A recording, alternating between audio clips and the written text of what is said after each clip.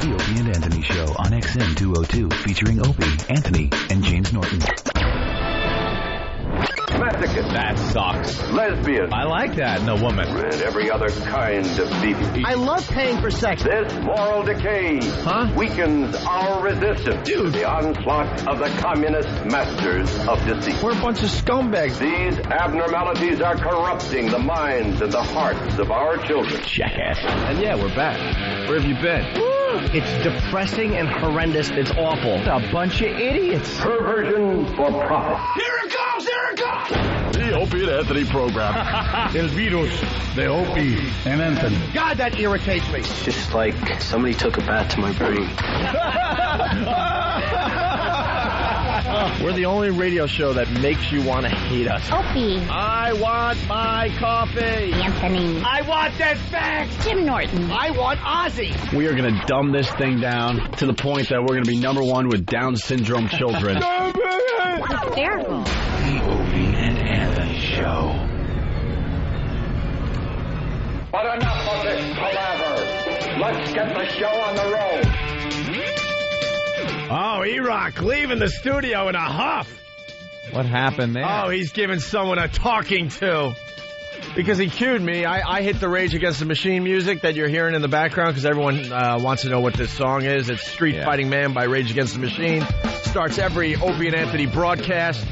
So he goes, and go. So I hit, music starts, and then you hear in the background, but enough of this palaver. Oh, no. That got E-Rock up and running. Who's responsible for that? I have no idea, but he left in a huff. E-Rock's racking head. He left in a huff. We'll get an update in just a bit here. It's Friday. Oh, thank goodness. Friday. It's Friday. Is it? He's just pacing. Now he's in the other studio. He wants answers. Where is he? All right, here comes E-Rock. What happened? E-Rock.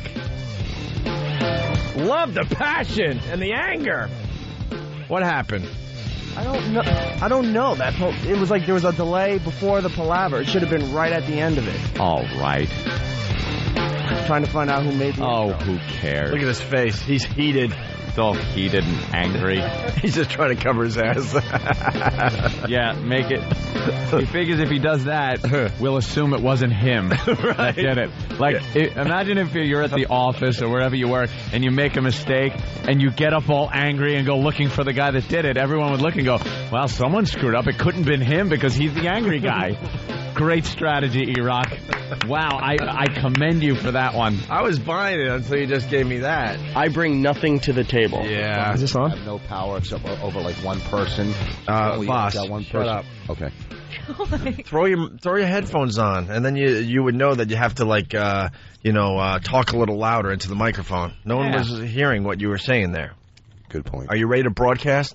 Yeah. Professional broadcasters. With your grandfather glasses on? Oh, my God. The bifocals. Are those bifocals? Oh, God. They're so little. Like, they're very... I wanted something to match my hands. But they're bifocals? Yeah, well, the reading glasses. So reading glasses. Isn't that what they're called when you can't see when you're reading? Don't worry, you don't need to read. Just sit there and be funny. He rarely wears them. Yeah, obviously. Now you have no excuse.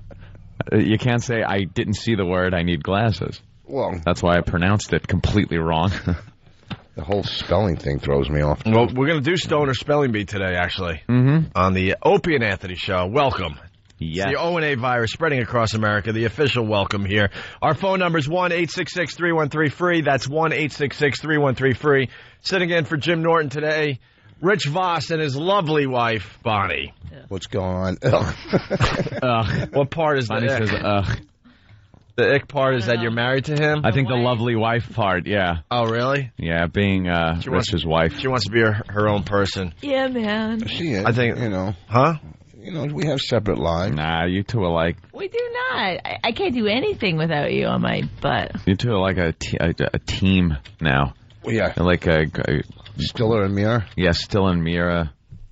Do you think we should do an act together? Wouldn't that be great? Little singing. Well, you could take a singing lesson or something. Canes and top hats. It would be awesome. We always go through it together. Come near and go far. But, you could do that, a whole act. Tap the cane. Tick, tick, tick. Bonnie, did you hear the one about the guy who hasn't had a bite in 6 weeks? No, Rich, what'd you do? I bit him, and he died from my teeth. These two could bring back vaudeville. Yeah. Vossville. It's what the country needs right now. Oh, yeah. It is, to bring us back. The country needs tragedy. less Voss. Well, neither of us could sing, you know. We'll do some USO tours. That's great. Fine. Just before we went on the air here, I was asking Rich and Bonnie if they watch My Super Sweet 16. Yeah. And it turns out, Great show. Bonnie, you watch it, right? Yeah, I've seen it, yeah. And Rich? I saw like half an episode or an episode. I've seen, you know. It's nothing but spoiled bitches. Oh, the one. And their parents giving them everything for their 16th birthday. Making their 16th birthday the highlight of their life. That's pretty much it. Bigger than weddings. Yeah. Oh, more expensive. Yeah. And it's usually topped off with a Beamer out front with a big bow tied around it. But before the Beamer, it's the act. The big rap star. Yeah, they got to get a big rap star, and they cry if they don't get it. Like, I wanted 50 Cent to be at my Sweet 16, and my father couldn't get him. He's the worst father ever. I wish he was dead. And they're crying and everything. And then at the last minute, the father gets like the big guy, big rap star. And well, one of these chicks got Usher.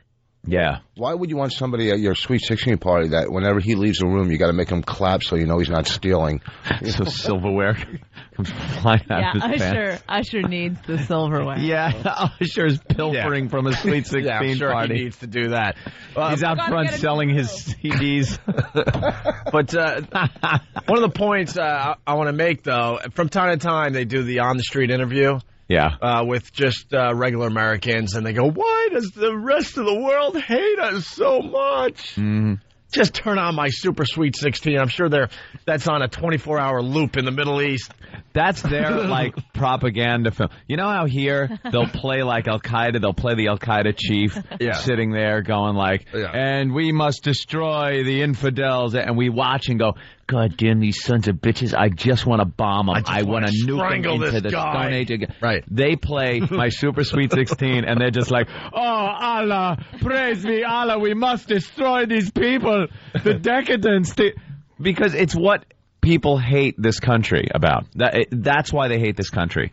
My Super Sweet 16. But a lot of the kids on there are foreigners. Yeah, you notice that? A lot of Asian... Well, girls Asian, and Indian, yeah. It's the oil money. Because it's the money. Yeah, it's the parents oil have money. to be rich. It's the oil money. Show's not interesting if, the father's coming out of the trailer giving the daughter a Schwinn bicycle. That's what I had my daughter Sweet 16. Oh, see, this is why we're going down this road right away, because I just casually mentioned that before the show, and Rich goes, hey, I just gave my little daughter a Sweet 16 party, so I want to compare. Because Rich is what now, we watch. He's nationally known and stuff, so you must have thrown a hell of a party for your daughter, huh? I rented the Firehouse Hall. The Firehouse. Did you really have it at a firehouse? Oh, Jesus. I debated and I argued with the guy, about the air conditioning. I said, if you don't turn on the air conditioning, do I get a deal, to cut it down? We had it at the Firehouse, we had, some of the... That's wonderful. I think we have a little of that. Did perform. Happy birthday to you. Happy birthday to... Oh, all right. Hold on, sweetie. Let them leave. Kids, get out of the way. Get out of the way. All right, happy birthday. No, not yet. All right. No, Schnookums, don't cry. It's your big day. But there's a fire. A firehouse. Hey, we should play some... let's play some audio from the latest My Super Sweet 16.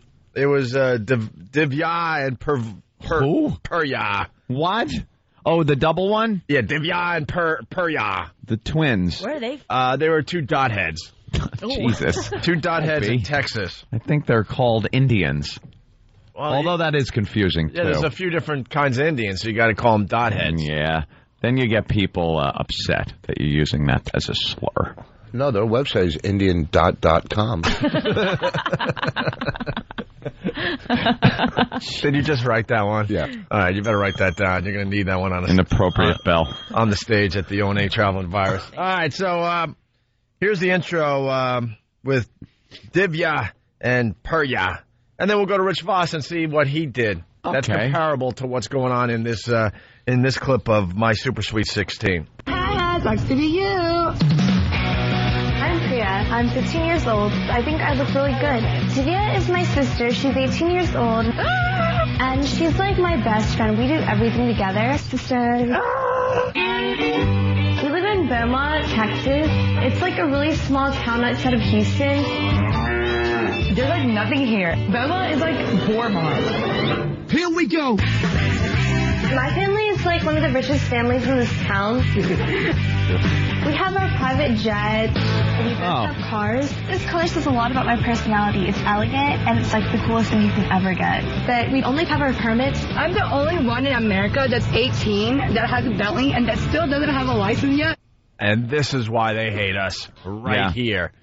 So this is... You notice the cadence in everything they say? And we got a private jet. And, like, I'm the youngest one in America that had that. Did you watch this one? Jesus. Did you watch this one? No, I missed this one. They want to be Paris Hilton. They're they dot heads that want to be Paris Hilton. Indians. We're ruining the world. They want to be Paris. You'll hear the Paris Hilton cadence. Yeah. You'll hear that's what it is. You'll hear the stupidity. When they get their hair done for their Super Sweet 16 party, they want the Paris Hilton hair for the big event. Are they blonde? No. Oh. No, they're, you know. Can you even bleach that hair? Huh? Because it's so black, so dark. Their hair is so poor and so black. No, they're sand. Yeah, I understand. And the curry residue won't come out of their hair. So, this family has a private jet. What does your family have? See, we got to compare here. A minivan. A minivan. All right, nice. A minivan. All right, she has a Bentley. What does your daughters have? What do my daughters have? Well, they don't have a car yet because they're only 16, right? Yeah. Hey, what? Sweet 16, they give them cars. Yeah, did you give a car at 16? You didn't give your little daughter a car? A car? A car. It's a Sweet 16. That's like what the parents are supposed to do is get their kid a car. No. Not only did I not get her a car, I told her to find a ride to the party. You couldn't even drive her. See, that's got. I mean, you stink. Well, we're obviously having fun with this, but it's got to suck for the parents in America that their kids are watching and then they're 16. They're turning 16 and their party's coming, and they're probably assuming a lot. It's down in the paneled basement, right? And instead of in some nice banquet hall or in the backyard with where they build a tent and the helicopters are flying above, throwing rose petals, among the party goers. You got this. It's in a firehouse. Oh wait, Rich, the fire truck has to get through first. No, they just came back. It was a false alarm. Party continue. All right, let's say hi to Jim in Mississippi. Jim, real fast, go. Hey, boys, don't ask Voss. We got his daughter a BMW off of eBay. Yeah, you didn't get any cars off eBay or nothing like that, huh? What was the big gift, Rich? Well, I threw her the party. I paid for the party. That was kind of, expensive. But you have to give her a present. Yeah, that's the whole. All right, so you can't afford a really nice car, but what did you give her? Okay. Well, I was going to give her what do you call what are those? The little Walkmans, and she didn't want an iPod. So I gave it to Norton for his birthday when I was in here. Is that the one he's bitching about? Who? Norton? Is that the one Norton's bitching about? Was he? Was it an iPod or was it an MP3 player? No, it was the little. What are those called? I gave Nano. The Nano. Yeah. Oh, the Nano. And your daughter didn't want the Nano? No. I gave her. What did I give her? I gave her I gave her some money or something to buy some. Money. That's good. That's a nice personal, loving gift from you have dad. No idea what you got her. We have audio of Rich's daughter. Yeah. After the party. Goddamn Rich Voss. Goddamn Rich Voss. She really originally wanted me to have the party in a hotel in New York. Rent out a hotel room. Well, yeah. Not a room. Yeah. A ballroom. She goes, "Can we get a hotel in New York?" And then rent a bus to bring or something to bring all our friends in. Because you last minuted this, didn't you? No, well, I just said, look, I'll fund a lot of it, and I fund a lot of it. I said to my wife, look, if I put the money up, you could, do the decorations. We did our own decorations. I'll bring some streamers and crepe paper. But when you were 16, did you go to a lot of Sweet 16? It wasn't the thing to do back then. No, MTV has made it the thing now. Yeah, I mean, sure, you heard about Sweet 16 your whole lives. But now it's really, really popular. They become like weddings at 16 years old. Let's go to Mike on Long Island. Mike, go ahead. Hey, I was wondering if Rich's daughter got a chance to slide down the fire pole at the firehouse. Practicing for the future that Rich is going to drive her to. Yeah, I made her wear a little cowboy outfit. So it was at the firehouse. You guys put up your own decorations. You didn't have a party planner. It was a beach theme. And here's the horrible thing, too, is I had to cancel work that weekend. Oh, wow. But so it cost you money. Luckily, I got a late gig that night where I got to leave the party and then still go do a late spot. So, and the dress, Bonnie went and bought her a dress for the thing. Bonnie, you got her the dress for her Sweet 16? Of course. Did She's the responsible one. You two girls go out shopping? We went out to the mall. Just a couple of girls out looking for a dress. Did you try on a few and you kind of went, yeah, no, that's not quite it? Well, before... That's a big part of the Sweet 16 TV show. For Rich and my wedding, I took the girls to buy dresses, and apparently I got them too slutty of dresses. Too slutty? My ex-wife made them bring them back. Oh, that's great. Yeah, there's nothing you want at your wedding than 16-year-old breasts popping out and floor dresses. They're hot. Anything you put on these girls, they look good. Do you have any recent pictures of your daughters? Well, yeah, not only did Bonnie... I've only seen like little ones from Then I bought a bathing suit when we went to L.A., and they said juicy on the butt, and the mom wouldn't let them wear those either. Of course, there's nothing worse than walking around, and I've seen younger than 16 walking around wearing juicy on their ass. Yeah. Is that wrong? Wow. I was like, you're not going to have these bodies forever. Let's, let's dress it up. Most of the women that wear, like, juicy wear, there's an old bit, but... Yeah, I've seen the one of your... Let me see. Look at his daughter there. They have no business wearing juicy... Jesus. He always does that. You ask him for a picture of anything, and Rich will hand you a picture of himself in a state of, let's say, arousal. My daughter, they're good-looking kids. Thanks, Rich. I'm looking at two very beautiful girls, Rich. Amazing. They're like models. They're really very attractive. Very pretty. One almost has a Scarlett Johansson look. Yeah. The younger one? Is that the younger one over there? Who's Scarlett Johansson? Who's Scarlett Johansson? Let me say. Forget it. Scarlett Johansson is an actress that every guy in America wants to bang. Know who it is. Every guy should know who How do you get such cute daughters? His ex-wife is really attractive. She's beautiful. I never saw his ex. Yeah, is she? You don't have a picture of her, do you? This is the one that you just showed Opie. In my mind when I'm having sex with Bonnie. Oh my God. By the way, Bonnie, next time, just try a gun in your mouth, pulling the trigger, because I see you've obviously tried to slit your wrist being with Rich Voss. She's wearing a big bandage on her wrist, and all I can think is she's finally tried to kill herself. I know. After living with Rich. The awkward wrist bandage. I got a tattoo of... Boy, I wonder what happened. You got a tat? A tat of Rich's privates. Oh, great. It's actual size. And that's it. It's the very small bandage.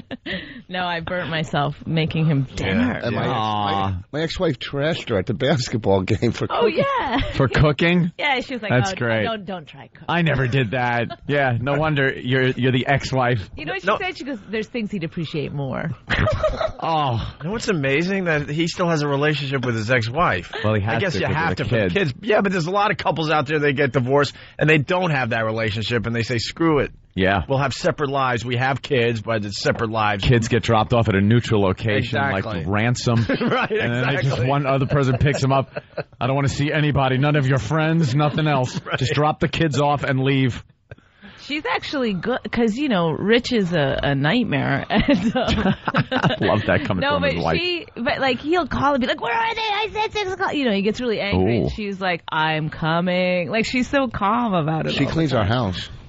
What? She has a cleaning business, so sometimes. And you're one of her clients? Yeah. Wait, your ex-wife cleans your house? Not well. Why would she clean it well? Yeah. She does a great job. She's really... Your life is messed up, man. I have a similar situation. My ex-wife cleaned me out.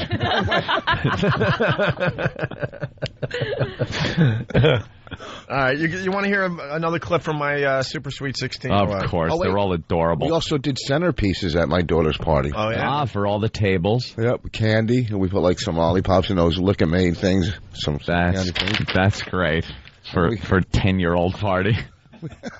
They're 16. There was no alcohol. Nobody showed up drunk. It was actually No? pretty amazing because I kept thinking when I was 16, I was drinking all the time, trying to slip your booze into anything. Kool-Aid. You're out of touch, man. The kids are into the pills.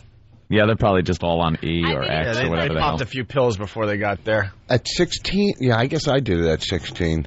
I started... All right, let's before you play that quickly, I just have to address the fact that if Jim Norton was here, he would be going off like a madman on the fact that you cannot even listen to what they're talking about because they have to throw so much music and sound effect clips on top of these girls talking to hold your attention for 2 seconds on MTV. Because it's garbage TV. It's garbage, and there's you nothing spice but it up with music. A lot of music, quick clips, sound effects. Just play the goddamn show. This is my fabulous tennis court. Yeah, and this is where the party's gonna happen.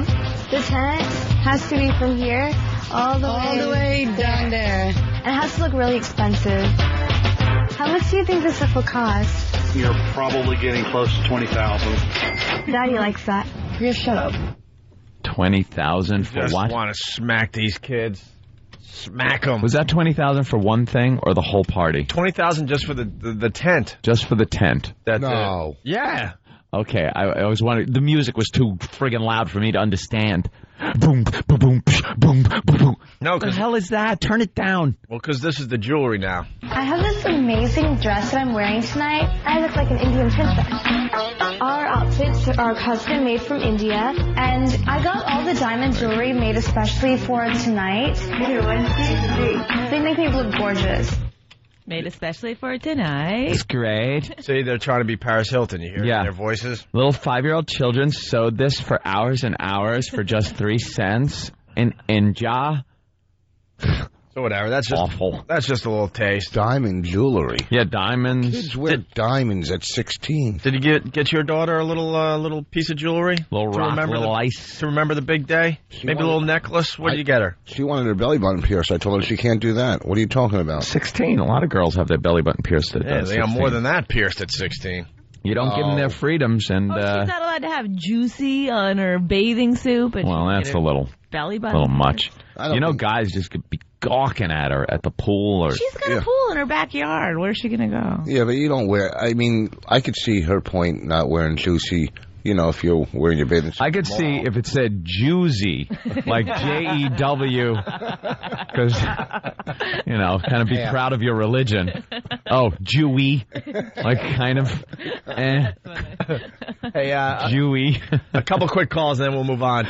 Andrea from New York, what's up? Hey, what's up, you guys? Hey. Hi. Hi. We were talking about divorce earlier. My parents were so evil to each other. My dad, who was paying house payments for our house, was like, wouldn't even be allowed in the house. He had to wait in the car. Oh, yeah. That's exactly what we were saying. It was like dropping the kids off like ransom. Yep. Like a ransom drop. My parents, my father would come see us like every couple of weeks. And when your parents are divorced, like the father would try, like I would curse at my mother. Then my father would come, right? He'd walk in the room I was sleeping. He'd wake me up by hitting me and smacking me. Then he'd curse at me. Do you have any crying? Then he'd give me a lecture, right? Then he'd take me out to eat, then give me money and leave, right? He did everything in one visit, right? So after a while, you know, sometimes my father would come out, but my mother would set him up. Like we'd be waiting. Hey, we haven't seen my father in a couple of weeks, and he'd get there. My mother would have cops waiting and have him arrested, for not paying child support. You know, so kids sitting in the window. Dad? Well, so who's worse, your father? And they wonder why you start smoking crack years later. No, just get rid of the pain. 1 year later. Or 1 year later, right? Or your mother would take you to your grandmother's and just leave you at the doorstep and go, I can't handle these guys, and you take them. No abandonment issues. Wow. At 9 years. You know, nowadays you call your mom, say, can you watch kids? My mother would just take us, leave us there, not going to go, I can't handle them, you take them. I don't want them. Hey, thanks. Your mom's still around, right? Yeah. How old is she? Like 77. So she's getting up to that age where you could finally drop her off somewhere and go, I can't. Payback's a bitch. That's right. We are in a nursing home. Just drop her off at the stoop at the front steps of the nursing home. Not even bring her in. Hey, parents, realize this. We get the final word. Yeah, the last laugh. The last laugh. Hey, Jessica in Florida, what do you got? We got to take a break here, but I'm inviting my friend Jessica.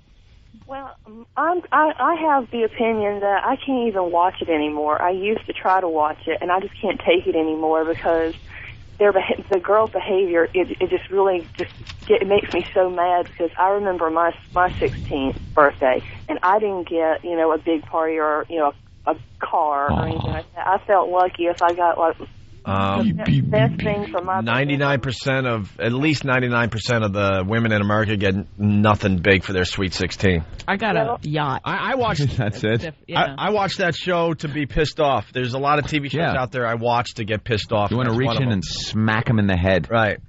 Yeah, I mean, the highlight of my 16th birthday was my mother finally decided I was old enough to buy me those novelty cards that have the half-naked men on them. Yeah, that's it. Quality. That was the most quality thing I got. Did you use those cards later on in the evening?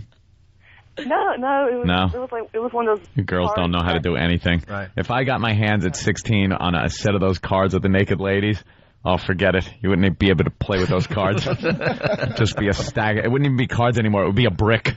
I'm just paperweight.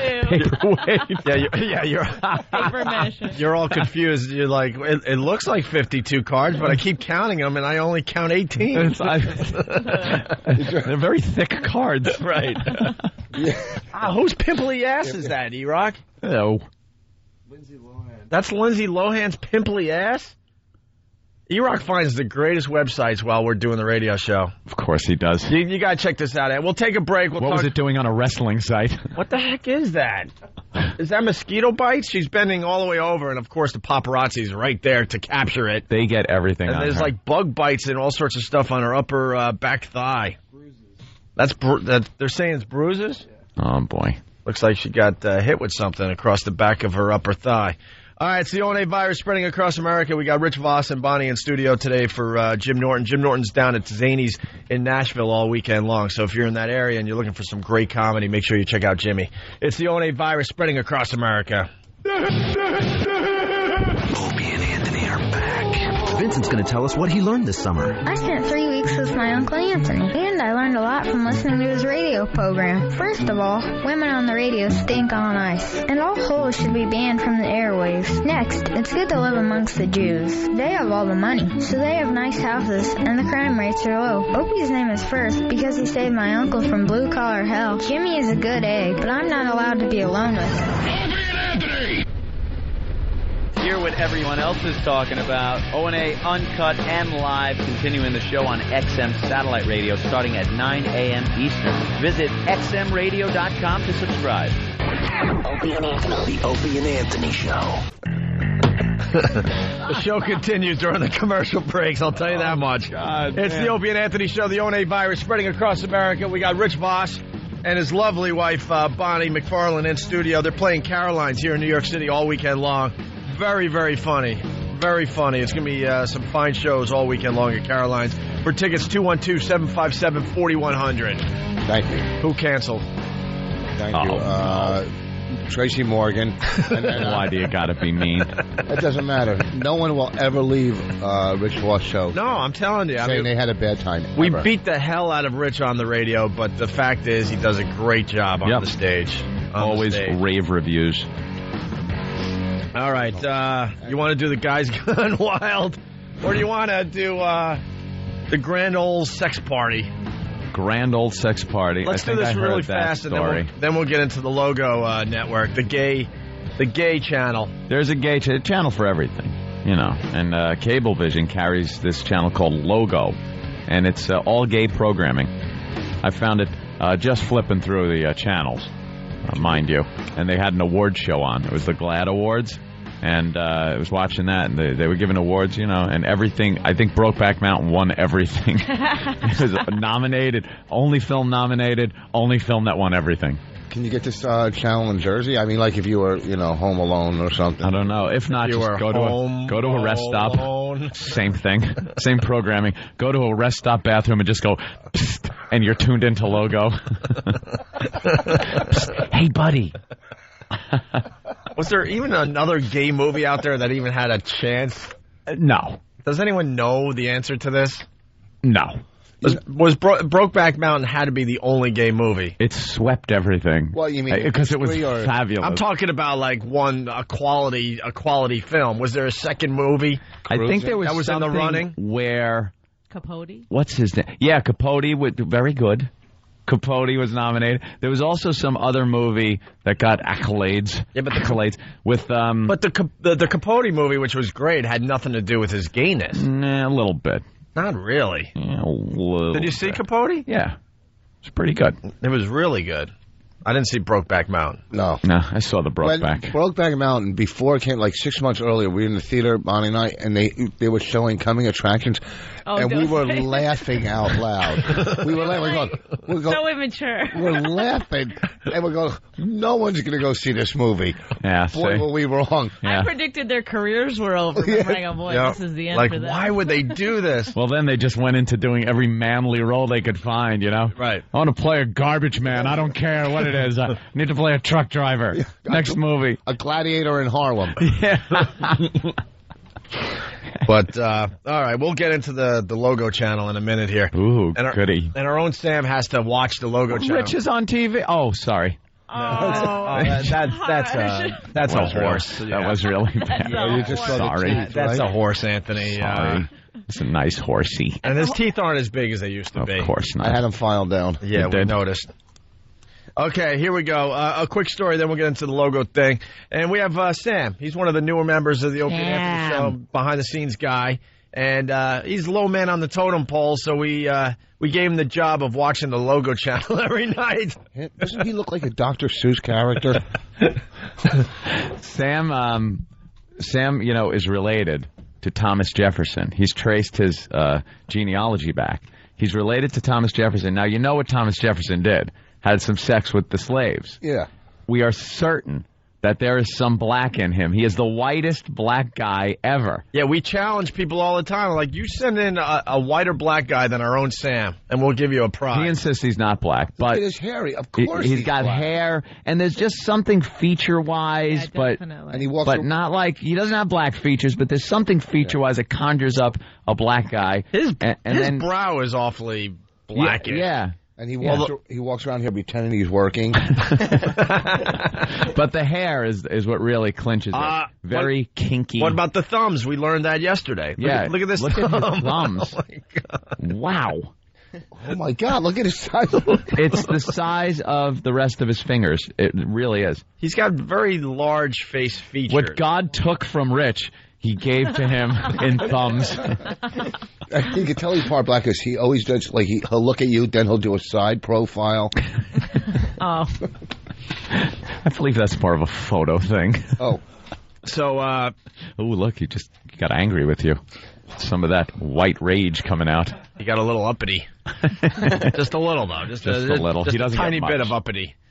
So, Sam, how's it going watching the Logo channel for the Opie and Anthony Show? It's great. I mean, I feel lucky that I'm the one that has the cable provider that actually has the channel. Yeah, you won't find it on, like, Time Warner. No, you... Or anything. It's on Cablevision out on Long Island. Anthony discovered the Logo channel, and then in one of our meetings, he's like, all right, we gotta keep an eye on this because there's some crazy stuff going on the Logo channel. So who has it? And we all kind of just looked down. Everyone looked down. I've never seen it. I have no idea. It's not the.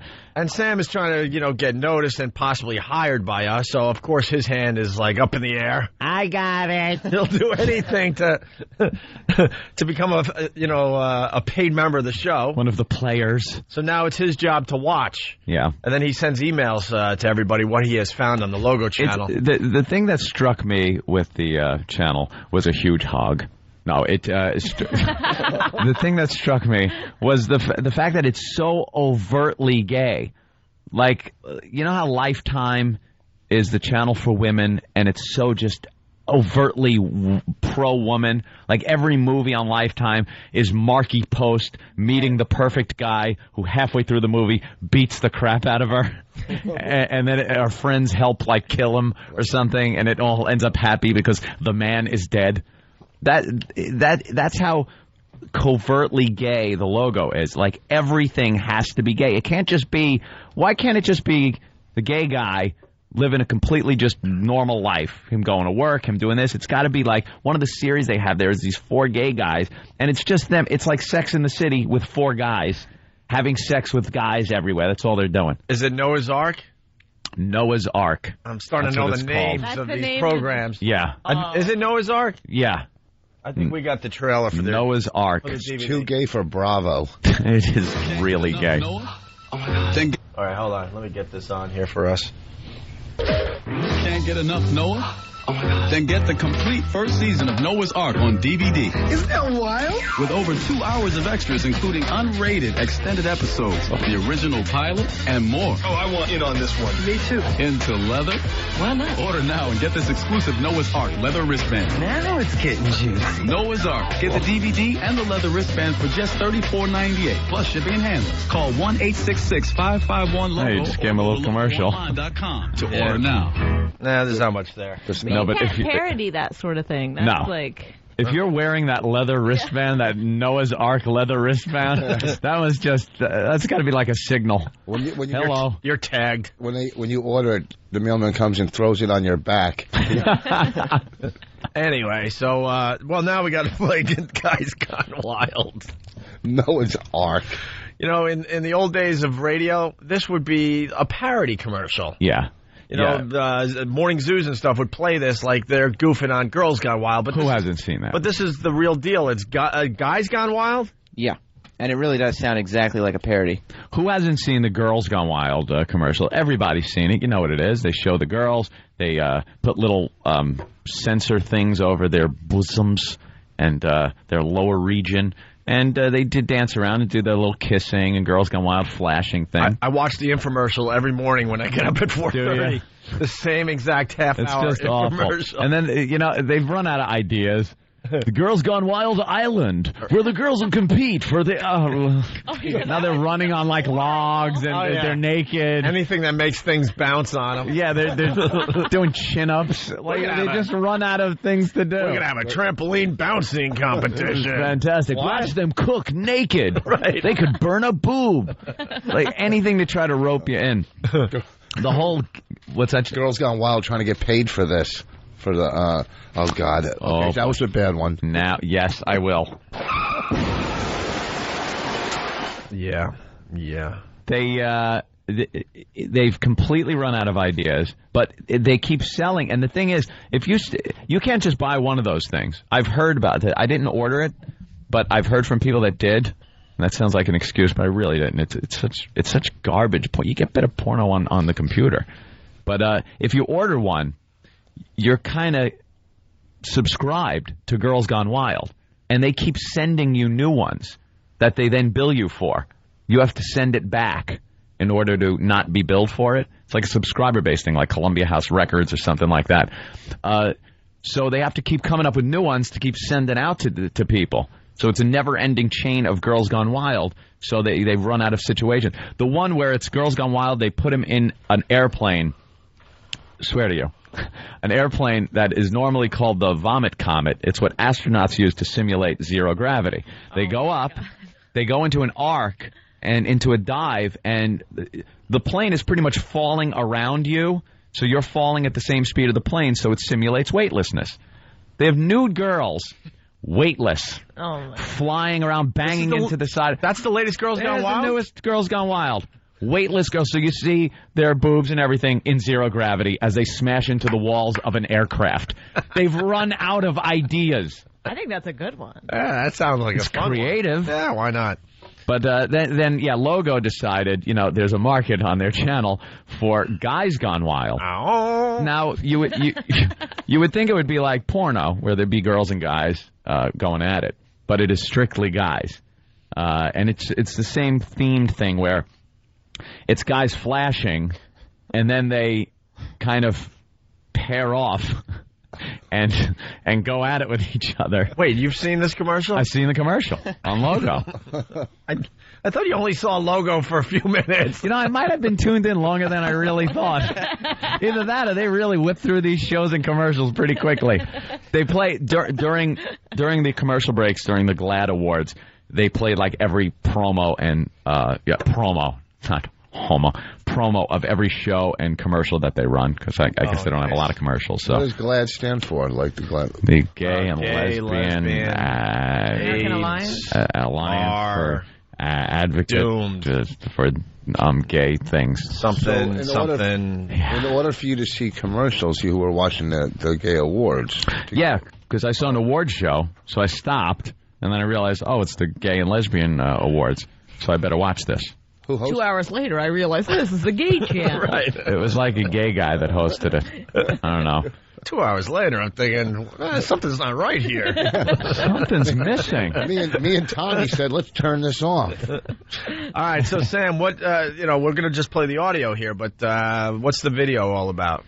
You got to paint the picture for the listeners out there. It's like what Anthony says. It's very similar to the Girls Gone Wild. I would assume it's the same company. The logos are the same.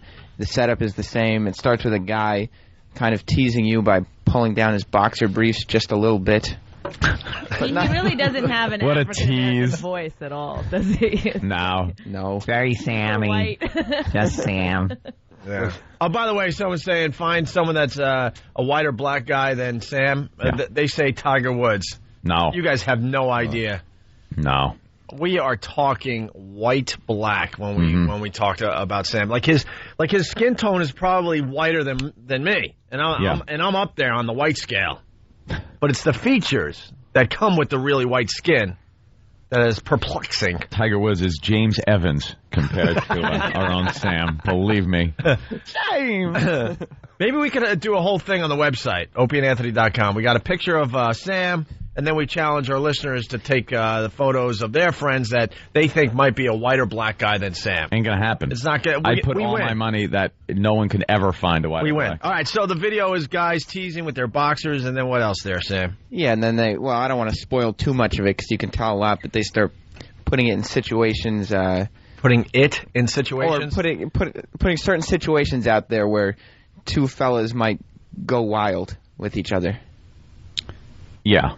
Go wild, hence the go wild. The gay and lesbian movies that I'm looking at here in this list I was just handed, they're stealing some regular movies, I think. Well, we were just handed the gay, lesbian, 1980 through present, movies that primarily deal with homosexual themes or where the main characters are gay. And it's the top-grossing films of all time, or since 1980? Top-grossing gay, lesbian films of all time. What do you think? Before 1980, you couldn't throw a gay film out there, so This is the beginning of time for the gays and the lesbians. 1980.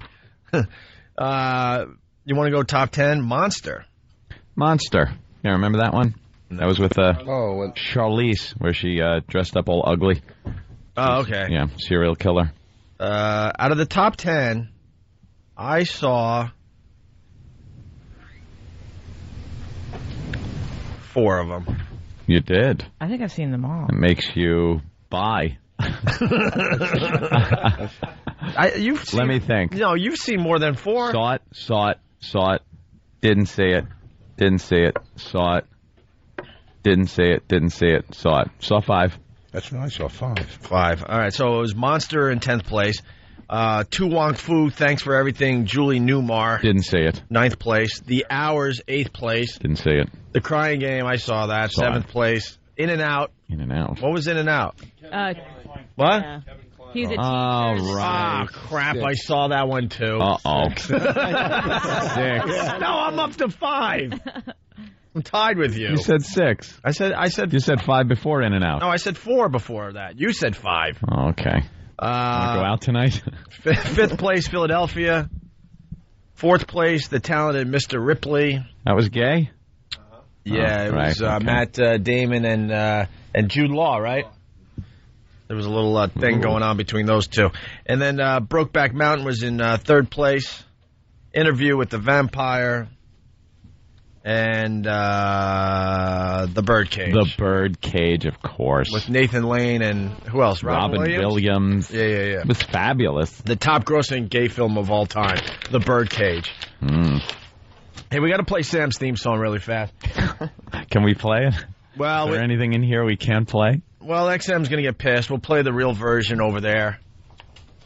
I had a good line and someone stepped on it? Oh, really? Jesus. Well, this is very rare. Anthony in Vegas, what's up? Yeah, you guys missed Opie's line. It was the GLAAD. He said, gay and lesbian AIDS are doomed. And I really was laughing really hard. That wasn't that good of a line. I found that offensive. I was almost there. But thank you, Anthony. I appreciate it. Here's Sam's theme song. We had to bleep out a word here, and it's going to piss off people. We'll explain later on. Lighten up, Francis. This is Sam's theme song, Rich.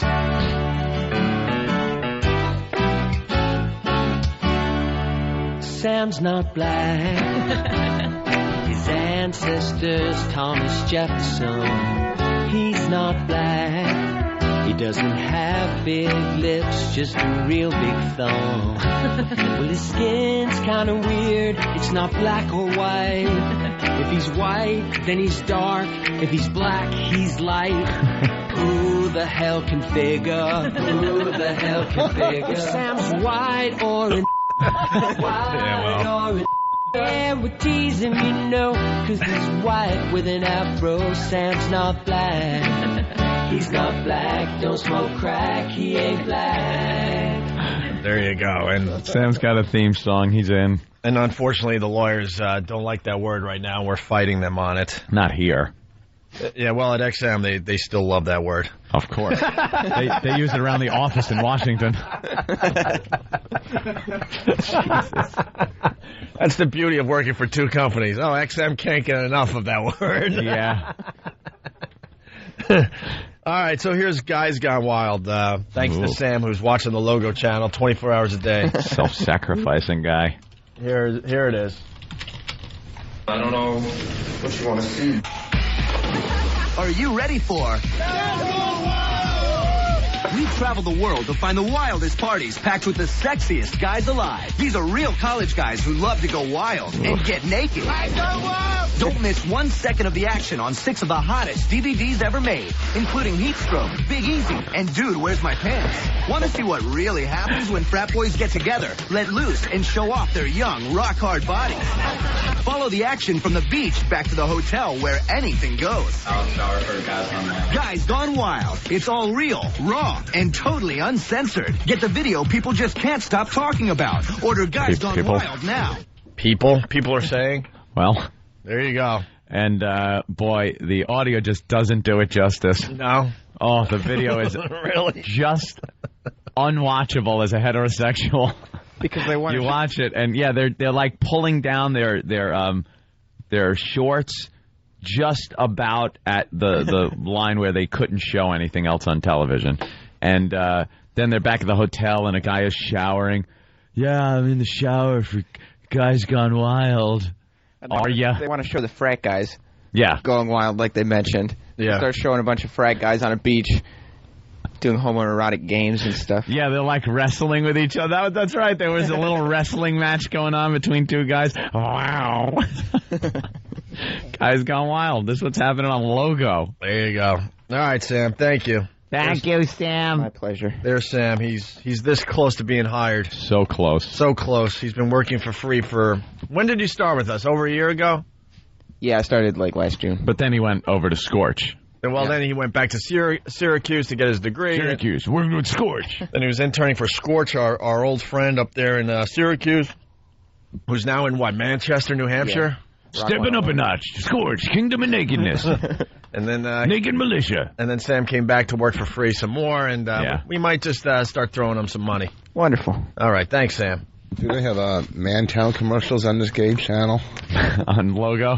Mantown. Oh. Watch Mantown residents wrestle nude.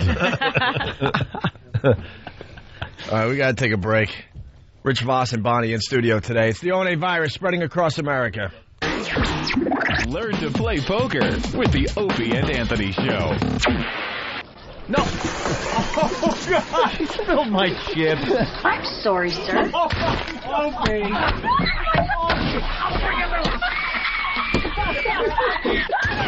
Now clean it out! That's right. Be a poker player, just like your father. The Opie and Anthony Show. Are you happy now, Opie? Are you happy? The Opie and Anthony Show. That's right. You're checking out the Opie and Anthony Show. The ONA virus spreading across America. Rich Voss and Bonnie in studio today. Bonnie McFarland, her stage name. Bonnie McFarland Voss. Hyphen Voss. Are you a hyphen? No, I'm too lazy to do it. All right. Hyphenate. Well, they're going to be appearing at Caroline's all this weekend here in New York City. Very, very funny. Funny. I was going to say funny guys. Very funny comedians. Tonight, Saturday, and Sunday. For tickets, 212-757-4100. Definitely worth checking out, okay? Anthony, coming in like crazy, so I got to read one of these. Problem? We were just talking about the Logo channel, the Gay channel, Guys Gone Wild, and Axel Rosenberg from MySpace. He writes, Anthony, you can't talk in great detail for 10 minutes in great detail about something you watched and then say it's totally unwatchable as a heterosexual. I can understand that. I was doing show research as I watched it, but yeah, that does sound like a contradiction, but you also got to understand. Yeah. It's not exactly always me watching these shows. Well, we all know you have multiple personalities. There's a lot of voices that live in your head. Creeping through my head, and perhaps... And another one of those personalities was actually watching... Oh, I think I'm feeling a channeling coming through. The Guys Gone Wild thing was not watched by Anthony, but it was watched by Andrew Dice Gay. Is there a problem that I'm watching the Logo channel? It's fantastic. With emphasis on the dick. Fantastic. I love the Logo channel. Yeah? It makes me feel free and gay. And I don't mean in a happy old-timey way, gay. I mean, you know, gay. What's wrong with the Guys Gone Wild? College guys showing each other the business. Back in the hotel room. Hey, why are you backing off from the mic, Andrew Dice Gay? So, how are your grades this semester? Yeah. Pretty good. Yeah. Come over here.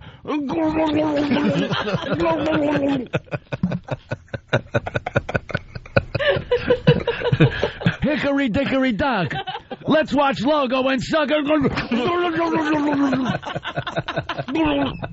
Oh!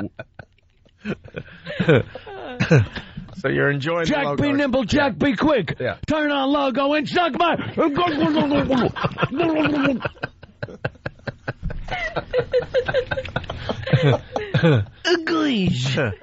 So there's the answer there, Axel. Yeah, I don't want to soak the place today. They're handing you paper towels as we... Thank you. All right. You make some mess everywhere. Yeah, moving on. Wet my pants. This story made me laugh so hard today for many, many reasons. Grand old sex party. Yes. You were the one that pointed this out in the back office there, Anthony. And then I read further, and there's just so much fodder in this story. The father of Brooklyn-born U.S. Senator Norm Coleman was busted having sex in a car outside a pizzeria, police said yesterday. All right? The father of a senator. Usually it's the politicians' kids that screw things up. Right. In this case... Your old dad. It's his father. Norm Coleman, Sr., 81... God bless. Right on, Grandpa. God bless. 81 Model T was shaking. Thank you, Cialis. Who used to run a small electronics business, was caught at about 6:30 p.m. Tuesday in Minnesota after someone called cops to report people were having sex in a car. 81-year-old dude having sex in a car. First of all, the first problem I have with this story, who's calling the police? Because leave them alone. Leave them alone. Let them have some fun. 81 years old, for the love of God. Who's the buzzkill that is seeing sex in a car and calling the cops? An 85-year-old man. Yeah. Can no longer do it. This sucks. I go home to nothing. This guy's got some 38-year-old broad in the car. Yeah, she was 38. Yeah, that's where the story gets great. That's a chippy. But I don't want to just go past that line really fast. Same age difference as Rich and I.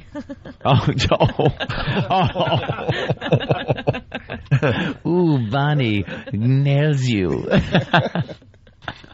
When you see, people having sex in a car, don't you get, psyched? Like, all right, this is cool. You're not calling the cops going, I'm seeing something, wrong here, and you got to get over here and arrest these people.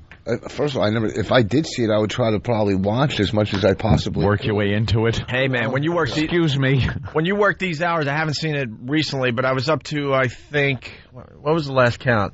3. I saw 3 cars that were all fogged up. When I used to skate to work and back, you see some great things at 4:30 in the morning, and you see the car, the rap music is cranking, and the windows are all just fogged up, and you know what's going on in there. Of course. And every once in a while, you'll see a breast pop up or something. Get to see something cool. I haven't seen it in a while though. But what can happen to you? What's I don't know. It's a crime. I think it's illegal for some reason. Yeah, if you want to call the cops and be sex in public. Yeah. So all right. So he's 81. He got caught having sex in a car with a woman. Her name's Patricia. She's 38 years old. I got a burp. Sorry. They were both charged. Here's your answer, Rich, with lewd and disorderly conduct. Patricia told cops the elder Coleman, a World War II vet, is her boyfriend. Nice. 43-year-old difference. What a guy. 43 years between the two. In a statement, Senator... Brings her some silk stockings from France. Did he do that? World War II vet? Here you go, dame. Nice set of stems on you. In a statement, Senator Coleman said he was upset by his father's arrest. Oh, upset by his arrest. Not what he was doing. Why would you be upset? Well, by the arrest. Just by the arrest part, you think? Yeah. No. I love my father deeply, Coleman said. I do not condone his actions or behavior. He was doing the same to someone else. And I am deeply disturbed by what I have learned. See, it's a politician. He has to say this. Yeah. You got to think, if your father's 81 and he's banging a 38-year-old, you got to be pretty psyched for your dad. Politician speech. You got to be pretty psyched for your own future, right? Yeah. Yeah, if it's genetic, And then and they're banging at this is in why their 80s. This is why I hate politicians in general, because they have to say the right thing. He clearly has some issues that need to be dealt with, and I will encourage him to seek the necessary help. If this was someone in their late teens, early 20s, caught in a car, first of all, it wouldn't be in the news. But no one thinks twice about that. It's just, hey, those kids, they just love the sex and having fun. Just because this guy is having a little fun in the same nature, in the same vein, why is it a problem? Why does he have issues if he wants to have a little sex in a car? It's a thrill. It's fun. He's having sex. He was banging cocktail waitresses 2 at a time. 2 at a time. 81, just the fact that he could do it. They should be applauding the man. Hey, you got the pills out there now. Yeah. The pills take care of all that. Oh, the women must love the fact that Viagra, Cialis. The old women are like, oh, geez, thanks. Thank you. Thanks. Thank you, drug companies. You sons of bitches. Because I don't care what you say, man. Women, they just lose the urge when they get up there. They lose the urge. They lose the ability, really. Yeah. We've always used the old house analogy. Mm-hmm. It's if there's a house in the neighborhood that the lawn is well groomed, it's a new house. They keep it nice. The windows are all clean. If you're looking for painted. If you're looking for a house, everyone's looking for new construction. Yeah, new construction. That way nothing's rickety right inside, and it's comfortable. You open the door. The lawn. You walk in. It smells nice and new, the house and everything. Yep. People can live there, be there, and enjoy themselves. Yep. The lawn is perfect. Well manicured. Perfect. There's no the landscape perfectly. All the bushes are trimmed very nicely. Yeah. Oh, I think I'm getting it now. Thank you. Thank you. We'd have kept going. There's no weeds. No. Sticking out of the sidewalk. Coming out from the driveway. Right. But, no weeds to be seen. And when you're in the house, Anthony, there's no leaks. There's no stains on the ceiling. It doesn't have that musty smell. Just leak. Fresh. No leak. The plumbing is fine. The plumbing is perfect. Nothing wrong with the septic tank. The plumber didn't have to come in and say, I'm sorry, we got to remove your water heater. Right. You know? It's perfect. You don't have the septic tank kind of bubbling up in the backyard. No. It's a nice, brand new, young house. No stretch marks in the house. Of course. Thank you, Rich. Thanks, Rich. What the hell does that mean, you ass? But now with this Viagra and Cialis and everything else the guys are using, we kind of use the analogy of an older house. Right. Now, the guy wants to hold a party in the house.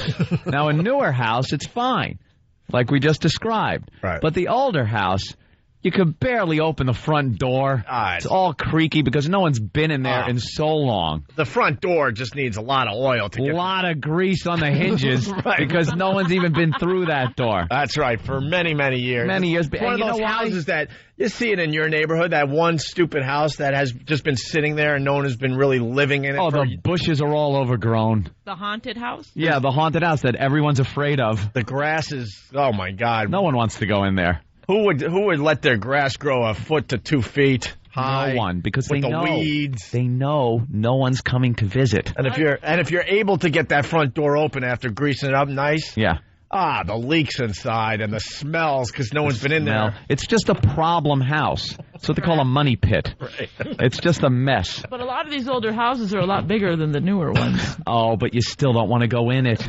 You don't want to go in. You want to hold a party in there. You want to have fun. You want it to be nice. And forget about using the back door. Because if you think the front door needed some lubrication on the hinges to even creak that thing open so you could even take a peek inside, the back door has just been boarded up. You don't even want the septic tank in the back. Piece of that. Oof, the grass is growing nice because of the leakage from the septic tank. Yeah, the landscaping hasn't been taken care of in years, so there's brush and bushes popping up where it never should be. Just a wreck. Shingles are falling off of the house. And since the original house, there's new additions on the... They all leak. And that's, needs a paint job. That's what it is. That's the analogy we like to use. Yeah, but these poor old broads with the Viagra. And then they try to, like, there's this product out there, I don't know the name, but it tries to sound like amour, like love. And it's supposed to get them in the mood. Right. Like, you give a guy a Viagra, forget it. He's going out and he's going to try to get something because he's got no choice. You give a woman one of these things, an old broad, she's just going to be like, what? What do you want from me? What do you want from me? I'm cooking. I just want to do my knitting. I just want to die. I'm knitting an Afghan for my grandchild. I can't be bothered, Henry. Put that away. I'm knitting. Anyway, back to this 81-year-old and his 38-year-old girlfriend. Oh, yeah, we were talking about that. And the senator, once again, I love my father deeply. I do not condone his actions or behavior, and I'm deeply disturbed by what I've learned. He clearly has some issues. Yeah. He has no issues. Oh, there's another interesting twist to this. He clearly has some issues that need to be dealt with, and I will encourage him to seek the necessary help. The necessary help. What's the necessary help?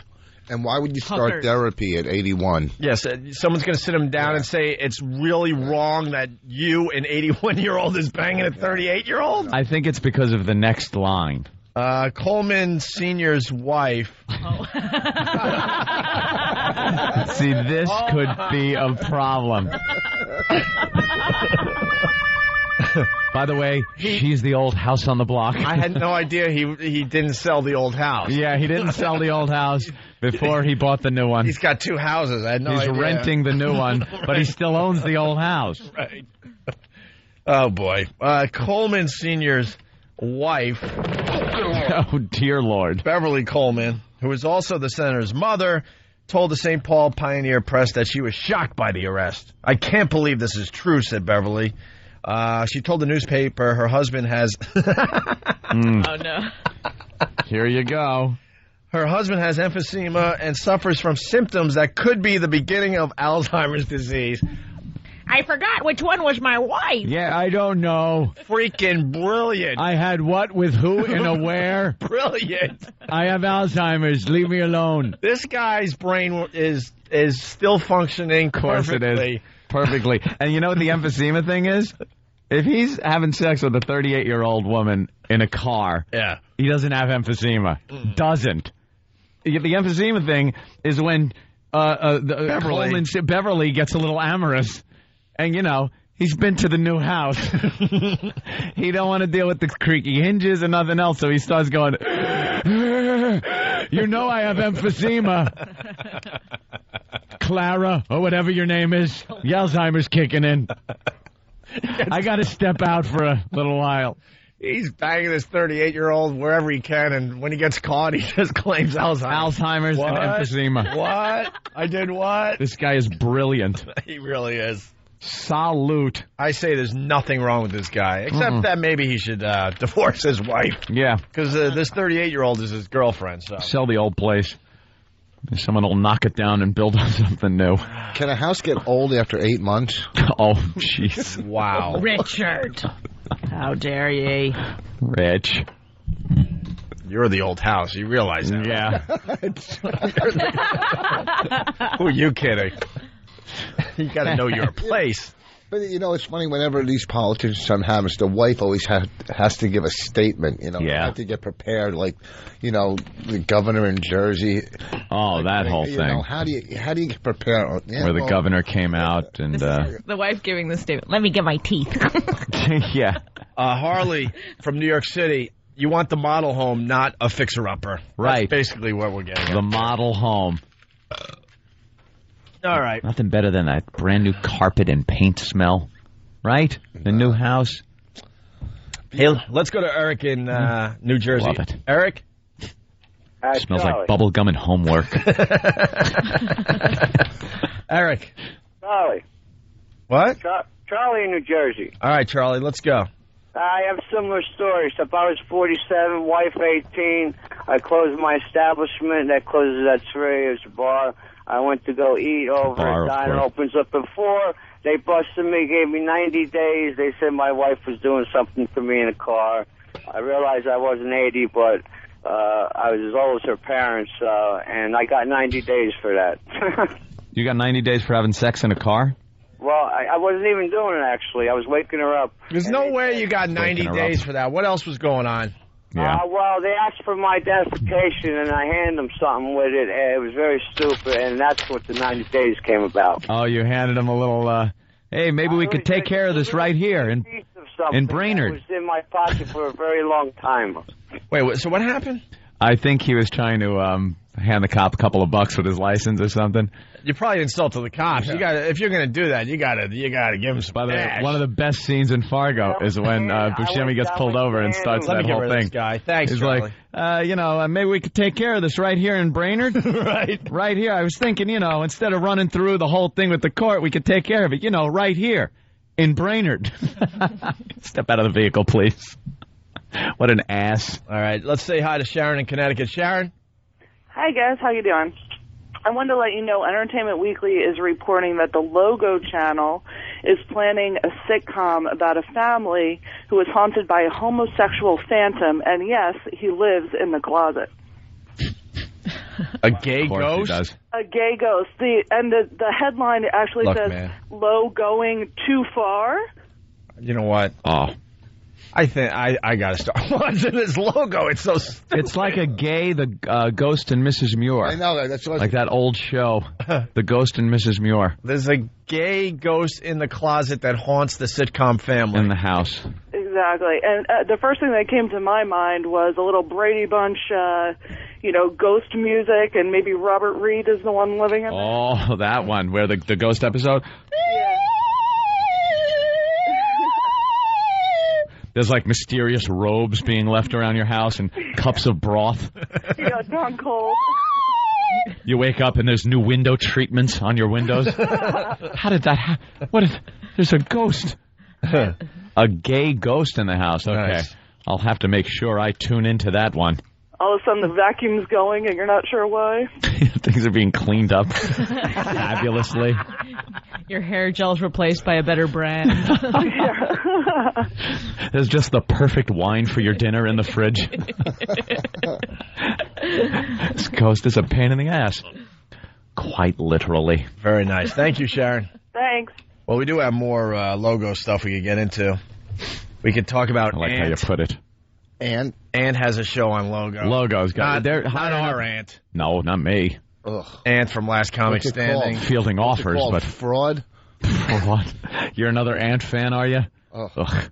He I guess he travels America kind of like David Tell.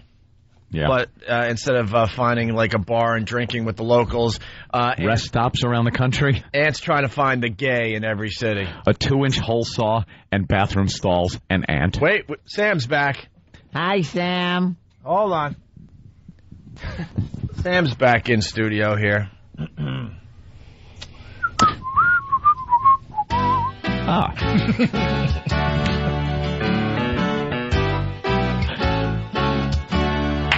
Sam's not black. His ancestors, Thomas Jefferson. He's not black. He doesn't have big lips, just a real big thumb. Well, his skin's kinda weird. It's not black or white. If he's white, then he's dark. If he's black, he's light.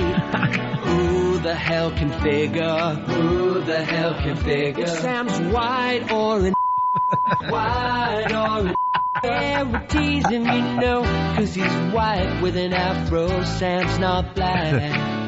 He's not black, don't smoke crack, he ain't black. There you go. Hi, Sam. Hi, Sam. Really fast because we got to take a break. What were you going to get into there? Yeah, we could have done longer, but we had to play your song. I know. No, the Ant show. Yeah. It's he's basically just going around. He goes to cities that you wouldn't expect to find gay people or gay things. Oh, that's good. And there's a little town in Wyoming he should visit. I think Birmingham, Alabama. Yes. Is the episode that you have in front of you. I hope he gets beat up. Oof. Well, Birmingham, you don't. Wow. You don't find gays, Jews, or anybody in Birmingham. All right. Well, that's true. We got some of that audio. Maybe we could get on later today. Hopefully. We'll see. We got a busy show. We got Disturbed coming in today. Mick Foley, phoner in a few minutes. Ooh. Our old pal Mick Foley. E-Rock. How you feeling about that, huh? And Disturbed's doing the walkover with us as well today. The Disturbed, yes. All right. I just thought you meant our audience, because that happens every day. Disturbed. I think we got Ozfest tickets to give away for the walkover today. Very good. Not a lot, so I think we got about 15 pairs or so. It's the ONA virus spreading across America. We'll continue in just a bit with Rich Voss and Bonnie McFarlane. How'd you like to contribute to the Opie and Anthony Show? Well, it's as easy as XYZ. Before you even start, make sure, first and foremost, that you have something to contribute to the show. I have a relevant and topical observation that's sure to impress and work to the program's benefit. Great. Now use your fat, dirty fingers and dial 866-313-FREE. 1-866-313-3733. Now, use that fat, ugly mouth of yours to pronounce and articulate every single word clearly. Give your name and location followed by a brief and relevant description of what you want to talk about. You know, just like a normal human being. This is John from Philadelphia, and I have a comment on a relevant topic. Congratulations. That wasn't so hard, was it? Remember, it only takes one insipid caller to derail an entire talk show, so take others into consideration before irresponsibly calling with nothing to add. It's the Opie and Anthony Show.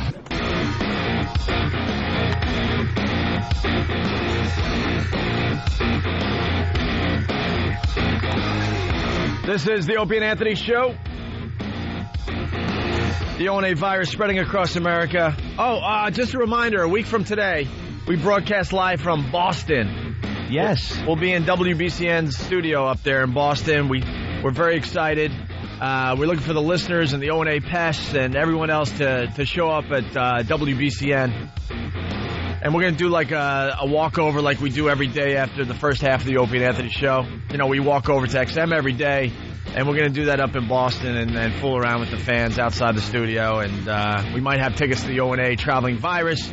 That's a week from Saturday at the DCU Center in Worcester, Massachusetts. Tickets still available through Ticketmaster, and you can get all the details by going to opieandanthony.com. Going to be a madhouse. But I do believe we'll have a bunch of tickets to give away next week. All right?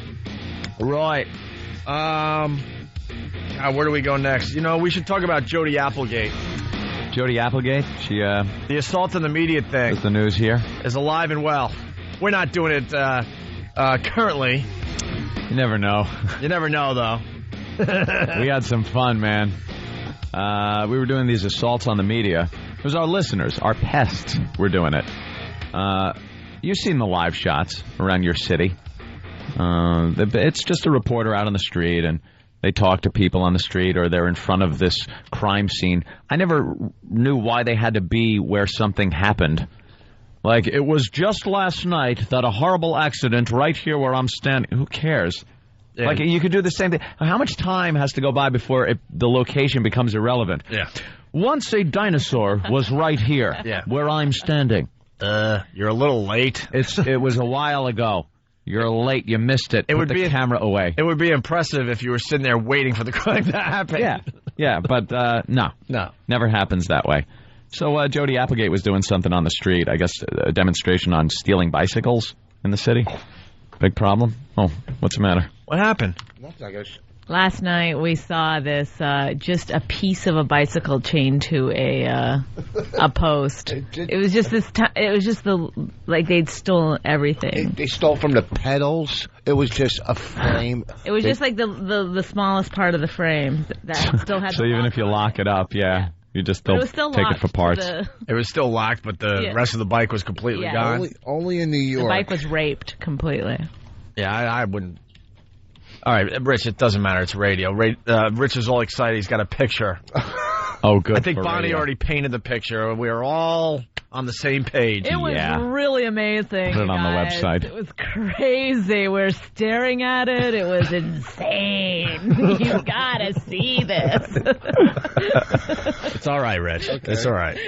All excited. You gotta show us. Rich pulled out his phone. He took a picture. You guys. Thank God. 2 pixels. All right, those phone cameras. So continuing, Jody Applegate here in New York. Yeah, she was doing the story on the stealing bicycles and how easy it is. And these 2 guys were going to show how easy it is with a little hand grinder and to get through a chain. So they start doing it, and they played a little prank on her and made it seem like one of the guys had gotten a little too close to the grinder with his throat and slit his throat. And Jody lost her mind. This was on live TV yesterday, right? It was completely live. And I guess you could go to YouTube to check out the video. Oh, really? YouTube is great. Yeah, they one get of the greatest every bit of websites video out up there right now. So we're just checking the audio. It's thumbs up? All right. Oh. They just had to check it really fast. We got the story here. So, Casey and Van appear on Good Day New York to demonstrate how easy it is to steal a bicycle. They pull a gag, and Jody Applegate doesn't think it's funny. Not funny. Mm-hmm. Oh, boy. Oh, did someone give you a blank CD as a gag? That's not funny. They gave us the thumbs up and everything, and now it's not playing. Oh, it's playing, but all we're hearing is nothingness. Maybe I better get the picture off the phone now. Quick, Rich. Get that picture. Huh? It just worked for me in the other room. Of course it did, Danny. Well, it's not working here. All right, well. Well, see, now these guys that were cutting the bike thing were O&A pests? Like, what? No, unfortunately not. I know, when we see something like this happen, we're like, oh, man, I hope it was one of ours. One of ours.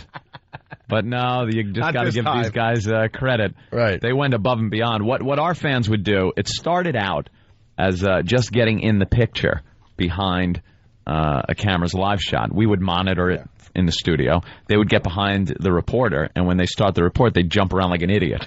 Then we had them holding up signs that said Opie and Anthony.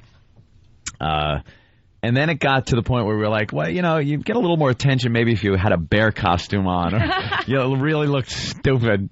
And then we brought up the idea of maybe as they're doing their live stand-up report, in the middle of it, just start a conversation with the reporter about nothing in particular. Hey, how you doing? And this is always our problem. We come up with fantastic ideas, and then we always take it too far. It's got to go too far because we got to one-up ourselves, and it's been our downfall every time. Ever since we started doing radio together. Because there was no problem with just the assault with the signs. Because it's completely legal. Yeah. You're getting the name out there. And it's not interrupting with anything. Right. So that's where the problem came about. But engaging them in conversation, which was really funny. Really funny. Excuse me, sir. Yes, sir. Excuse me. Can I ask you a question? And this is on live TV. And the guy's looking like, they don't have I'm doing a report here, idiot. There's no take two for these guys, and they're tapping, excuse me. That's hilarious. And then we'd get the follow-up, too, from the guy. Right. It's like, you know, after the guy goes, and let's look at that film clip now, and they'd switch, you'd hear from our guy going, oh, man, this guy's pissed. Oh, they're chasing me down the street. So the whole thing was hysterical. And then we started using air horns. And then somebody had to use one of those air horns they use at football games. And allegedly, it got too close to his ear, the reporter. And I got to say, the greatest one, one of the right up there was No Filter Paul's. The girl in Times Square. Oh, yeah. She was a short little thing, so she had to do her report on like a box to make her look taller. On a box. And these guys come in, and they were so obnoxious, she just gave up. On live TV, she just gave up and walked out of the shot. And then there you have No Filter Paul and the other dude, I forgot his name, just jumping up and down on live TV. We've seen reporters run the gamut of professionalism and just completely losing it. The pros stand there, and we're amazed going, this guy is super reporter. Super reporter. You can't fluster him. There's pandemonium breaking around him, and he just continues and gets through it till they go to the film clip. Those are the ones that started off at Storms by the ocean. You know, right. Put them there. Nothing distracts him. And then we've seen the woman who just left her shot. She just, like, walked away from her live shot. Left. Does anybody just laugh? Does anybody... a couple of chuckles early on. One guy got fired. One guy got fired because he's the guy that lost it. He was going to his film piece, and he goes, let's take a look at that now. And the word now... to go to the film piece, barely got out of his mouth, and he turned around and said, hey, man, what the F is your problem? And let the F-bomb fly on TV. That was it. And they fired him. Yeah. So he lost it, lost his job. We've seen people in various degrees of losing it. It was hysterical. It was a great bit, great way to get exposure for the show. Until ruining people's they lives. told us to stop because, Now, when the little lady ran away, did someone come and pick up her box? Like, was there someone? No, they just go right to the film piece. Are we going to try it again? Yeah, right to the film piece. I gather somebody comes and picks up her little box and puts it in the truck. So now are they going to have security people with them? Well, they did for a while. They were doing the live shots. When we did this the first time, they were starting to do the live shots from the roofs of the vans. And somebody actually got to one of those girls, too, and held up a sign with with the mother of all curse words that starts with a C right in the picture behind her. Here's, is this bleed for this side of the Opie and Anthony show? Juvenile and so funny. Here's the Arthur Chien one that got fired. We have to bleep it on this side of the show, so XM, please calm down and shut up. Good morning, Sean. This is apparently a very simple crime to commit. All one has to do is buy multiple Metro cards, stand at the turnstile, and just continuously swipe people in all day. Police sources say these guys net a couple $100 a day, and that's pure profit, but it's costing the TA a great deal, about $16 million a year, and they're trying to put a stop to it. What the is your problem, man? Right out over the air. Didn't miss a beat. Yeah, he was at least wait. He was so pissed. He just lost it. He was so close to getting out of it. Yeah. He was ready to go to the film piece. Yeah. And it was casual in the background. It wasn't even one of the more obnoxious assaults on the media. Hasn't he ever seen when the reporter has to stand there like an idiot because their film isn't ready? We take you there now. Yeah. And they're just standing there looking into the camera, and then they kind of look to the side a little like, hey, is someone going to help me here? I look like an idiot. Yeah, why couldn't you just improv your way out of that situation? Yeah. They all look like just dummies. All right, we finally got the Jody Applegate. Juggling. What we just did for everybody to tear down one of the walls is... Which wall? You got to give it a number. The sixth wall. Sixth wall. The place is weird. The audio was all screwed up, so what Ant and I just did there was we did some filler. We just kind of... It's called filler. It was a riffing. Yeah, we riffed. We just talked out of our you-know-whats, just trying to... Just mouths, Opie. I totally it's called a fell mouth. for it. Yeah, we were just... Did you? We were just you doing... were part of it. I thought we were actually... You fell into it. It's very rare, but at times we got to show people how great we are at radio. We just sat there for 10 minutes just babbling about nothing until the tape piece was ready for us. We like verbally raped you. You didn't even know what happened until you were in it. You guys have... Ant and I actually had that unspoken communication like, this old gag, we just got to babble for a few minutes until the tape's ready. Just backpedal. You guys have the best setups. Like, oh, yeah. Like we really wanted to talk about the assault on the media thing again. Again. Old news, who cares? Right. I was completely riveted. Now that what we need is here, who cares about the last 5 minutes of what we just babbled about? This is what we really want to play today. So it's Jody Applegate here in New York. Better work.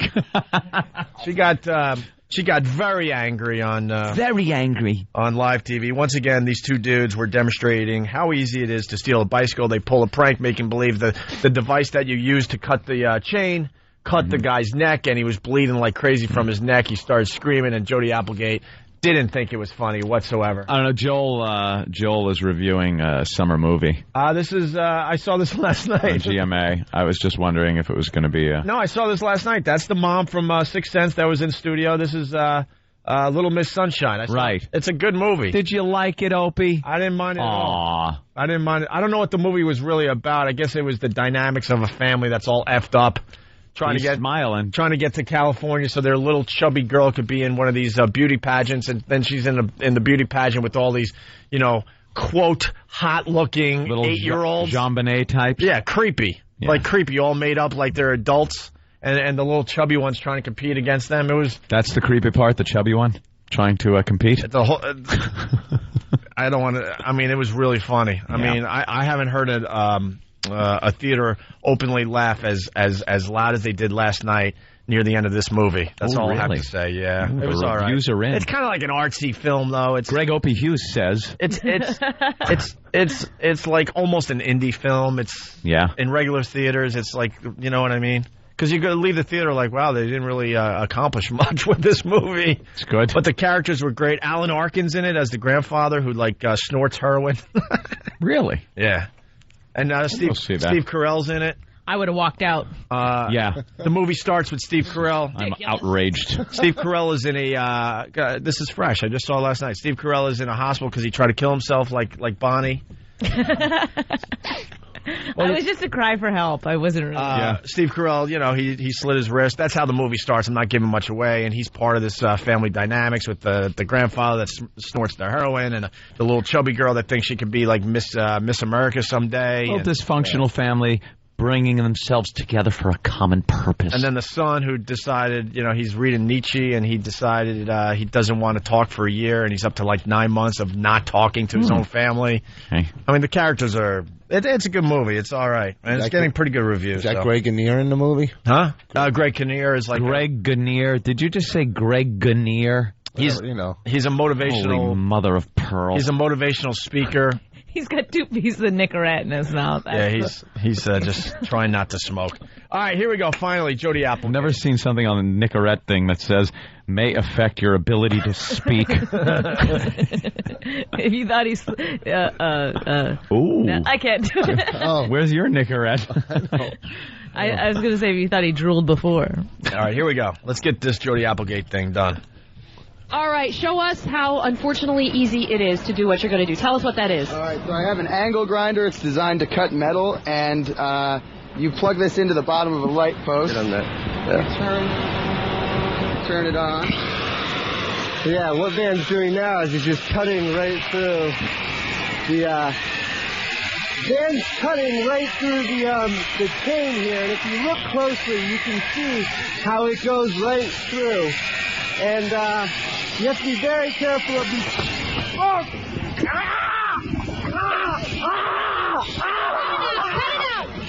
No, I'm just kidding. I'm just kidding. I'm fine. Stop. I was just kidding. No, it's okay. It was just.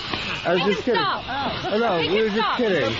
No. Yeah, We were just catch trying up. to do a serious thing here, and this is not funny. That's ketchup. Do not be upset. There are children watching. That was not funny. Oh, my. Oh, we were just doing a ruse. And this is not planned. No, It's we not were planned just- by me. We were just doing And a I don't ruse. appreciate that on our show and our air. Do not be upset. That was wrong, this is and we just did not tomato agree to ketchup. that. We'll be right back after this.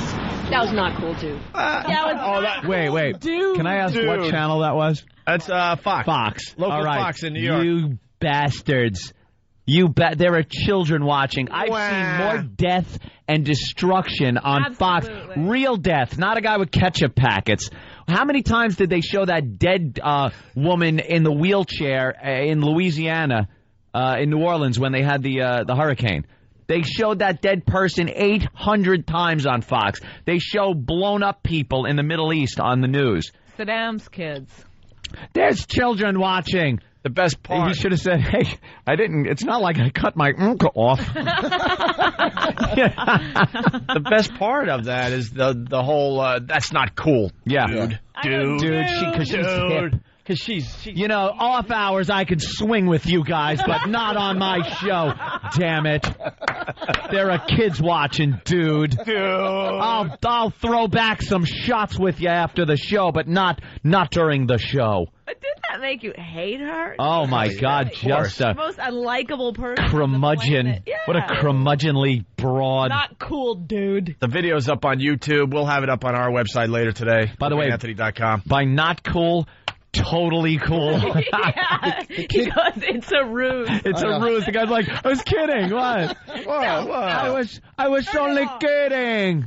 I was only kidding. The kids would love it. They go, hey, look, our bike didn't get stolen. He cut his throat. Yeah, he slit his throat. Good for him, the thief. We got to get those guys on the show. See, the bad guy gets his in the end. Look, That's what he was showing. I have to hear it one more time. I got to hear her.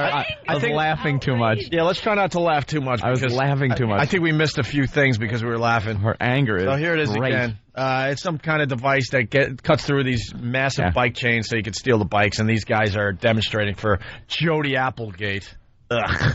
All right, show us how unfortunately easy it is to do what you're going to do. Tell us what that is. All right, so I have an angle grinder. It's designed to cut metal, and you plug this into the bottom of a light post. Get on that. You turn it on. Yeah, what Van's doing now is he's just cutting right through. He sounds like Spicoli from Fast. Yeah. What I'm doing. It's cutting right through. All right, Hamilton. He's like, because he knows what he's about to do. Whoa, I could fix it. What I'm doing.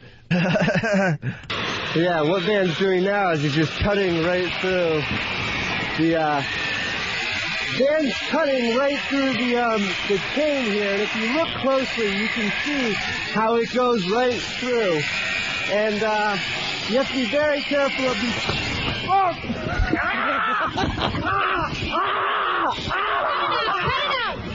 No, I'm just kidding. I'm just kidding. I'm fine. Stop. I was just kidding. No, it's okay. It was just. I was just kidding. Stop. Oh no, we were just kidding. No. Yeah, We were just catch trying up. to do a serious thing here, and this is not funny. That's ketchup. Do not be upset. There are children watching. That was not funny. That's totally uncool. Oh, we were just doing a ruse. And this is not planned. No, It's we not were planned just- by me. We were just doing And a I don't ruse. appreciate that on our show and our air. Do not be upset. That was a ruse, Oh, this and is we just did not tomato agree to ketchup. that. We'll be right back after this. That was not cool. That was not cool, dude. Best line now. My favorite new line is, we're just doing a ruse. We're just doing a ruse. No, we're just kidding. We're just doing a ruse. Tomato ketchup. These Just a ruse. These guys sound so high. Oh, no. Right. It's like we're doing a serious piece here. It's about bikes getting stolen. Wait, Jody. Listen up. That was my skull. I'm so wasted. It's a ruse. It's a ruse. And the thing with Hollywood, these guys are going to get a development deal for Fox now. Hey, Rad, where'd you get that grinder? It's tomato ketchup. He's like trying to call. How many times do you say we're kidding to her? No matter where you are, make it like that's the place to slit your throat. Hey, Debbie. But these guys thought that she was going to kind of laugh. Yeah. You know, they thought, hey, this is funny. And then Just finish laugh. the story. Yeah. I don't know. I think they were too high to really think it through. They just wanted to have some fun. What did they do after the ruse? Me and Mick are gonna wing on over to London and jam with the Stones. Yeah, Jody Applegate did do Steve's. No. Oh, yeah, she did. No. Relax, all right? My old man, he's a television repairman. Got this ultimate set of tools. I can fix it. It's an angle grinder. By the way, let's point out that Fox is showing other kids how they can steal bikes. Because I guess this little tool they were using could be bought at any hardware. You get it anywhere. And where'd you get that grinder? Out of the hamper? I guess the video is up on YouTube. It's going to get hit like crazy. Oh, today. yeah. And Steve will have it up on opieandanthony.com. He should have had it up already. He would have got 1 million hits today. We are doing a serious news piece here. Oh, Jody. How you doing? Jody will have the linguine and white clam sauce. And a Coke, no ice. I love the moan. Oh, absolutely. Absolutely. That's hilarious. Everyone's saying the video's not up on YouTube. No. You had a mic in front of you when you said it. It had to be true. Well, that's what I was told. We'll find out where the video is, and we'll give you a heads up after the break or something. That is some classic audio, man. Isn't that great? She's pissed, dude. That's the lady. Shut up, Jody. Shut up, Jody. That's Applegate. The lady that gets up and walks out of the show. Yeah, you know, she's the one. And she tries to get her whole table to go with her. Yeah. You know, like. You know, it was a good time right up until you did this. Yes. Everyone has their favorite part. Lead Belly. The best part is that she made it about the children right off the bat. Yeah. There are children watching. Really, why don't you watch your own channel and see what you do for the children? They're sick kids. Make a wish. Their last wish was to see this broadcast. You know. Hey, Robert Reed T-Cell, he writes, Hey, reporter lady, what's your problem, bub? Hey, bud. I don't know. What are we doing? We're stealing some bikes, slitting some throats, learning about Cuba, eating some food. It's so funny. They had the pot laugh and everything, these guys. I know. Oh, hey, we're kidding. It's tomato ketchup. It's a ruse. Hey, you're stopping the broadcast. You. Wouldn't she know something was up when they were opening the bottle of Heinz in front of her? Perhaps this is part of the stealing the bicycle to lubricate the saw blade. They're using ketchup. To distract the owner of the bike, we tend to cut our throat. Isn't that great? So funny. Very funny. Bravo to those guys. Yeah, they're great. I want to talk to them. Where are they? We got to get them on the air. Yeah, we'll try to find them.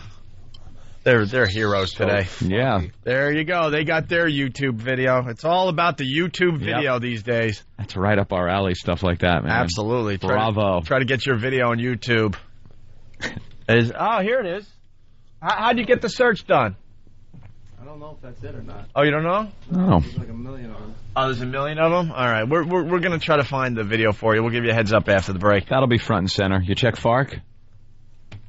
FARC.com usually has. Video is on collegehumor.com. It's on defamer.com. Yeah, it's got to be all over the place. You don't get a newswoman losing her mind like that and not have it make the internet in a second. These are the same kids that are watching the senator's father have sex in a car. Yes, and then reporting them to the police. Yeah, that's the woman. It's like her. Yeah, that's the woman. That's the woman that You know, I was passing, but no, stop that, old man. Stop. No, the children could be watching. Want to see that? Then you ask her off air, do you have kids? I hate them. Yeah. Ugh. Like she cares about kids. All right, we got to take a break. She did sound like a mother, like yelling at children. Yeah, totally. It was like she was yelling at, get away from that. No. Get out of your mouth. Don't touch that. Stop it. Not cool, dude. Quit running with a grinder in your hand. You're going to hit your brother. All right, I'm looking at the video on collegehumor.com right now. It's definitely on College Humor. What's the search for that, E-Rock? Does the anger come through? Does anyone know? I'll put it up on Foundry. All right, we're going to put the video up on FoundryMusic.com, one of our websites. It'll be linked on opieandanthony.com in minutes, okay? Ah, damn it, I got to see it now. Dude, he's a stoner dude. Wait. Whoa. Hey, come over here. It's playing over there if you want to restart it. Yeah, restart it. I'll watch Anthony's it got over to there. see this. What? Wow, No, before that. Oh, boss, that guy's a worse actor than you. What? She knew he was faking immediately. Yeah, he's not even trying to be serious. So they're cutting through the chain, and then he makes believe it gets his neck. There he goes. He goes down. He's flailing on the ground like a fish. He's got long hair. He looks like a stoner dude.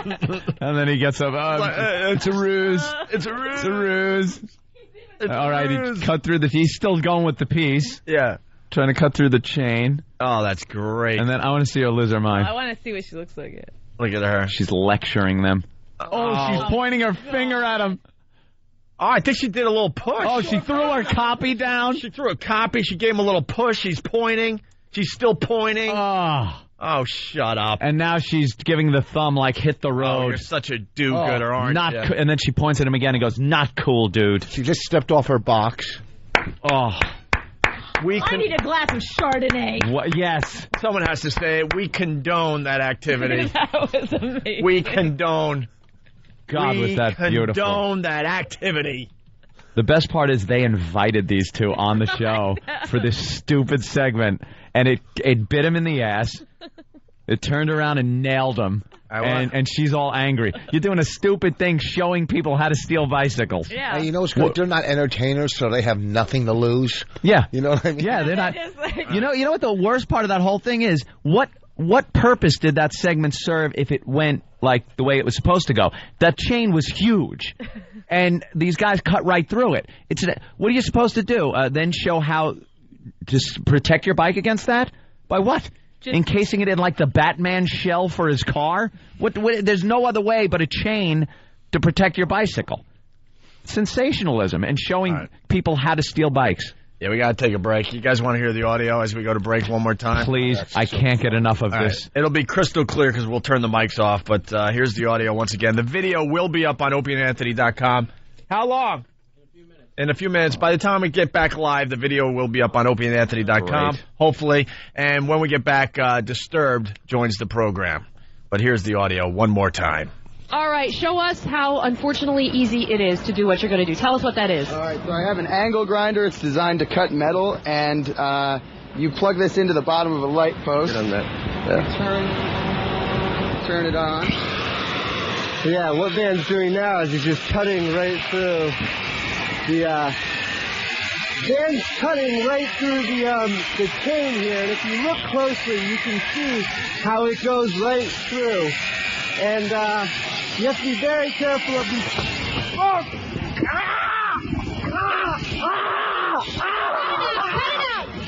No, I'm just kidding. I'm just kidding. I'm fine. I was just kidding. No, it's okay. It was just. I was just kidding. Oh no, we were just kidding. No.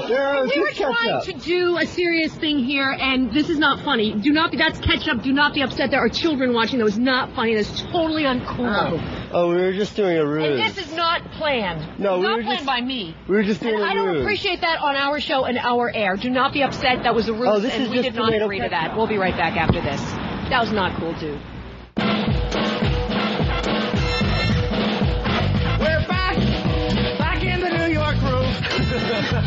We're back in the New York groove. Welcome back to the Opie and Anthony Show.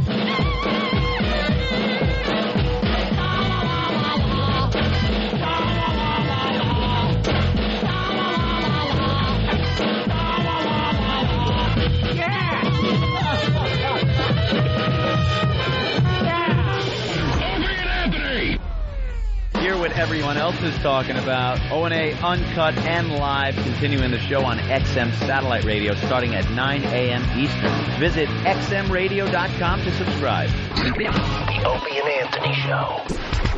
Opie and Anthony!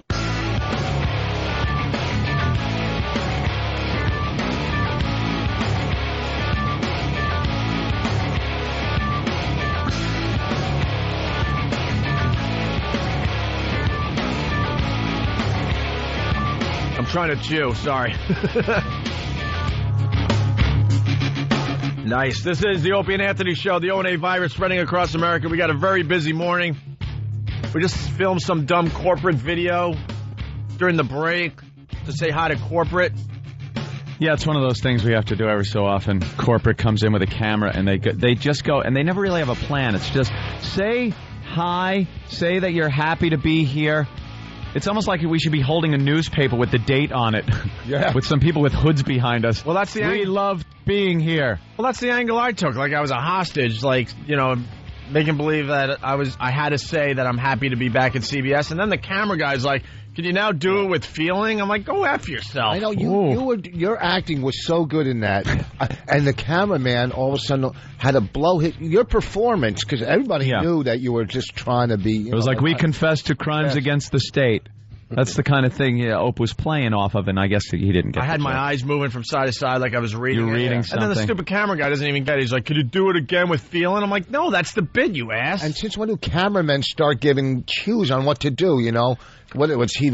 Hey, you know what? I have a question. Do they show this to like a whole board meeting or something? Like you say, very bored, very bored meeting. Who do they show this to? It's at these, it's corporate events. And things like get-togethers. Whenever you get a group of people in suits that are in the corporation, they show like various talent doing things, and they go ha ha ha ha, and they drink their wine. And somebody get up and walk. No, kids are watching this. Yeah, you should have slit your throat with a grinder. Corporate videos stink. They're never fun to watch. No. Although the sexual harassment ones are a scream. Well, yeah. Where they play them out. Hi, Jill, looking good today. I'm offended by what you are saying. We did. For last conversation, we had to have a sexual harassment meeting. So it was 2 lady lawyers. They went over the whole thing. You can't do this, this, and this. So any questions? And I raise my hand. I go, don't you think it's weird that ladies are lawyers to them and their eyes lit up? That they're allowed to be? I mean, it was just like the lesbianism flew out of their eyes. You are an ass. Before we continue, could we acknowledge that Disturbed's in the studio? They've been waiting in the green room for like a half hour because we're really late today. I apologize ahead of time. And also the Jody Applegate video is now up on opieandanthony.com. Did you guys hear that in the green room? No, I don't even know who Jody Applegate is. She's a reporter on Channel 5 here in New York. She's hot? She's all right, but she got in a little hissy fit. She's like a cougar. If we can continue with the sexual harassment thing, a hissy fit over some 2 guys that played a little prank on her. She was doing a story on how people steal bicycles here in New York by cutting the chain with a grinding wheel, and they were demonstrating it, and the guy made like he cut his throat with the grinding wheel by accident and had like fake blood. All on live TV. All on live, and she freaked out on the guy. She just lost it on the guy. Like, there are children watching. Meanwhile, Fox is showing like death and destruction every day, like pounding it into your head when children are watching. But that's fine. Fake things, fake death. Never good on news or TV. They're very afraid of that. Real death, carte blanche. Show it all you want. The more the better. Yeah, the more the better. They can't show dead people enough. Kids are going to go out and kill themselves with grinders now. Grinding wheels. It's a new thing. It was sniffing glue and paint. Now they're slitting their throats. Here's the best. Shut up, Jody. Here's the best face piercings I've ever seen in my life. Those are the coolest things. That's cool. Thank you. Right through the chin. Only a rock star could, or a musician could do that. No one ever goes into an IBM board meeting with a medal hanging from their chin. Just give it a try. Yeah. Rich, that's David and Dan and Mike. Yes. I've never met you guys. We've seen David before. Hey, there he is. Hey, what's up, man? Wow, you got the crappy seat. You're like, that's all good. I have to turn around completely around to see you, and when I turn this way, Opie can't see you. So. No, it's just we got to still figure out the setup here. This is Rich Voss. He's almost famous. I'm pretty. He was this close to being famous. Let me tell you, I've done a lot of TV, and I have a pilot coming out now. Okay. All right. Oh, a pilot. We're looking for a wedding couple that's getting married in a wedding couple that's getting married. No, redundant ass. A couple that's getting married in September. We're looking for somebody. So if you get married in September, email me at rich@richvoss.com. We're looking for a couple to be on the pilot. Really? Yeah, for Comedy Central. They're just thrilled over there on the couch. I don't know. They're just thrilled. If I'm not talking drugs, I'm not going to get their attention. Actually, we're not a big drug band, to be honest. Oh, sorry. Yeah, you're just. Why don't you just keep putting here? Assume a little more. You could talk alcohol. That would pique our interest, but drugs has never really been our thing. You could talk Amsterdam. Yeah. Well, that's different. That's different. He's been to Amsterdam. I went to the Anne Frank house in Amsterdam, right? Yeah. And they commercialize it because you go up to the 4th floor, which is from the Nazis, then you come down on a water slide. If you grab you gotta go through the souvenir shop on your way out. If you grab a little diary, you get to go again. But there's guys in SS uniforms hitting your arm with a hammer. How cool! You are a horrid human being. He's Jewish. I know, Jewish with tattoos. Yeah, but it's a never again tattoo at least. That is such a paradox. I wish I could do that. Yeah, I wish I could. You have no tattoos, Dave? Rich is a proud Jew, but he doesn't know the rules. I too am Jewish, and I can't because my family has a burial plot in East Jerusalem in an Orthodox Jewish cemetery where 7 generations of my family are buried. Oh, man. I want to be laid to rest with them. I can't get to No, but see, you can't even poke yourself with a pen accidentally. But it's defacing. Over, Johnny. It's defacing your body. You know, I mean, so nose jobs or facelifts. No, no, piercings actually don't count. When the Jews actually exited from Egypt, when they actually made the golden calf, that story that you hear in the Bible, saw it on TV once. The gold that they took to make the calf actually came, a lot of it, from piercings that they had. Really? Yeah. So you think that would kind of put the kibosh on the whole piercing thing because of what it made, you know? Those things are not considered. The term in Jewish terminology is referred to as a mum, which is a permanent mark upon the flesh. And as you well know, particularly with muscle tissue areas, they close up pretty quickly if you actually take out the piercing. So can I just have my arms cut off? And I'm good? There you go.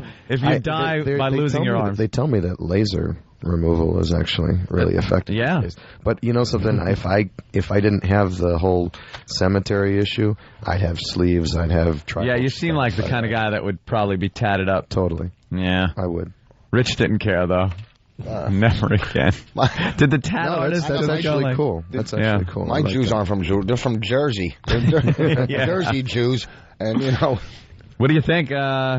I'm sure people have been asking you. Situation over there. I'm losing my damn mind. I've got family throughout Israel. I've got my brother and his new wife still live in Jerusalem. My family in Haifa. I have family so you got family within range. I've got family in Tzfat. I've got about 200 relatives in Israel that still live there. And you able to keep in contact, or it's very hard to get in touch? No, I have been able to actually, and thank God all of them are okay. However, a friend of mine has passed. Really? Yeah. Jeez, man. Yeah, it's one of those situations where what do you think as I think Jew I think that the UN needs to leave well enough alone. I think they should let Israel take the gloves off and clean house. You know what? Do what they need to do. The Hezbollah has shot in the last year 800 rockets into Israel. You know, you don't get that report. 800 in the last year. Well, how many in the last day? How about like 500? Even weeks up to that.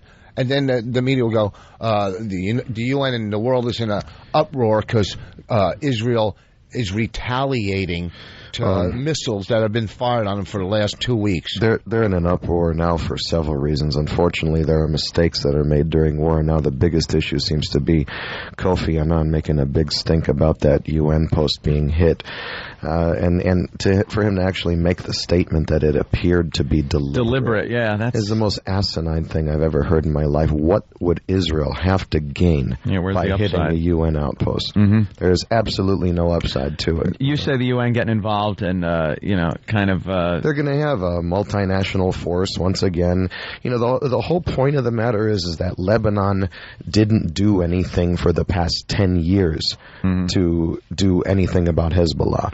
A lot of people say they're just trying to get popular. But a lot of people are saying they were just trying to get their own house in order after so many years of civil war. It's kind of hard to keep tabs on your entire country I don't buy it, because Hezbollah is actually part of the infrastructure.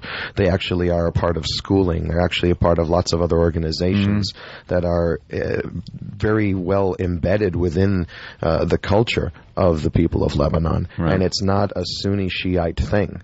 They help on certain levels across the board.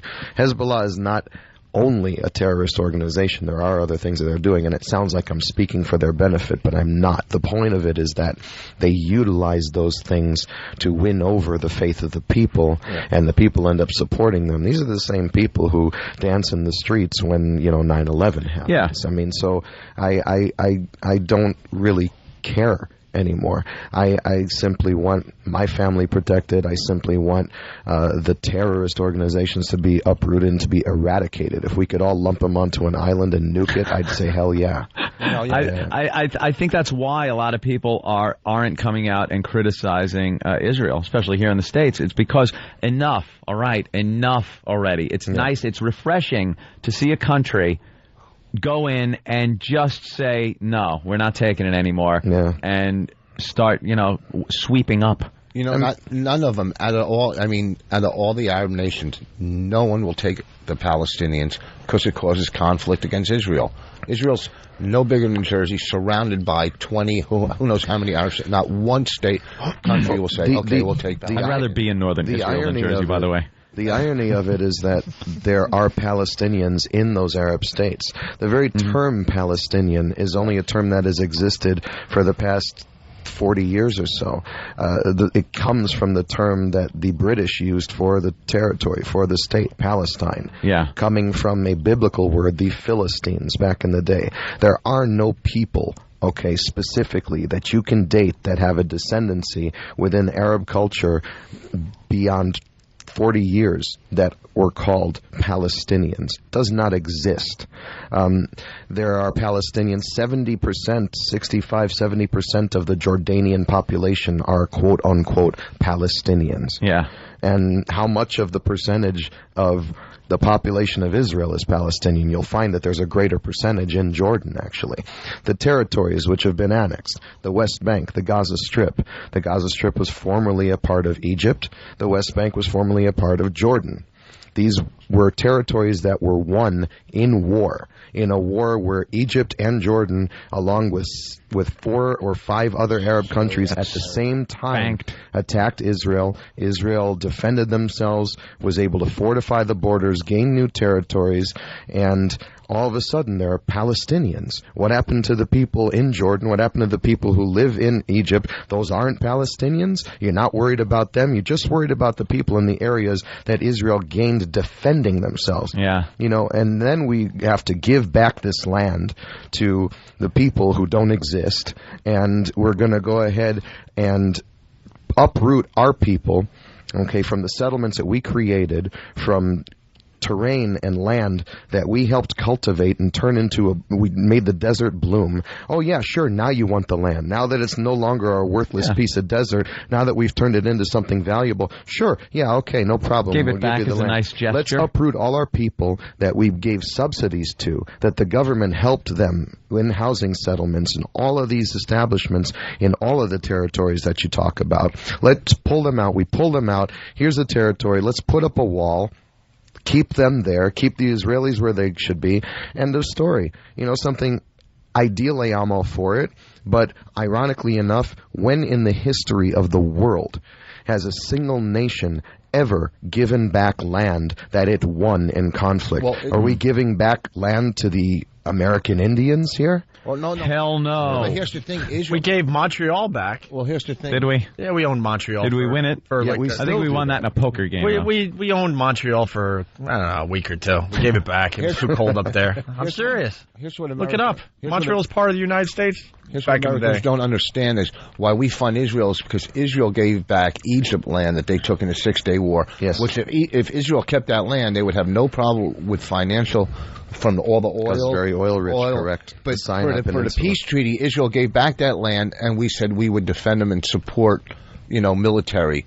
And everybody goes, why do you fund Israel? Israel wouldn't have needed the funding if they would have kept that land. They've always been a pal of ours, too, Oh, my God. Rich Voss knows something. They're the one working democracy. You actually know something. Oh, I know a lot of things. Ask me anything about crack. Let's go to the phones. Let's say hi to Anthony in Connecticut. Anthony, what's up? Hey, guys, what's going on? Hey.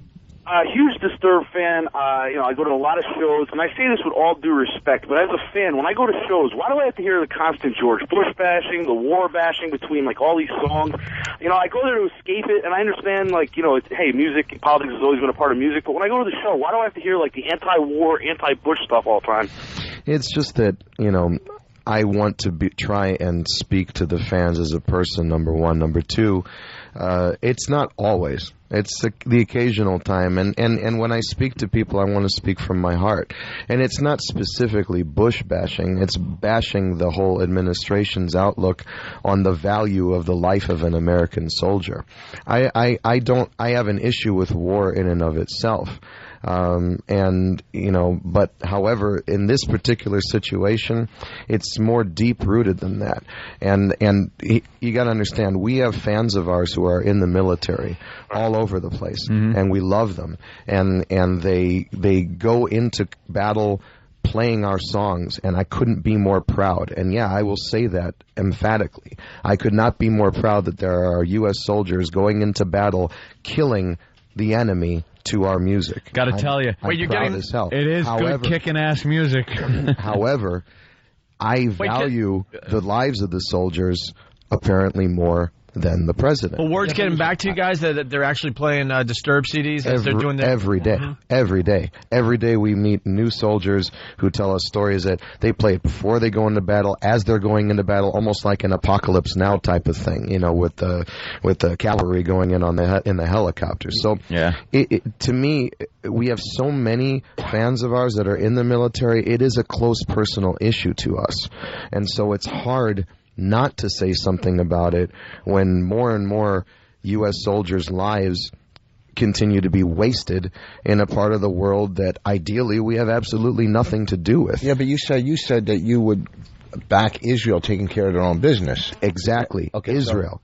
In fact, so you have no problem with Israel going to war? Oh, not at all. So it's Americans going to war for Israel? It has nothing to do with the U.S. It has nothing to do with the U.S. If Canada started lobbing missiles into the U.S., then Godspeed, get the soldiers up there and start kicking some Canuck ass. Get Nebraska to go after them. And also as a part of what I talk about is that I also try to inspire a little bit of patriotism.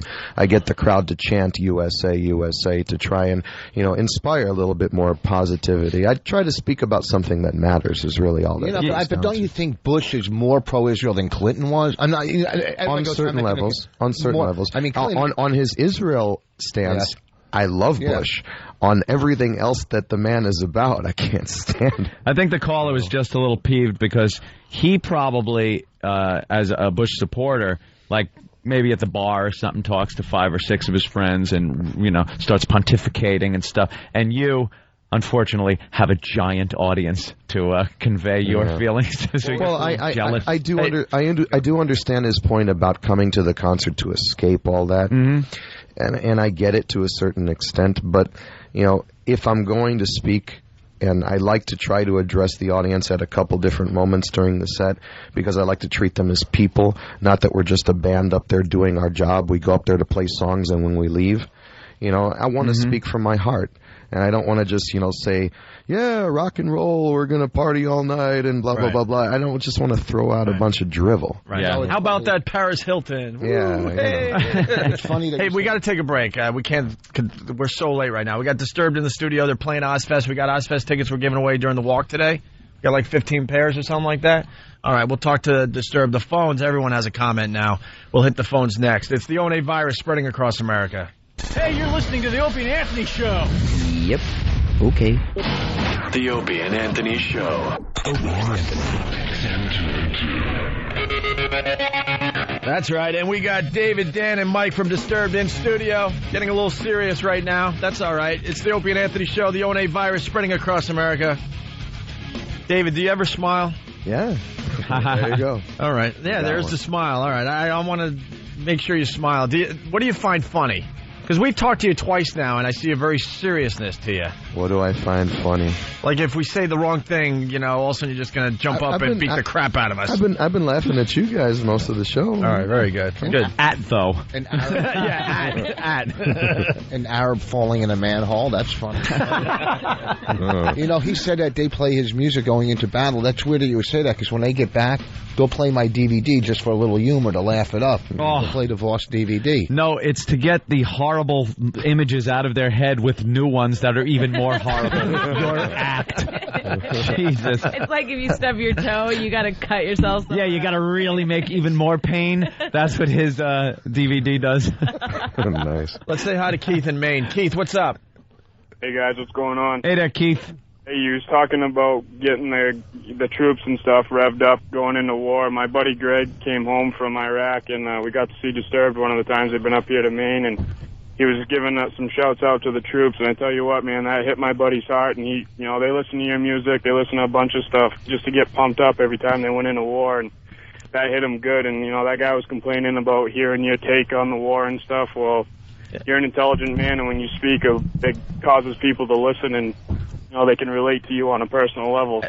And Keith, so a lot of the boys are playing Disturbed records when they're blowing up stuff.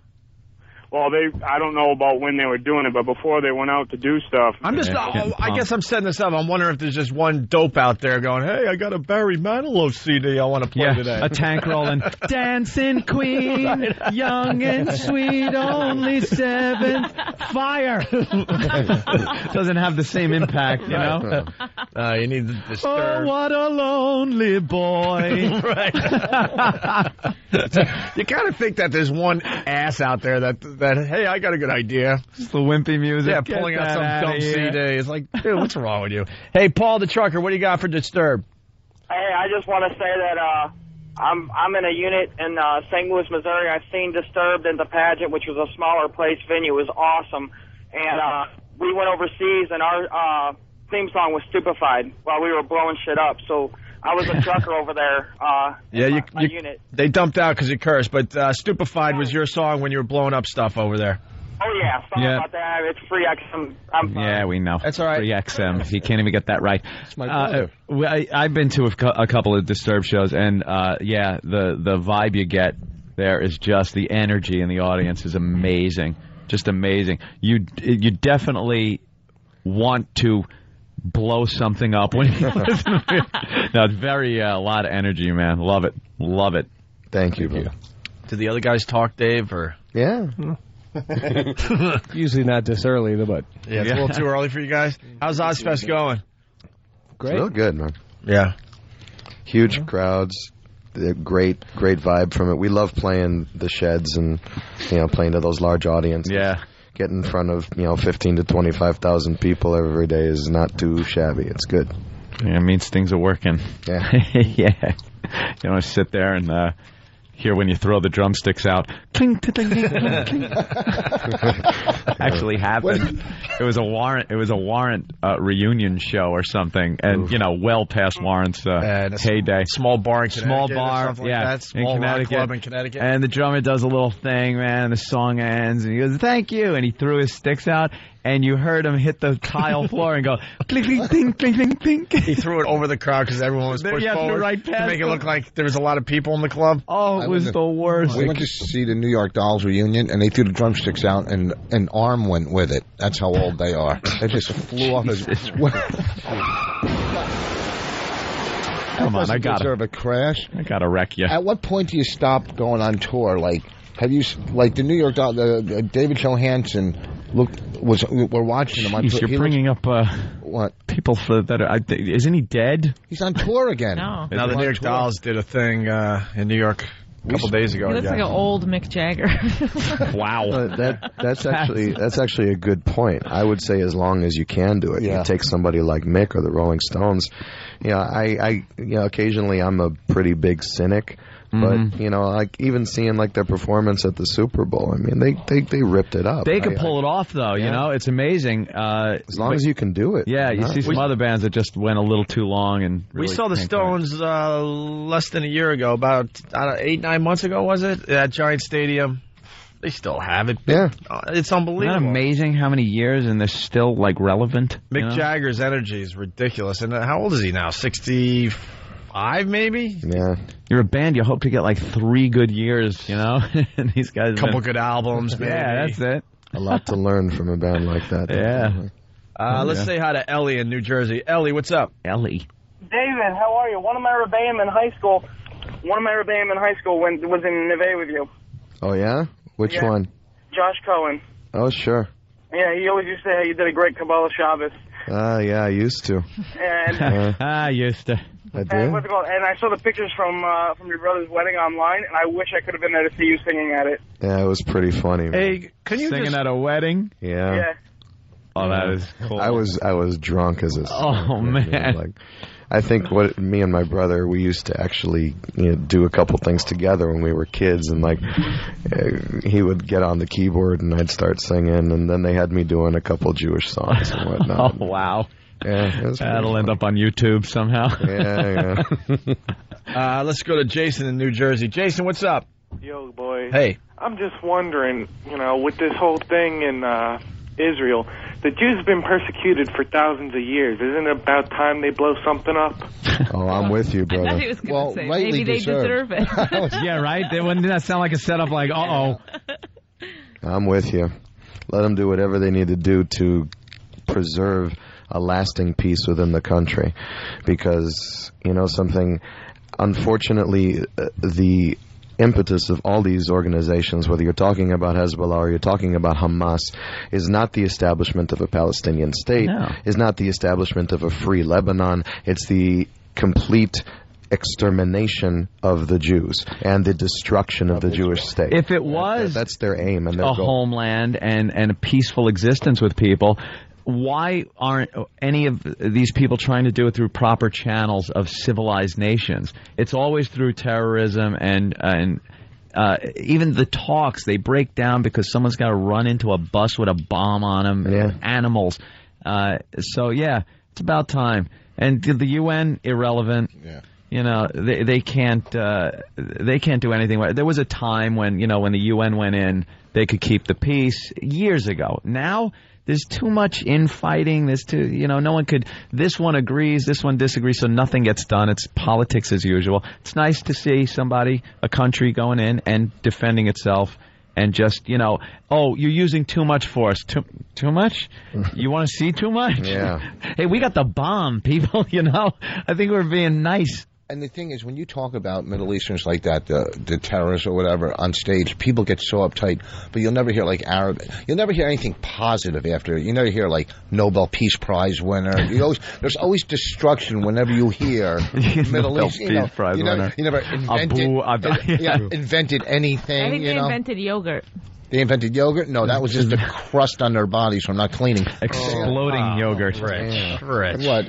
Just a visual. Let's say hi to George in Philly. George. It always brings it to the gutter. Guys? Hey. What the hell's going on, man? I feel like I'm listening to news radio right now. I mean, what are we talking, politics? Yeah, because we decided to, take a break and maybe talk about something that's huge in the world today. Yeah, I haven't laughed in like 20 minutes. Well,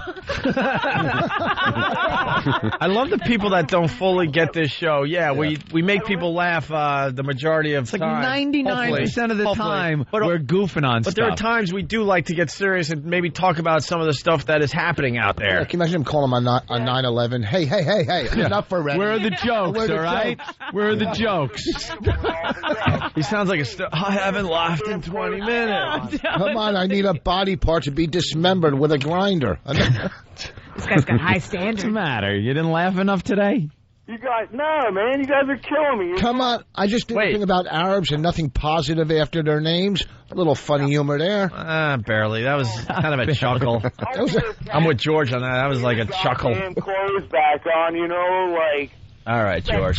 George, this part of the show wasn't for you. What can I tell you? We can't make everybody happy. It was great in the beginning, though, man. All right. Yeah, I remember when we ruled at like 8 o'clock. Yeah. So, hey, George, if you're... forget it. It's fine. You guys have made me laugh in like 30 seconds. I enjoyed Come on, Disturbed. monkey. Come on, monkey, dance. Yeah. and your take is interesting, and he's got... He's got some personal interest in what's going on interest in over the there. situation. And Disturbed rocks. They're going to be at Ozfest. What's the local date on Ozfest in Jersey? When is it? You guys know? Actually, tomorrow is at what is it? Island. Randall's Island. Yeah, tomorrow, Randall's Island here in New York. We got 15 pairs of tickets we're giving away in about 5 minutes right outside this building with Disturbed. Guys, thank you so much. Thank you, brother. Yeah, cool, man. It's Dave, Dan, and Mike from Disturbed. The other two guys really didn't talk. They're tired or something. I don't know. Maybe next time we'll get into what you guys are all about, okay? Sure. Women and drinking. And don't forget 10,000 Fists is in stores now. Doing very well for you guys. Thank God, man. And really fast, McFoley called the show. We couldn't get to him today. He's an old friend. He's promoting an appearance at the Camden River Sharks baseball game. He's going to be there this Sunday at noon in Camden, New Jersey, all right? If you're not joining us over at XM, have a great weekend. We'll see you Monday. Caroline's. Rich Voss and Bonnie, Caroline's all weekend long here in New York City. Thank you. Opie and Anthony, XM 202. The Opie and Anthony XM walkover begins now.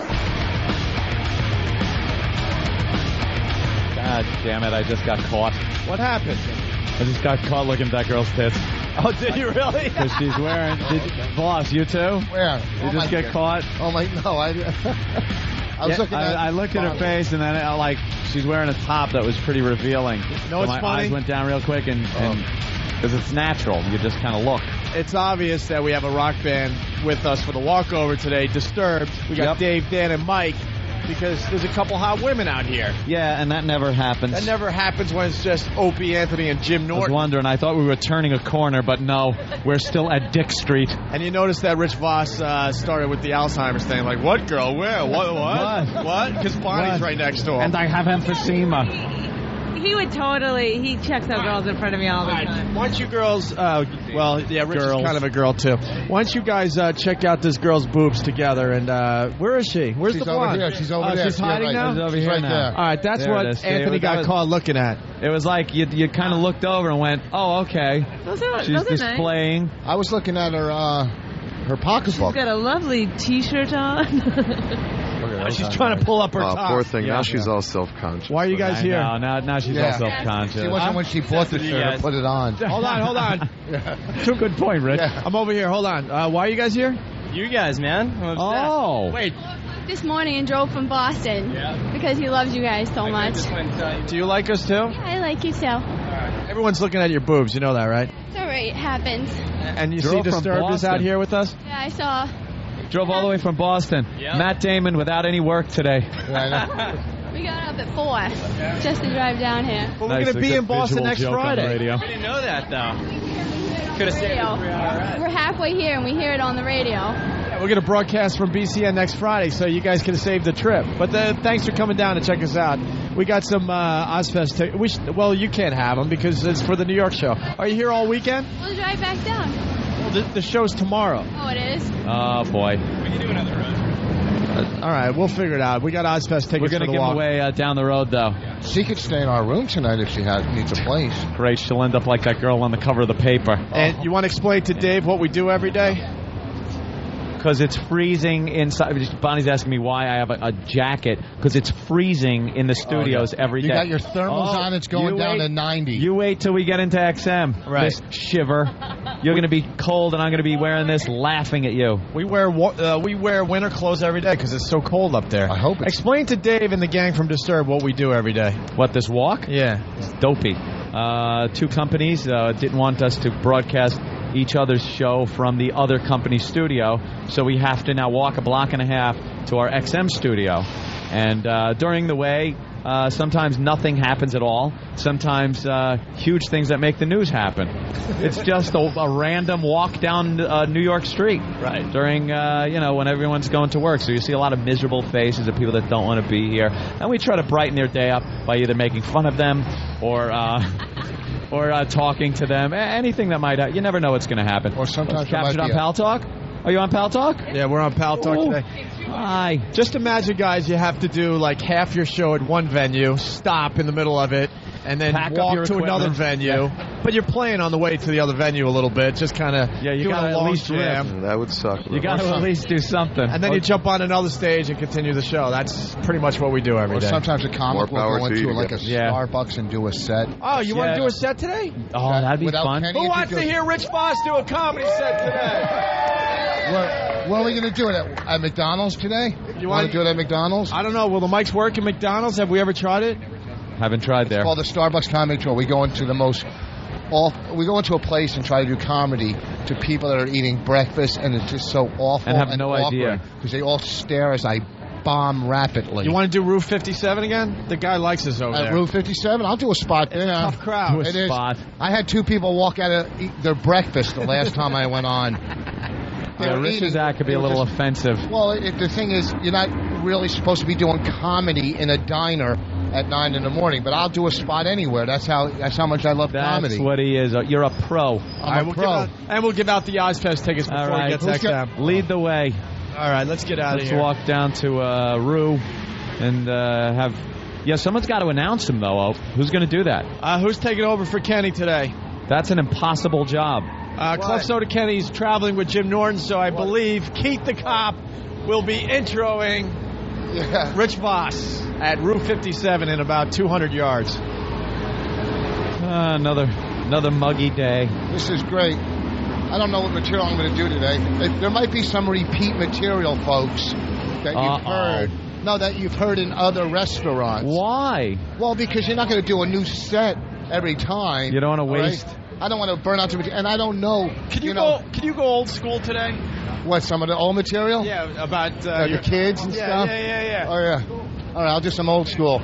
Let's do some retro Rich Voss today at Route 57. You know, because, I mean, if you come to Collins, it's all new material, but, you know, at Route 57, it's a tough crowd. Ladies, come see a free show. Nice talking to you. They couldn't be bothered with you. No. Look at this. Security watching security. All right. Oh, who's going to introduce me, though? I need an intro. I think, What, they got the AC? Are they even... Is there there's anybody- people eating. Oh, yeah, I got to do it Let's over go. here on this side. Okay. They're facing me. Yeah, but You're going to do this? I think we got to walk Should in I the front introduce door. myself, or? See if that door's open. Just see. Yeah, you want to introduce me? Just walk in and go, ladies and gentlemen, your first act today. All right, Bonnie What, will they said don't do it? Oh, well, we'll do it over here. All right, Bonnie will intro Rich Voss at Route 57. Oh, my God, this is so Now, embarrassing. Oh, wait, here, Bonnie, grab Rich's mic, and then you can hand it to him. You got to be nice and loud. Oh, Wait, let our audience go in there first is of all. so Whoever wants to embarrassing. check out the quick I don't 3-minute even comedy wanna set go from in. Rich Voss. I can't watch. It's one of those things so embarrassing you can't watch it. We get paid to do this, Dave.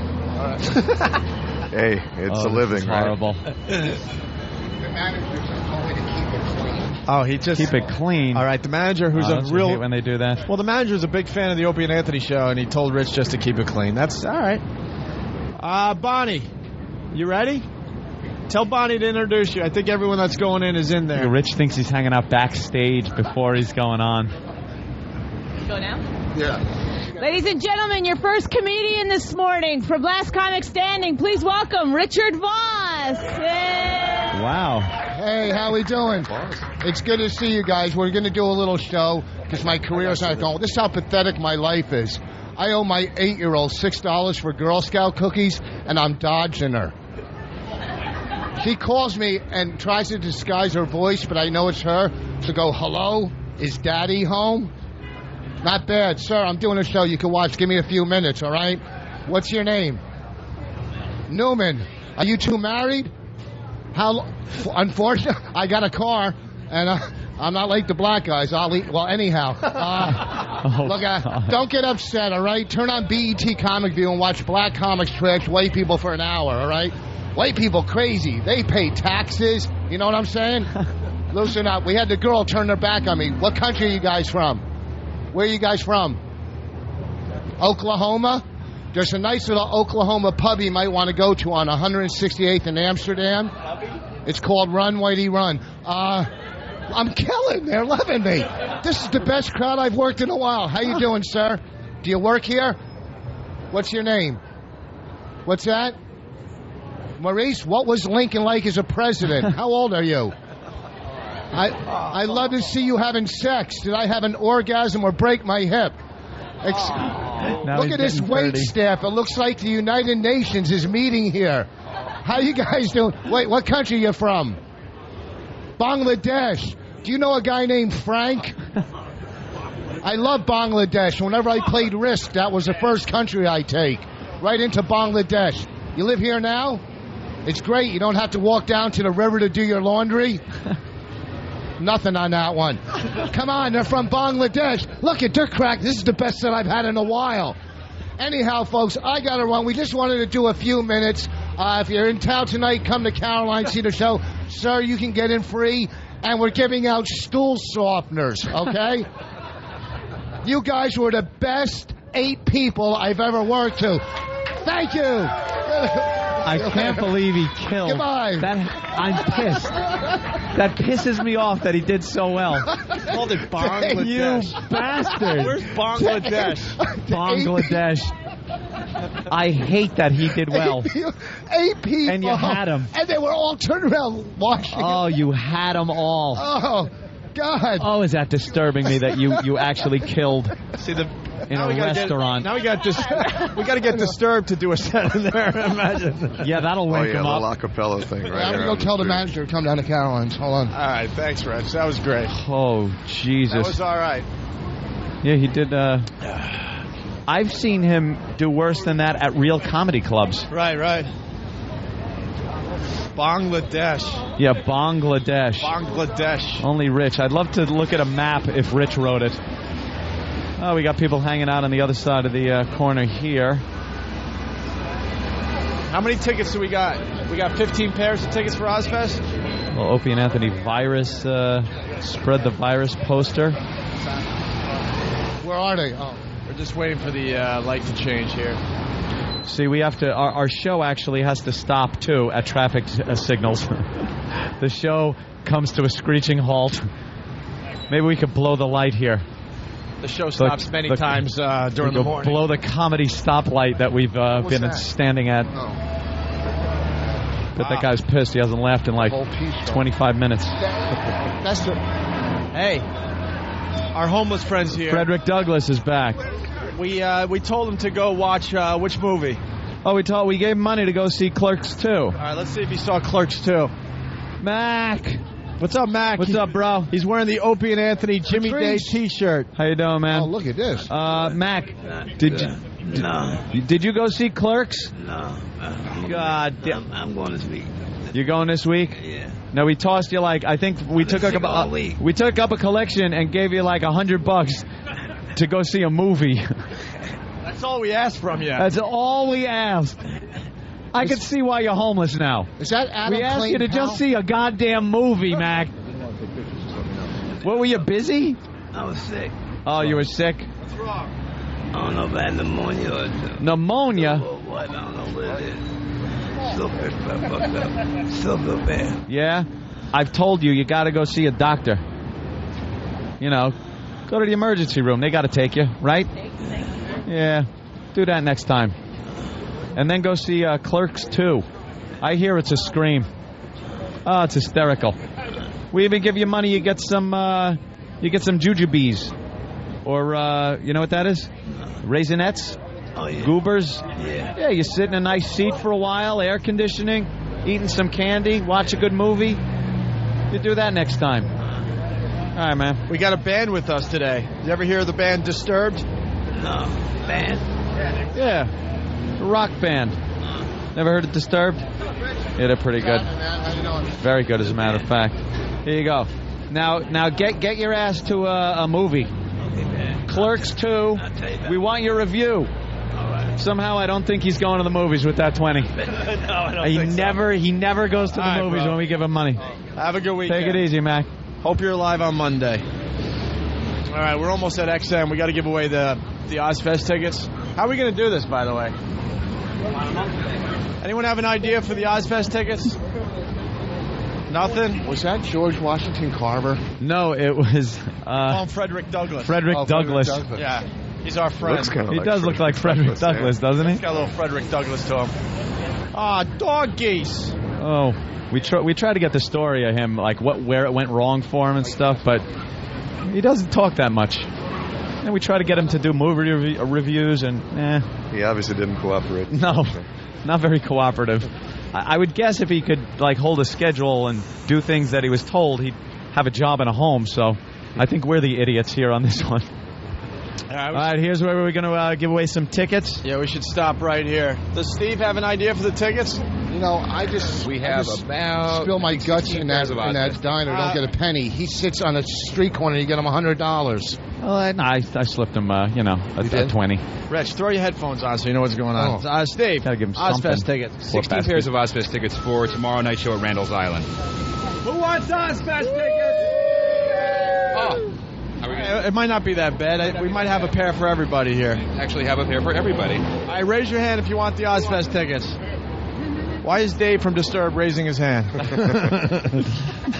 All right, Goat Boy. Nice T-shirt there, Goat Boy. All right, we're handing out the Ozfest tickets. This is just so exciting. Steve's doing a great job. It's incredible. The frenzy is unbelievable. Oh, my God. It's like, no. This is like Shark Week. I don't know what's going to happen. Shark Week. Oh, wait, see, you missed that. Whoa, what he happened? Accidentally gave him 2 pairs and had to grab one back. Little the excitement was shocking. Controversy on the sidewalk here. Jesus. Who else? How many left, Steve? This guy, the Buccaneers guy.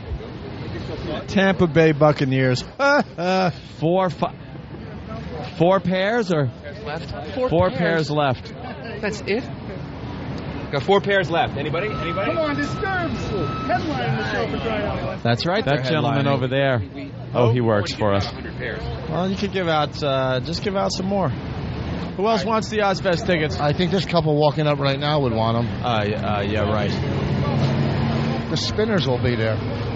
Spinners. All right. And the last pair of Ozfest tickets.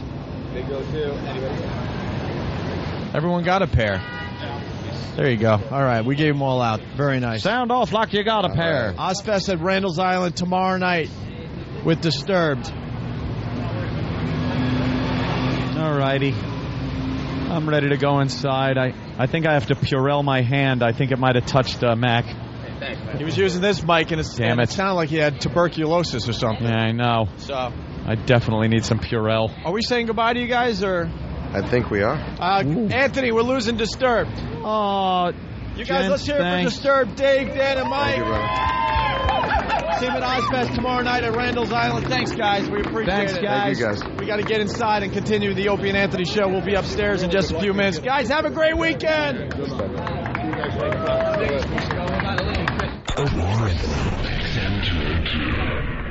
Masochist. That sucks. Lesbian. I like that in a woman. And every other kind of deviant. I love paying for sex. This moral decay weakens our resistance to the onslaught of the communist masters of deceit. We're a bunch of scumbags. These abnormalities are corrupting the minds and the hearts of our children. Jackass.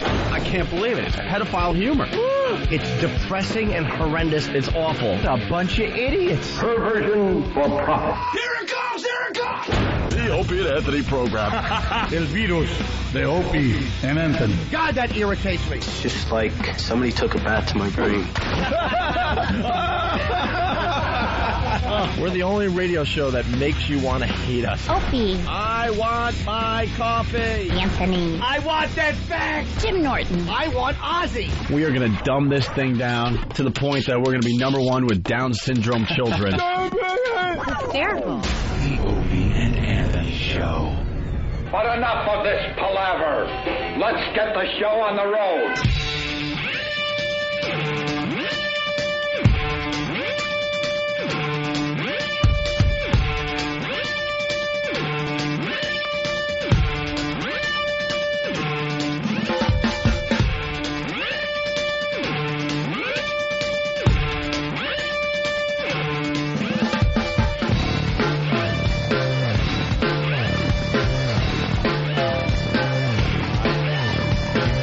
didn't even put my headphones on yet. I'm Purelling my hands. When I handed Mac the 20, I always do it like I just hold a piece of it so he can grab it. But this time, he kind of brushed my thumb a little bit. So I held my hand out all the way till we got upstairs, and now I'm just Purelling the hell out of my hand. For the first time, I need that stuff. He was using my mic, and it sounded like death was coming out of his lungs. Yeah, he sounds like a motor ready to blow when he talks. It's just that grumbling. He even said, there you go. He even said, I'm not doing too good. I'm not doing too good. Pneumonia. All right. I had the pneumonia. Let's say hi to Adam in New York. I think so. Adam, what's up? That was creepy. Yeah, I was on the walkover, and Boss was best set ever. I've been to all of them, and he killed today. And I've said it before, and I'll say it again, his girl Bonnie is just way too hot for him. Yeah, we all know that. That's everybody knows. Stop. The sky is blue. We breathe air. It's just known. And we really don't know why they're together, because we've all seen Voss's cock. It's not because he has a big one. Yes, I got a nice one. No, you don't. That picture you always show is actual size. You think that's you think that's big? That's cute. No, I got a regular. I got a decent one. And those tiny little hands of yours, yeah, maybe it does look big. Rich Voss is a very kind human being. And that's why you're with him? Yeah, he's... Well, that has nothing to do with that, the other that sounds like love. No, he has a big cock. I mean, that sounds like real love, doesn't it? Rich Voss is a very kind human being. Yeah. Like a Hedda Nussbaum response. Did you see how she said you have a big cock? It was so believable. You know what he did one night after... one of his shows, this woman, where we were in Atlanta, this woman came up to us and was like, "Oh, great show, Rich, I love you, you're so funny." And he goes, "Oh, you look like that girl in Sopranos, Tony's sister." You know which girl? Oh my God! Yeah, and her face falls. Of course. And he doesn't read people very well. He starts hitting me. Doesn't she look like her? Anything else. Doesn't she look like her? And the girl goes, why are you saying that? Do you think I'm fat? He goes, no, your face. Your face. In the face. Yeah, that's always good. That's gonna help. Boy, I would love to just rip Rich apart, because it's so much fun when we do. Yeah. But how can you say anything bad about that? You went into a place where anyone would fail, and you fucking killed. Yeah. And it upsets me that people were laughing. They were participating. They were happy. They stopped eating. They turned around. They were laughing. It was old people. They were giving away their hometowns. I was disgusted at your success. I couldn't get past Bangladesh. Bangladesh. That's great. Nino. What do you got? Yeah, I just wanted to, Three I wanted people. to tell that goddamn Rich Voss that he killed, and I laughed so hard I almost drove off the road when he was talking about the black people and now the white people pay taxes. Oh, thank you. Right on, man. Yeah, them white people are crazy. Going to the movies and not talking. Holding down a job and shit. Knowing where their kids live. All right, let's say hi to Dan. Dan in Nashville. Dan? Yeah, I just wanted to say little Jimmy is fucking killing out here in Nashville. We saw him last night. We're going back again tonight. Oh, very cool. Yeah, we had a special appearance by Frank the Frowner and everything. Oh, wow. It's wonderful. He's at Zany's, isn't he? Yeah, a lot of Opie and Anthony fans there? There was a shitload of them, man. At least over half of the place there was Opie and Anthony. The other half was from Lucky Louie. Oh, very cool, nice. man. Hopefully we can get Jimmy to call the show before we leave here for the weekend. You guys suck. Thanks, Dan. Punching out. Okay. Let's say hi to Alonzo in New York. Alonzo. I was just on the walkover, and I got to thank Steve for the tickets, but when he was handing to me, I was looking at his tattoos. I noticed that his pores are so big on his shoulder. I thought someone was going to jump out and bite me. Why? He's got large pores. Well, because he waxes. He waxes so and that plucks and what you're looking at, usually there's big, thick Lebanese hair growing out of. Yeah, he's got so awful. Well, we were talking yesterday. The kid has so much hair that by the time he's done shaving everything he needs to shave, which is most of his body, he's got to start over. Who's this? Steve, have you seen him? No. He's got to shave his body? He shaves everything. Ooh, I didn't know I he do the was summer such a trim down hairy myself. bear. I go for a summer trim down. That's about it. I didn't know he was Lebanese. Shorter arm hair. That's all I do. Look, a little clean up there, and I do the back, a little back wax. Why would you do your arms? You wouldn't shave your arms. What's the big? Honestly, I just trim it. It's not down to the skin. I got hair because I want to still be known as a man. What do you get? Really hairy arms? Is Yeah, that what well, happens it's to like you? it's almost like a sleeve where the short sleeve would stop Yeah. or whatever. From that down, it gets kind of long. So I just clean up a little. But wait, that's all. what do you got to shave? Like you shave your whole body? No, just my arms. Where's that? Someone was commenting on. You're such a liar. You shave your chest, your shoulders, your I'm sorry. back. Well, I'm sorry. Is it Your face into a different sorry. pattern every day. Okay. No. Is that on? No. Of course. Why would it why- be on? Why would Why would it be? Now I'm doing it. Smoothie? No, thank you, Keith. No smoothie today. How come this smells so Is it on? good? They clean the mics They every day. clean the mics There you every go. day here. Yeah. I like that. Everyone's saying, God, this girl is obsessed. Holy shit, I hung up on you 5 times. Yes, Ryan. Hello there. How are you? Good. You do know I hung up on you how many times? 3 times? 4 times? Yeah, 3 times. It wasn't very nice. All right. Because That's you're okay. going to be... You let me through, so it's all good. All right, go ahead. Okay, so Opie and Anthony, love you guys. Stood in line in Vegas to get my picture with you, the whole thing. But your little buddy Voss, let me tell you, his show on Sunday sucked. Where was Completely it? sucked. Where was I Sunday? Where were you? The funny farm, and you weren't funny, buddy. Are you out of Yes, your he mind? was. You're I crazy. killed on Hang up on her Sunday. again. She No, does wait, no, don't not hang know up what on her. she's Don't hang up on her. Whatever. Whoa. First of all, You call Shut heckling, up. are you out of your mind? you call heckling funny, then, you know... Oh, you're out of your mind. You're Hey, out of listen your to me. mind. You're a Well, dummy. Heckle. We Yeah. saw Jimmy at... Oh, we saw Jimmy. was funny. Okay, first of Jimmy all, is funny, first, but he's very Rich was funny. hilarious that night. He was genius. I would pay Listen, over and listen, over and you over. You come Shut back up, to you town, fat No, listen to me, you not fat happening. nobody. Listen to me. Not happening. Shut up, And as far as the cunt. needle Listen to me. thing, That's why you don't find it funny, because you won't shut your fat face. Let me tell you something. First of all, Sunday... Look, if I have a bad show, I'll say it. Believe you me, I'm the first on stage, which barely happens. I've been doing this 23 years. But Sunday... You don't have to was, defend yourself. No, Rich. no, let me We all explain know that you're about these funny. dumb callers. And if you- Also, didn't Sunday. you hear everyone else around you laughing Yeah, on hysterically? Sunday you night was dumb cunt? probably one of the best shows. I love Bonnie, man. You were good. The Your wife claws. blew you out of the water. Good, my wife is Shut hilarious. your fucking mouth. The I am very funny, but she's not that bad. She kind of... She's growing on you now, Bonnie. Actually, the best joke you had was What two seats were you sitting in? What? Because, but the only reason it works is because you have a small vagina. Where were you sitting? That's freaking hilarious. Where were you sitting? Does she shut up? Takes her a Ryan. week to suck a All right. dick, all the talking she does. Where were you sitting? You wouldn't know, buddy, but you might want to. Hey, Ryan. Oh, why? Hold on. Why the obsession with Rich? Why why the call a obsession? show that you like to say that Rich sucks? Yeah, and why didn't you say something? Why didn't you get up and walk out if it wasn't any good? Yeah, there you go. Why would you? If I'm at a movie that stinks, I'll get up and walk out. Why didn't you walk We out? paid good money, and we want. You didn't pay good money on Good Sunday. money. Shut up. Listen. It was Hold on, a let her talk birthday for a second. present to my better half. Okay. You're better. Everything's your better half. Hopefully it Well, starts. you don't have Hopefully one. it You starts have below one, your buddy. If it ankles. weren't for your wife, then you would have. Yeah, I know. I Your know. wife was all good. She's very funny. Don't try to get on her good side. She doesn't I know. like you I'm either. having a hard time taking sides Yeah. now. She's dividing and conquering, and it's But wait working. a second.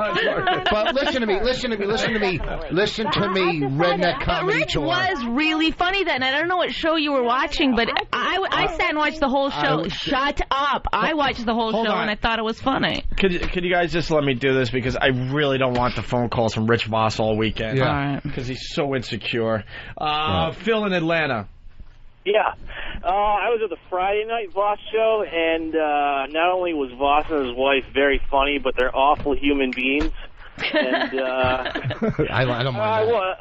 I was there with my friend, and I told her, I'm like, we're sitting on the back wall as far away as possible because I'm not having a room full of people laugh at me. Sure enough, every single person in the pit caught shit. This poor gay guy that wouldn't leave alone. Oh yeah, that's right. I remember him. All right, so thumbs up or down for Rich Voss? Oh, please, thumbs up. It was, You know what happened? You said something to someone. It might have even been her. A little too close to home, and now you suck. Yeah, because look, here's Mike in Atlanta. Mike? Yeah, man. I went to the Friday show, and Boss and Bonnie both kicked ass, man. That bitch don't know what she's talking about. All right, and there I you go. got your DVD, Boss, and it was funny as fuck, man. This man sounds intelligent. Thank you. No, but I think Ant's onto something. Let's try this out here. Ryan. Yes. What got to you that Rich Voss said? And be honest. If you listen to the Opie and Anthony show, heckling. No, it was just all the heckling. Wait a minute. It's called crowd work. It's original comedy. You know, when I go to a comedy show, I want to hear some funny stuff. What's more original though than off the cuff, like beating down somebody that's in the audience, maybe heckling? Working in the moment. I want to pay for your mama's so fat she. I didn't do any of that shit. No, never. Don't do your mama. But I'm just using that for example, okay? But here's the deal. And by mama, you mean you. Here's the deer. Yes. Rich said, "Here's the deer." All right. Yes. Here's the deal. Listen to me. Here's the deer. Listen, okay. You both suck. No, here's the deal, Ryan. Listen, no, hold on, Ryan. If you called the show right now and said, "Hey, I saw Voss's show. I don't think he's funny. It's not my type of comedy." Cool. But when you're speaking for everybody, going, "The show sucked." That's where people get pissed off. It didn't say. Because you have to acknowledge that everyone was something laughing. happened because Ryan called 3 or 4 times, and we just didn't feel like going there. But she had to keep calling back. I'm sure that Ryan, I did something about an uncle touching somebody. Yeah, did something or being hit overweight home? Or did something hit home, Ryan? That he said I trashed her better half probably. That's what. Well, you trashed us all because we were on the front row. Which all right, okay. We're getting to something. All right, okay, hold on. Now, let's be honest here with each other. So you were one of the people that Rich spoke to from the stage. Well, yeah, he spoke to everybody. Okay, no, I understand. What did he say about you or one of your friends? That's what we're trying to get to. Specifically, what was said to you or one of your friends? Okay, he called. See, now we're getting Come on, just be honest. He said that I looked like I was mating with owls. Oh, she had big eyes. All right. Now we're getting to the bottom of this. I love this. This show's like fucking Columbo. Thank you. Vincent D'Onofrio got to the bottom of this. Wait, y'all have to understand, though, a little heckling is fun. Get the terminology correct. It's not heckling. Yeah. The reality it's called crowd work. The crowd heckle. Hold on. The reality is heckling is fun until it's directed at you. No. We knew we were going to be heckled when we were on the It's not heckle. It's not heckling. Crowd work. It's crowd work. Right. The crowd heckles the comic. Right. Who then must return the heckle with crowd work. Okay, what I don't understand is when that guy pretended to cut his throat with a bicycle grinder, why did you get so upset? Yeah, okay? totally. You fucking boob. So what else? Jody! Now, Ryan, besides the owl remark, what else was said to, like, the group you were in? Somebody else in the group. Well, we were, my sister-in-law was told to quit using her ghetto fan because the air conditioning was broke, so she was using paper to fan herself. Now I know exactly who they are. That's hysterical. She's going like this. People was laughing really hard. Yeah, I remember them. Yeah. All right, and anybody else in your crowd that Rich talked to? And they were bigums. Yeah. We were bigums. Yeah, kind of. You know, you would dip your arm in cheese and nibble on it between pizzas. Okay. Not funny, Richard Voss. No. What? You must be kidding me. What's that? I weigh 108 pounds. I'm a bigum. Oh, then the other one was, I don't know. Well, whatever. What else did I say? Well, whatever. Okay, but so you called her boyfriend a terrorist when he's damn Greek. Well, so they all look dark-skinned. Like you can't have a Greek guy that looks like he's Arab. I don't have time to ask what country you're from. Yeah. I know. Listen, here's the thing, miss. Okay, here's the thing. You raked you raked her people with machine gun fire. Yeah, the whole table. A little heckling is fun. Heckling. If you get on the front row and there's only, 50 people there, hello, I know that's going to happen, and that's fine. A little bit of it's okay, but listen, let's use the other show, for instance. Well, let me explain. Jimmy. He might have heckled one person, but his show was funny. You're right. It's not heckling. Okay. Are you going to compare? Can you compare Led Zeppelin? Are you going to compare Led Zeppelin to 50 Cent? We're two different. You're going to compare Picasso to Rembrandt. Listen to me. That's what Rich does. He does crowd work. It's very hard to do. Or Led Zeppelin to Great White. Yeah. Right. Here's the thing. I have done. He's not smart enough to understand. I understood that one. Here's the thing. People out there are laughing. Here's the thing, mister. I could do some material for 2 hours. I get bored. Sunday, plus when I'm working the crowd, it's not heckling, but I'm working the crowd. No, I want to explain to her, so I'll give her a little knowledge. You want to give people knowledge We sometimes. get the reviews when you guys hit the road. Oh, no, you got great we reviews. never fail. We never fail. It's not that. I'm trying to explain to her. Fail? I fail. No, you didn't fail. You were the funny one. See, they do this to Aunt and I all the time. That makes Bonnie look bad. Her saying you're actually, good. Yeah, right. Now that's a backhanded compliment. That's not even a compliment. All right. That's an insult. All right, Ryan, you get it out of your system. So, hey, Ryan, anyhow, in August. Next time you come to Atlanta, maybe you'll try a little. Next time I come to Atlanta, please don't come to the show. But here's the deal. In August, my DVD will be in stores if you'd like to buy that. There's a lot of material. There's no heckling, all right? Yeah. Okay. Oh, yeah. Heckling. Your husband must hate you. All right. Enjoy the owls. But the thing is that that's a style of comedy that's really difficult to do, and Rich Voss does it better than anyone. He really does. I love his crowd work. I love his crowd work. I've seen him 1,000 times, and I'll still watch him if I say, just do crowd work and I'll watch you. No. And he does it the whole show. No one can do that. You know what I learned from the whole thing, and it's very sweet. Yeah. Bonnie is in love with Rich. I learned that, she's always ragging and stuff, but holy shit, when that bitch opened up on Rich, I loved it. You put on the fucking claws, man. Well, because here's the fuck you, it's funny, I'm fucking. Well, because if Rich had a bad show, which I've seen happen twice, where he really has, 2 years. I would have but he didn't. He was getting laughs. He was being really funny. Sunday night, remember, there was 2 full tables of Jewish seniors there.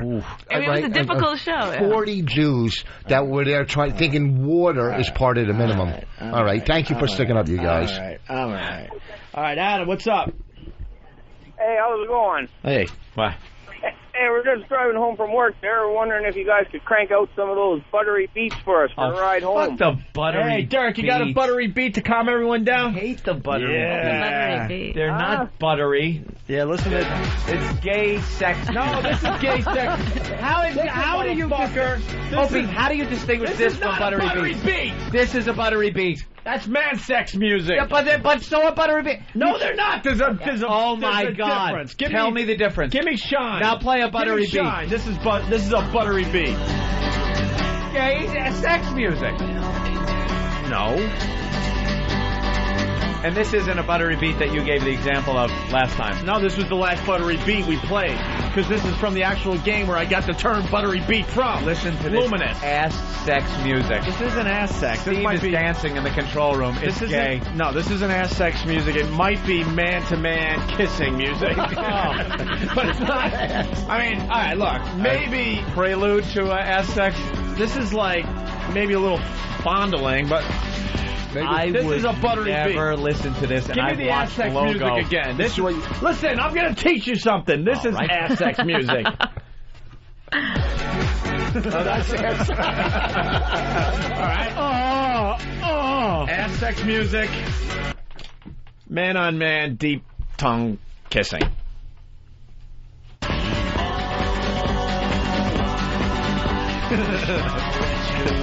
It's a buttery beat.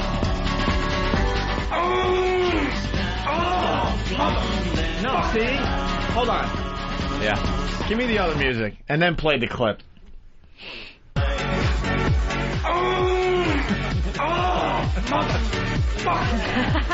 There's a difference there. I see the difference, but the buttery beats you were playing like a week ago or earlier in the week we were trying was to figure... just like this. No, because because Derek didn't know what a buttery beat was, so we went with this music. Eric doesn't know what anything is. This is a buttery beat. See? It's very buttery right there. Are we calmed down? Yeah, we're all calm. Everyone's zippers down, our cocks are out. Jesus, what this music does to you. Buttery beats and lush looks. Lush looks. Read the back of the Luminous box. All right. Enough. All right, we're going to take a quick break. Let's say hi to Wheel in Jersey. Wheel? Hey, what's up, buddies? How you doing, man? All right. Hi. Yeah, I just got to say, Voss slayed today on the walkover. He was so thank funny you. in that. Thank you. I just want to let you know, man, Voss, you're pretty good. Normally you suck. Why does everyone say that? The line about taking a week to suck a dick was phenomenal. That killed. Thank you. All right, boys, you suck. All right, thank you, sir. Let's say hi to Tom in California. Tom, what's up? Hello, sirs. Hey, Tom. I just want to say one of my favorite things about the show is listening to Mouth Rich Voss fuck up his words. Here's the deer. Here's the deer. Here's the deer. Mine was Bangladesh. Bangladesh. Oh, did I say that? Yeah. Yeah, you did. There's a couple Hey, more. Voss, even though you're a muttermouth, me so like you. Thank you. Thank you, Tom. Why don't we take a break? We'll continue. We got Joel Siegel's movie reviews. We got the Lance Bass stuff. Yes. Ah, yes, Lance Bass. We got oh my God, we're doing Stoner Spelling Bee today? Oh shit, do we have enough time? We could start at 10, I guess. Sure. All right, we'll start Stoner Spelling Bee at 10. Get our contestants and get them smoking a lot of dope. We'll do that in a few minutes. But first, these messages. Well, we got some audio from the Night Show appearance. Opie and Anthony. It's great. They're like the hottest guys on radio. Wow, that's really nice. Really nice. Opie and Anthony show on XM Satellite Radio. It starts with an O&A plug before headlines. Opie and Anthony show on XM Radio. Very nice. Test tested. Leno approved. They plugged us like 3 times last night. on the show. The Opie and Anthony show. The hottest show there is. Hottest show there is.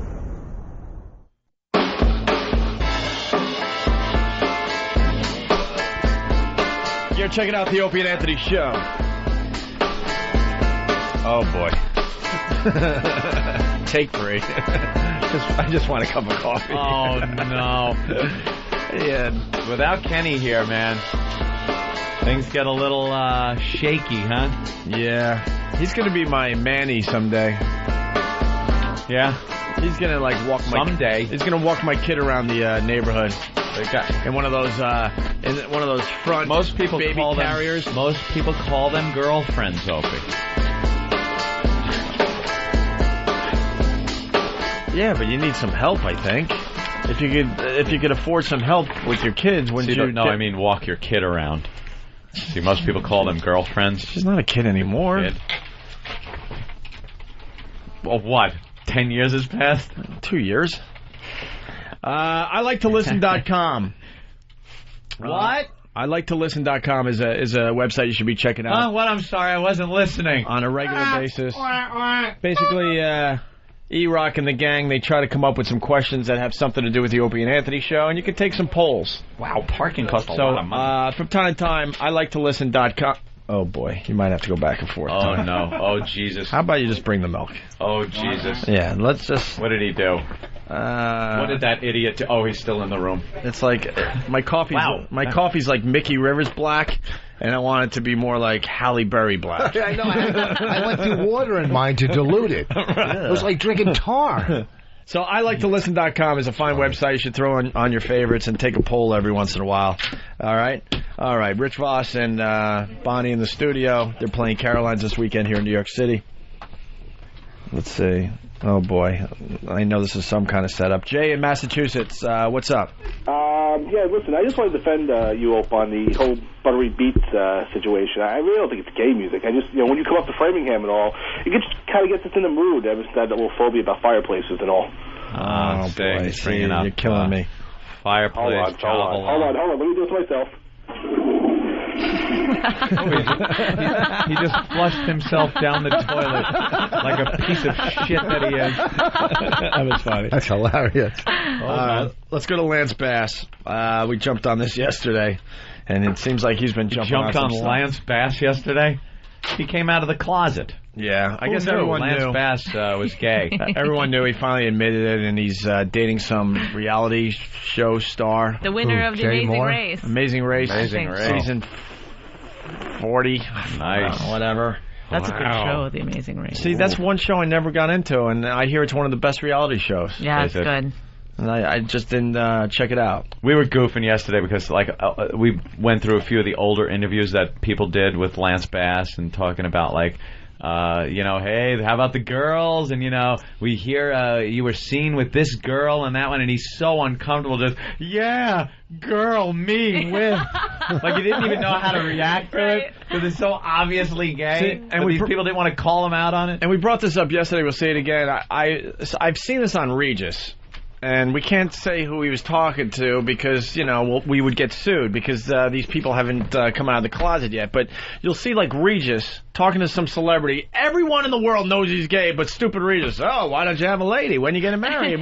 And you're like, holy... Would someone tell this guy behind the scenes what the buzz in Hollywood is? He's just Come on, Liberace, when are you getting married? Yeah. And even ask, what seems to be the problem? Why don't you have a girl in your life? You look like quite a stud. Why don't you settle down like that Rock Hudson fella? You know, he's another good-looking fella that was... settle down already. That is so good. But you watch this, like, he can't be this stupid. But maybe he's busting their balls. And doesn't his... You think he's busting their balls? Nah, he's not that smart. You would think his producers would go, you know what, people are saying... His producers? Gelman, when are you getting a girl? Holy shit, I got a faggot for a producer. So weird. He's just a doddering old fool. That's it. They give him everything. Not his fault. They give him everything, though, man. Yeah. I don't know. I don't get it. Because he has to be with That America's Got Talent is it's a pretty good show. But he stinks. I heard it's dropping off. It had an initial really big good rating, and now it's just like he's like a robot up there. Yeah, the whole thing with that stupid game show he was on. Millionaire. Right. Yeah. And then what happened to that? After a while, they replaced it. It's still on, apparently. In all fairness to that show, it was such a hit that they just killed it. It was on too much. Because they're talking about that with Deal, No Deal. You know, they want to protect that franchise because it's such a huge hit for, what is it, NBC? I think so, yeah. That's what and so they're like, the new season's going to happen, and they're like, we're going to try to control this and not have too much on the air because they know that's what killed Millionaire. Overkill, yep. But Deal or No, that's what America's come down to. Yes or no? Yes, no. Know what, though? What? The concept of the show stinks, but Howie Mandel just pulls it off. He's a great host. Yeah. There's something about how he plays it with the contestants. Welcome and to the Coin Toss. And the hot chicks with the briefcase. He just pulls off that show. I watch for him. That's it. This fall on Fox, Coin Toss. Heads or tails? And just got like two guys, heads, tails. Big light show, big like fancy graphics. Followed by odds and even. And once, twice, three. We'll be back with shoot after these words. Damn it! Paper. Wait for shoot. Paper, rock, scissors. Still classy graphics and set on NBC. Turning shit into something with graphics and lighting. Well, Regis isn't funny at all. Remember when we did the Donald Trump roast? He hosted, didn't have a funny line throughout the day. Nothing. How about his hair? Oh, yeah? What about it? Doesn't it look silly? Yeah, 8,000 jokes about his hair. Come on, Regis, when you're heckling the dais, have a punchline. Heckling. Let's go to Greg in Canada. Greg? Hey. Hey, guys. Hey. You guys are fantastic. Oh, and you suck, too. But at the same time, Rich Voss, that was fantastic. Thank you. All right, thank you, Greg. I laughed my ass off so hard. You made so Canadian. Hey, what was that thing you talked about? Oh, the bumps. What's that? Hey, did you ever get the bumps for your birthday? Oh, fuck. Yeah. All right, wait a minute. This stupid Canadian thing. We love our Canadians, and we hate them at the same time. I love our brothers to the north, but yes, they have some silly things. Well, explain what the bumps are. Explain the bumps. That's where what's on my dick? A bunch of your quote-unquote friends hold you from the front. I mean, I'm going to get descriptive. It could get a little bit, nasty. How nasty? You could say they grab you by the balls and cock, and it's fine. But I didn't think it was that dirty. I don't remember it being that. Just describe the bumps. Basically, they hold you by both of your arms. Yeah. They bend you over oh so slightly, and they take their knee and they ram it into, into your arse for every year. That's not what Bonnie described. Wow. So they grab your arms, bend you over, and then knee you in your asshole for as many years as you are old. Bumps, not the humps. Oh, the humps. No, the bumps. He must be from the east. Yeah, maybe it's a different. Wait a minute, Canada has an east and a west? Sure. Oh, wow. Does it have a left coast and like an east coast, and the east coast hates the west coast? You've seen a map of Canada, right? Yeah, but I never thought of it as an east water either side. I just looked at it as one big piece of shit that we don't pay attention to. We pay attention to our brothers. Really? Name one thing you know about Canada. We're forced to pay attention Canada? to way too much. Canada, But, yes. What's their number one export? Americans. Greg. Our number one export to you guys? What's your number one? Oil. Oil. Yeah, right. And soon probably going to be fresh water. Oh, you dissing our water, sir? We like our water. Yeah, Canada has really amazing water. Dudley Do-Right. All right, thank you. Know about Dudley Do-Right. But no, the bumps was... Grain, right? Grain. Great. We have a lot of textiles. We have a lot of produce. Textiles. Yeah, No, she was talking about the bumps being like they hold you by the arms and like your wrists and your ankles. Yeah. And then bang your ass on the ground. I guess it's any way you can get your ass banged. Yeah, is some the way bumps. to bang some Canadian ass for their birthday. Every year of the year. Depends if somebody's laying underneath you. Yeah. Oh, my. But I've seen that one done, but I've never had Man, you guys are starved for entertainment up there, aren't you? We just punch. Like here in America, let me turn you on to the American custom, Greg. We just like punch the guy in the arm as many times as he is old, you know. Yeah. Whatever, 20 punches. We had the pink belly. Have you ever heard of that one? Of course. Indian rubs, Yeah, pink bellies. That's another one. Yeah. That's another North one. American. That's not just. Yeah. You know, the pink belly and the Indian rub and all that, that's just excuses for your uncle to touch you. Right. It is. It's a very kind of Greek Roman For a Russian president to kiss your tummy. Right. All right. Sicko creep. Peter Graves in the Putin. cockpit moment. All right, Greg, we're bored with you. Yeah. Okay, thanks. Thank you for standing on guard for thee, though. That's open. That's my Usually bit. I'm stealing your bit. I gave you credit. What are you standing on guard for thee? I What does that don't mean? know. You're there just in case we need you. For us, just in case. Just in case. It's like fucking fifth string, though. Who, the army? If we're in trouble where we need Canada, we're fucked. The world is fucked. The only way that Canada will ever have to go to war is because of you guys. So, Yeah. I mean, If we happen to be lose. next to a superpower. No, wait. You're the only We time don't you get have to into go to trouble. war. We don't get into trouble. What you understand is that if we lose, then you got to go to war. But do you know how quickly you'd just be fucking decimated? Yeah, with our army on horses. Put the tanks away. We're being attacked by the Renaissance Festival. Standing on guard for thee a is very like... good Air Force, by the way, where we do a lot of training of other countries. Yeah. Listen, Our I'm Air gonna Force. Yeah. stick up for you like you stuck up for me. But here's the thing: you gotta No, realize. you sell me out, you Wait, cock. listen. Standing on You know guard... funny? Standing on guard... You bombed on Sunday. Standing on guard for thee is like, you know, you're with your buddies, you're in a bar or whatever, and there's a huge brawl that goes on, and it's your one friend that didn't get involved with the fight, but he was standing on guard. He was watching the situation. He was watching the door. And he thought everything was under control, but... One more chair over the head, and I was jumping in to help you guys. Saturday Night Fever, when they run the car into the Puerto Ricans' little clubhouse bar there. And then the other guy, I didn't know where you were, Tony. He drove away. That's standing on guard for Canada. thee. You're kind of there, but something happened. Canada's the dope with the platform shoes that fell off the Verrazano Bridge. Colin. You didn't call me, America. You never called me. I'm sorry. I'll call you tomorrow. Colin. Get down from there, Canada. Stop it. I can't defend it. I don't even feel like I'm Canadian anymore. Colin. Opie, I just wanted to say that they actually did have a piece of shit rock, paper, scissors TV show. Yeah, they was did, hosted by actually, Jimmy yeah. Norton's older brother, Dave Attell. And I also want, on that note, I want to say with Jimmy gone, you're really trying to go for the poll because you've been killing today. Nice. I was funny today? Yes. Oh. The whole buttery beat thing, although shake your body is kind of ass sex. You mean me? You're me. Yes, Opie. You're me. Thank you, sir. I appreciate it. All right, Colin. Colin in Florida. Why don't we do the Lance Bass stuff? Yeah, let's get sexy. Lance Bass story from Access Hollywood. It's the big story, so.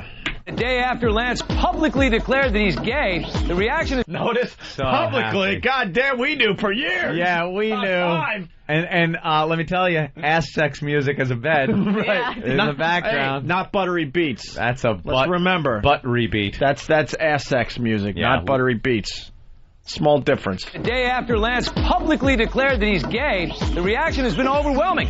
Actually, it's almost... Yeah, you know what? These motherfuckers, They love it. they have music like we do. They could have thrown a little Metallica riff or something just to keep the story going. No, they're like they're in the production room going, all right, find the gayest music that we could throw behind this story. You could just smell fucking poppers and ass. I swear to God, I'm thinking poppers. It's a gay club. Poppers and musky dark. bunghole. Everybody. The day after Lance publicly declared that he's gay, the reaction has been overwhelming. Actually, it's almost like his best friends couldn't wait for him to come out. Lance's NSYNC bandmates are showing the love. Yeah. Justin, Lance is one of my great friends. I wish him all the happiness in the world. JC Chazé, he is family, and I support him unconditionally. And Joey Fatone, I back him up 100%. Back him up, I get it. Come on, Joey, fat one. Guess which one doesn't have a publicist? Whoa! You are on fire. God damn, Opie. Thank you. No, really though, the first two were like perfectly worded. Hey, I Stupid back Joey him up Fatone. anytime. Yeah. Hey, so what? The guy likes cock. Who am I to fucking... I'll take it in the face for him.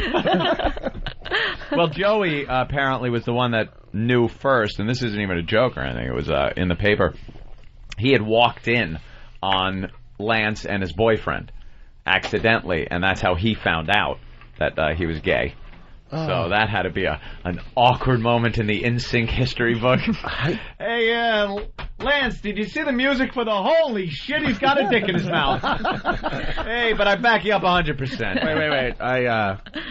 Why don't you set that up, and then I got the audio as after the door opens, and he sees what's going on. Like, Lance, I was looking for the... Lance, I need the... Oh, my God!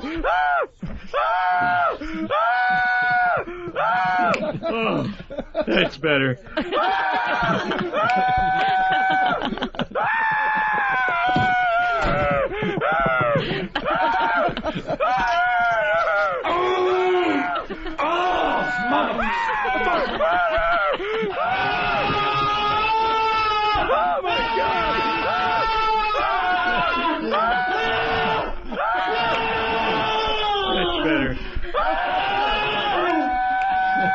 Don't just stare at it, eat it.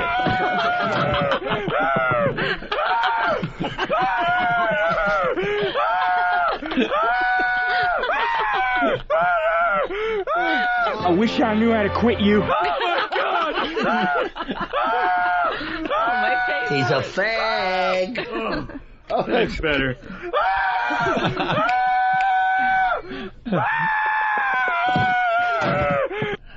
I'm the juggernaut, bitch. Oh my God! How'd that get in there? How is that so funny? Oh, my face hurts.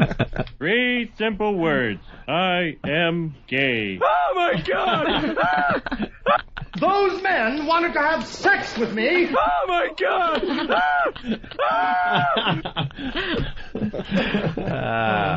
Well, yeah. All right. Well, yeah. Here's more audio. I've known that Lance was gay forever. It's no big deal. Lance's revealing announcement to People magazine was, however, old news to close friend and View guest Kathy Griffin. And he had really been hounded quite a bit. And, he's in a relationship and he wanted to be able to go hang out with this person and not be running from bloggers. Lance is here.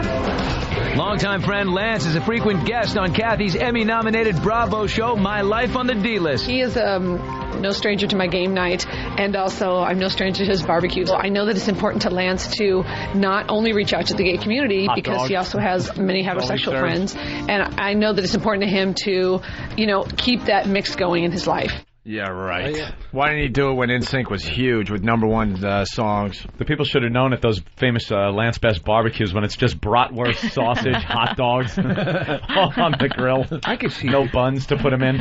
I have no problem when they say he's being gay, but then the whole boyfriend, that's gay. Gay, that's gay. What? Yeah. Being gay is one thing, but It's having okay. a boyfriend, that's gay. That's gay. That's gay. You just say you're gay without the boyfriend. Yeah, it's not okay. Being in a committed relationship But now is a little he's faggy. the reason he came out. I mean, the reason to be gay gay is because you want to go give, you don't want to just be with one guy. That's why you're not with just one Just girl. tremendous amounts of gay sex. Yeah, you just want to go on the I'll blow you world tour. It's not about like going to a show and holding hands and kissing. Nobody wants to show passion when you're gay. No, just, no. Hey, I'm going down to the rest area, sucking dick. Right to sucking cock. Or whatever. I mean, Ass sex. Oh, my God. Why didn't we think of this line? That's why we got the greatest listeners in radio.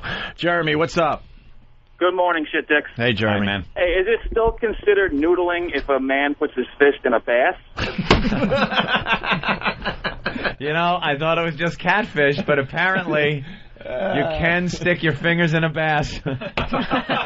And it's still considered noodling. I don't know. We'll Great check callback. for you. Line of the day, Funny Jeremy. motherfucker. Here's Bass's boyfriend. Opening up about his homosexuality, ending months of speculation. Lance and Amazing Race star Riken Lemkool were an item. Riken told Access Hollywood today, quote, "I want to keep this about Lance. I really want to thank you for being concerned. It's awesome to have the support." It's awesome to have gay sex with Lance Bass. And then finally, got to go with Leno.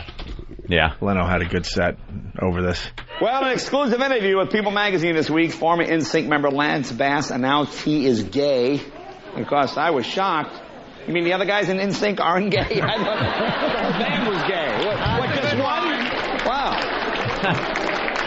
So I guess when they were singing "Bye, Bye, Bye" to all those screaming young girls, they weren't kidding. Bye, bye, bye. No, he said he first knew he was gay when he realized his name was Lance Bass. That's when he knew it. Lance Bass. Well, good luck to him. We like Lance. Of course. Fine, so you're gay, so what? Hey, you get a free people cover. Good for you. We don't care. That finish gets me off the hook, doesn't it?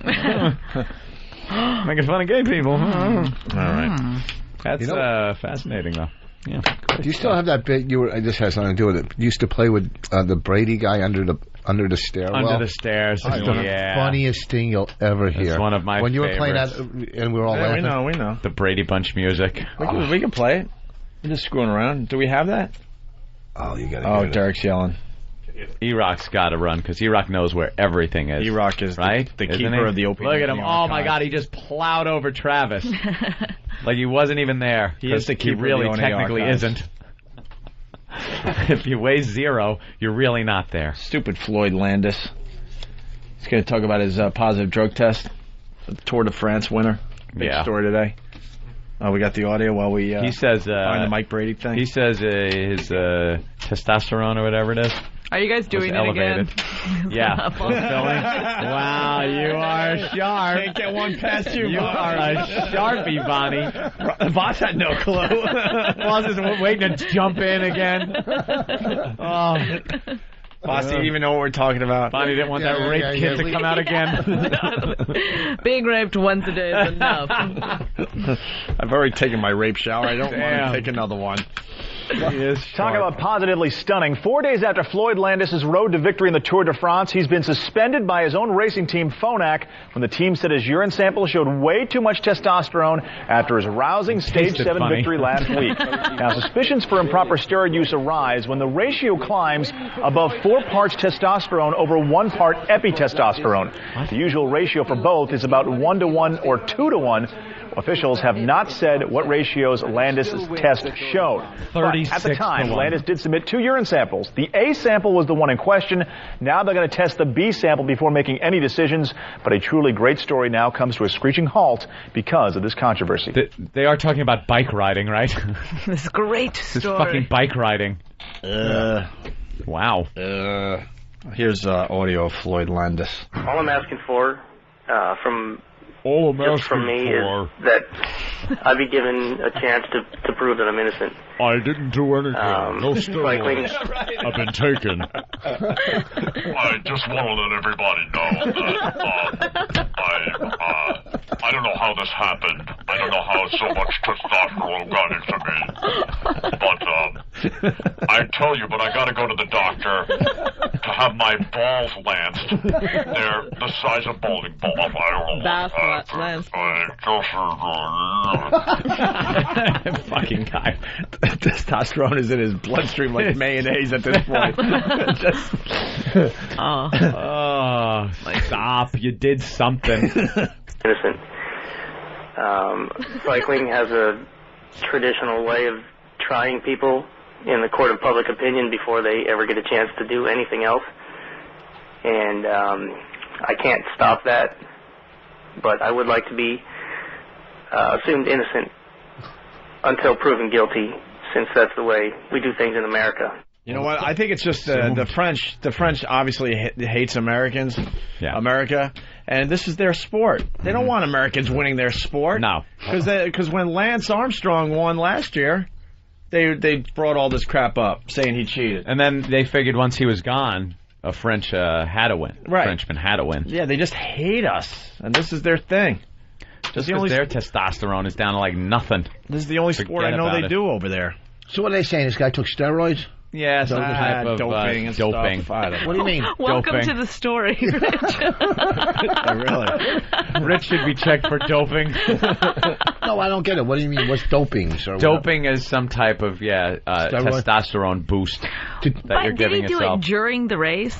Do they think? Because they said, I was listening to a story where he went from being at the back of the pack to all of a sudden. Yeah. All of a sudden, like he was testing fine, but he wasn't doing very well in the race. And then, like at the last, what do they call it? Stage of the race. Good, thank you. The last stage. Is that what they're saying it's the most amazing finish ever? Yeah, or something that he came back out of nowhere, and that's the sample that had the increased testosterone. What? Good for him, because no one was going to know his name. He's going to lose the race. He's like, you know what? Fuck it. I'll do this, and I'll get some headlines. But isn't this race like he's never racing again anyway, because he needs to get his hip replaced. Aren't they what a way to go out. A long race. How long is this race? It's like a couple weeks or a couple days? Very long. So how long is a boost? Isn't a boost supposed to last like a couple minutes or something? I mean, how does a boost last There's that all long? sorts of different stages in the Tour de France. They got like one that's a speed thing, and then another thing that's a couple hundred miles. There's and different then, types Then of there's this one stuff. that's 10 miles uphill as you ride the bike backwards with baseball cards and the spokes. It's the stupidest the thing. unicycle portion. Unicycle while you juggle. I try to pay attention to this sport back in the day, and it's just ridiculous. There's a million different stages. I don't even know what they mean. One day they're sprinting on their bikes. The other day it's a long.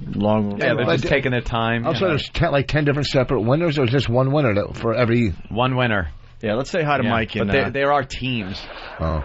Mike, if the French would compete without the big basket with a baguette sticking out of the front and a beret, just looking at the countryside.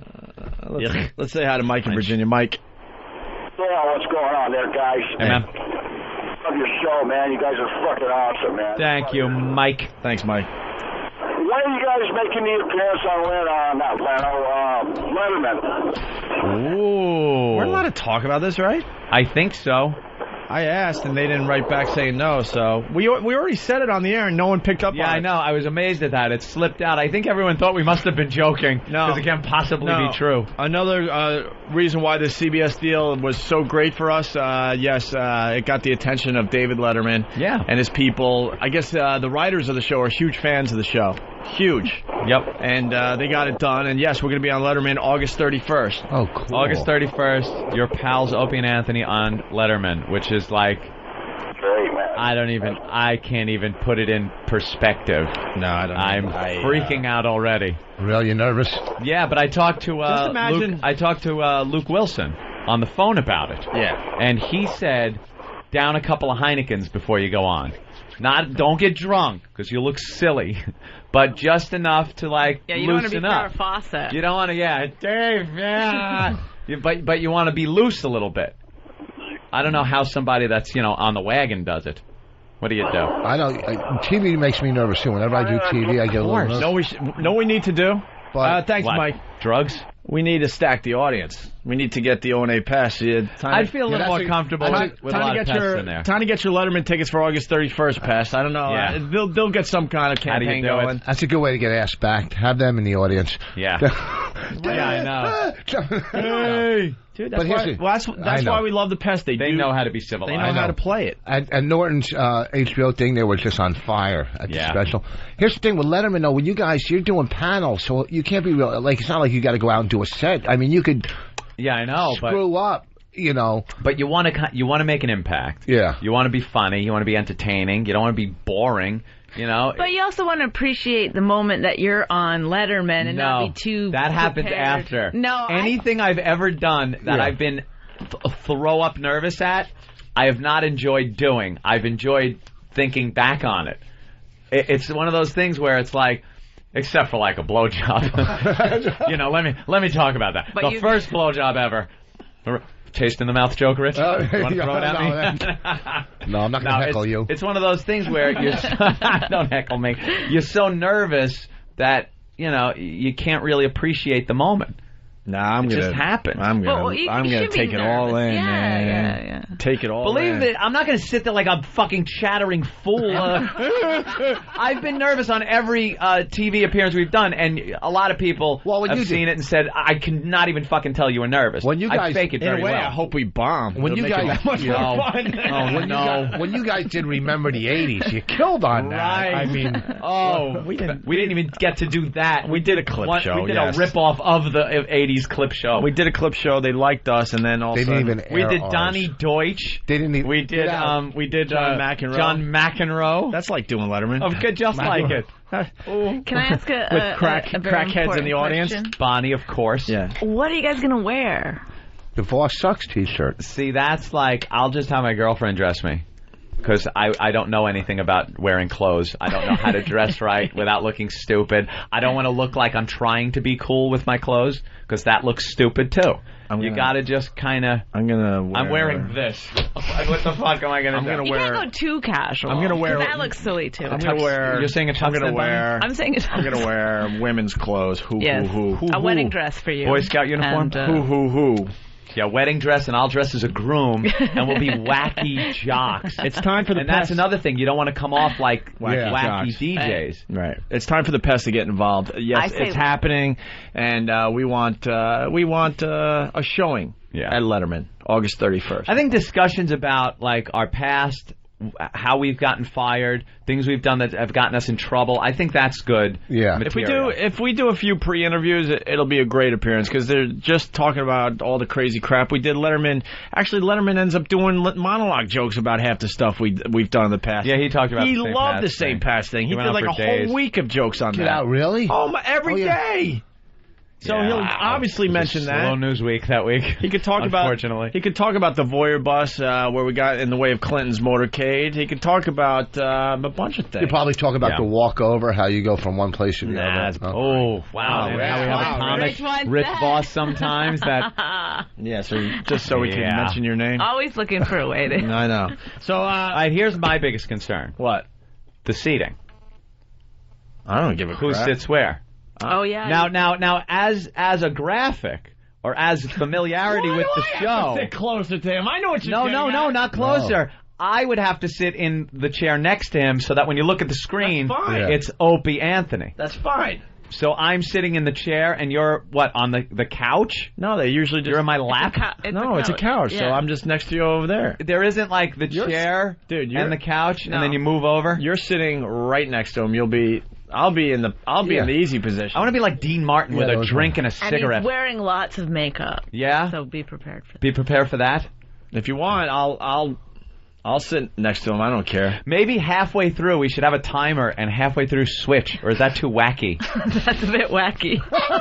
Like we couldn't decide who should sit in what seat. You should do it one way, and then the next when you come back on. Yeah, there's going to be a next time. I think it'd be more comfortable if Opie sat in Letterman's seat. Oh, there you go. That's good. All right, well, give us time. I'm getting excited. Yeah, excited. I'm getting butterflies. I want to say it again. O&A Pest, take it and run with it, man. We want a big showing at Letterman on the 31st of August. We're going to this. We're going. All right, why don't we play that Mike Brady Bunch thing that Rich Voss likes? Have we played this lately? Is it getting old? We haven't played in a while? All right, that's cool. We'll take a break with this. It's self-explanatory, I guess, right? Does this need a setup? Maybe. Just hit it. Yeah, well, for once, I didn't say the sickest thing on our show. No? Yes, you did. Oh, what? The sickest thing on the show wasn't that Sydney Simpson looked better? She looked hotter 4 years ago? That's pretty sick. OJ's daughter. You know, on my sicko meter, that one rang the bell. We can't find her these days. She got eaten by that big fat guy that follows OJ around. Yeah, she's gained a little weight there. Poor. But she used to be hot. I don't know what happened to her. No, you could say cute and, pretty Precious. You don't have to express all the thoughts in your head. You can let a few of them hit the speed bump and get derailed. They don't have to come out. I just thought we were having fun here. I thought I'd just like... What's the matter? I thought I'd share with you guys. Come back. Where you going? I'm going to make s'mores. But come on, Anthony. You had the sickest thing today. What was I doing? The whole Brady Bunch bit. What? It's true. Mike Brady designed the Brady house. Right. And he didn't design any backs on the stairs leading up to the kids' room. And there was a place where there was bushes under the stairs for someone to hide. Mm-hmm. So you thought Mr. Brady was under the stairs checking out his daughters and his sons. I knew he was. He designed the house. Yeah, there was no cable back then. Marcia! Marcia, Davy Jones is here for you. Marcia! Oh, yeah, come on down those stairs. You hot bitch. Look at you. Yeah. Mike! What? Mike! What do you want? Can you call Cindy down? Cindy? I need Cindy. Tiger ate the mail again. Oh, Cindy! Cindy, come down, but could you wear that little Shirley Temple outfit you wore with the dress? Don't be scared. I'll be right under the stairs. I'm just under the stairs. Oh, yeah, lisp for me. You're the dirtiest Brady of them all. Thief, biter, thief. You're a dirty girl, aren't you? Thief. Mike! Mike! You fag-hag! What? Why are my panties stretched out, Mike? Why are you asking me? Alice's fat ass is probably in them. That's probably it, Mike. Oh, well, I need Jan. Jan has to come down. My God, I have to reprimand her for not wearing her glasses. She could have killed herself. Oh, yeah, strut down those stairs. You little Brady. Yeah, you're a filthy Brady girl. Oh, stop on the stairs. Stop right there. Oh. Yeah, baby. Yeah, Dad, can I turn your office into a room for me? Greg? Yeah, Dad. Now, Greg, we're going to have to talk about this because an office has a lot of responsibility. I want you to come down here and I'll meet you in the office. Okay. Come on. Oh, look at that Johnny Bravo ass in those pants. Dad, can I call you Mike? Yeah, call me whatever you want. Okay. I'm gonna take you to the Grand Canyon. Really, Dad? Yeah. But I want to sing. Sing into the microphone, son. All right. That's not a microphone. Oh. It's winking at me. Dad, you're Jewish. Bobby! Yeah, Dad! Come on down here. We're going to play on the trampoline. I wish I was taller. Yeah. I'm going to hang on the monkey bars to get taller. You jump up and down on that trampoline. I'm looking right up your shorts leg. Yeah. Boy, that looks like a plucked chicken, doesn't it? Yeah, not a hair on there. Wow. You forgot Peter. Peter! We're all out of pork chops and apple sauce. Oh, that's okay, Peter. Come on down. All right. Come on down and I'll feed you sausage. That's what you want, sausage. Oh, walk down those stairs. Look at you. You get an afro just like Dad's. I bet you have one of those Brady afros in your pants, too, don't you? Time to change, isn't it? Dad, Jan's yelling at me because he's using my hairbrush. Shut up and get on the bunk bed. Oh, here comes Greg again. Those are groovy glasses, Greg. You know, you were caught smoking, but no one has to know. I won't tell Mom if you just help out old Dad. It wasn't my jacket, Dad. It wasn't my jacket. I don't care. Why are you putting the jacket over my head? Now we're going to smoke a cigar. Come here, Greg. This is a fine cigar. I call this the Pink Tip White Owl. You're going to like the draw on this one. Hi, Mr. Brady. Is Alice home? Hey, Sam. To come over here. Show me some meat. All right, as long as Alice isn't home. Are we done? Yeah, I don't know. My God. I was thinking of something for Cousin Oliver, but I got thrown because Opie's got the same haircut. Oliver! Oliver, come on down. I have to initiate you into the Brady house. Right. I'm going to grow up to look like John Denver. Oh, there's Greg's mouse that he's using for that little experiment. Let's make your butt into a habit trail. Yeah. Bend over, Oliver. That's all right. That's a paper towel tube. It's okay. All the Brady kids have done this. Okay, very good. That was... Can we leave on an up note? Yeah. Oh, too late. I doubt it. This local tavern appears to be quite festive. It's a friendly bunch in here. Seems to be mustache night. Perhaps I'll belly up to the old bar and request a libation. Ramon, fetch me a bikini teeny and then push in my stool. I said, remember that.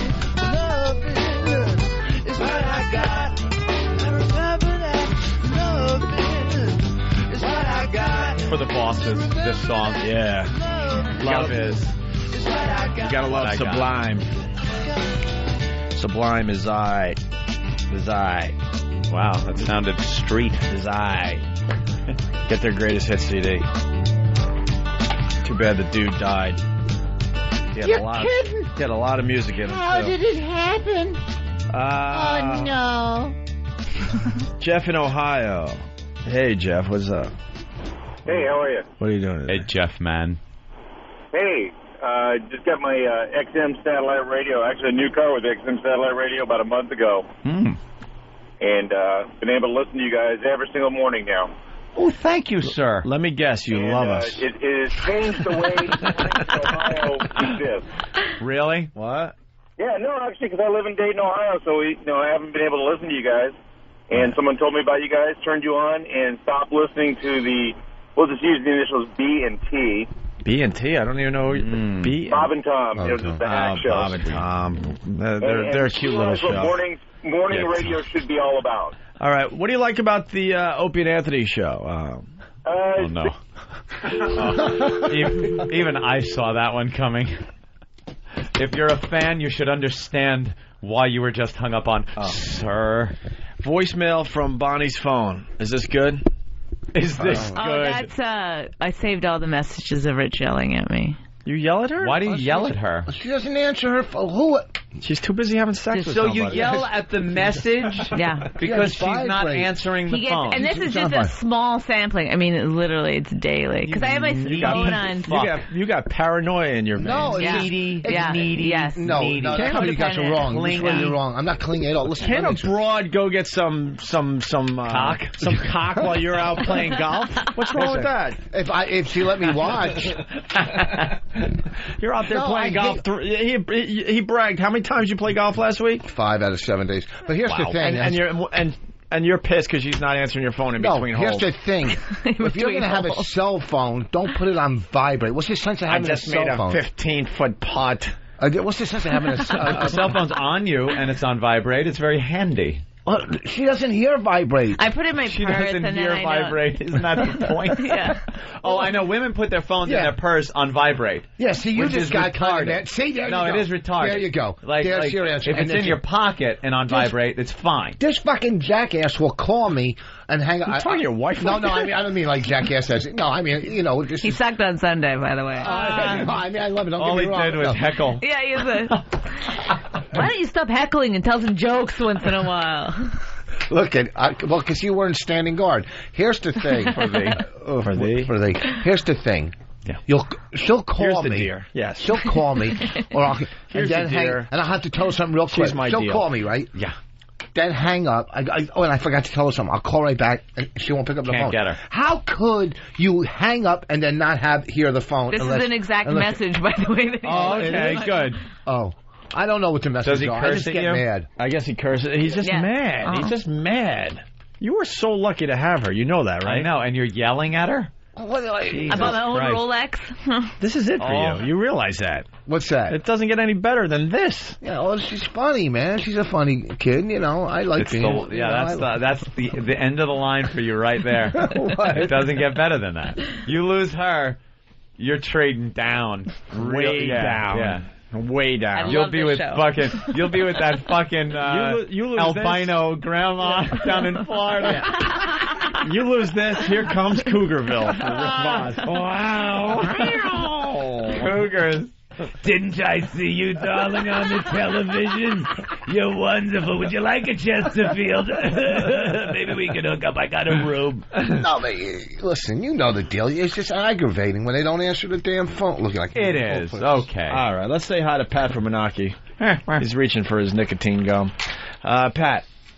Hey, Opie. Hey, Pat, how are you, buddy? All right. I just want to know, does Bonnie set her vibrator on ring?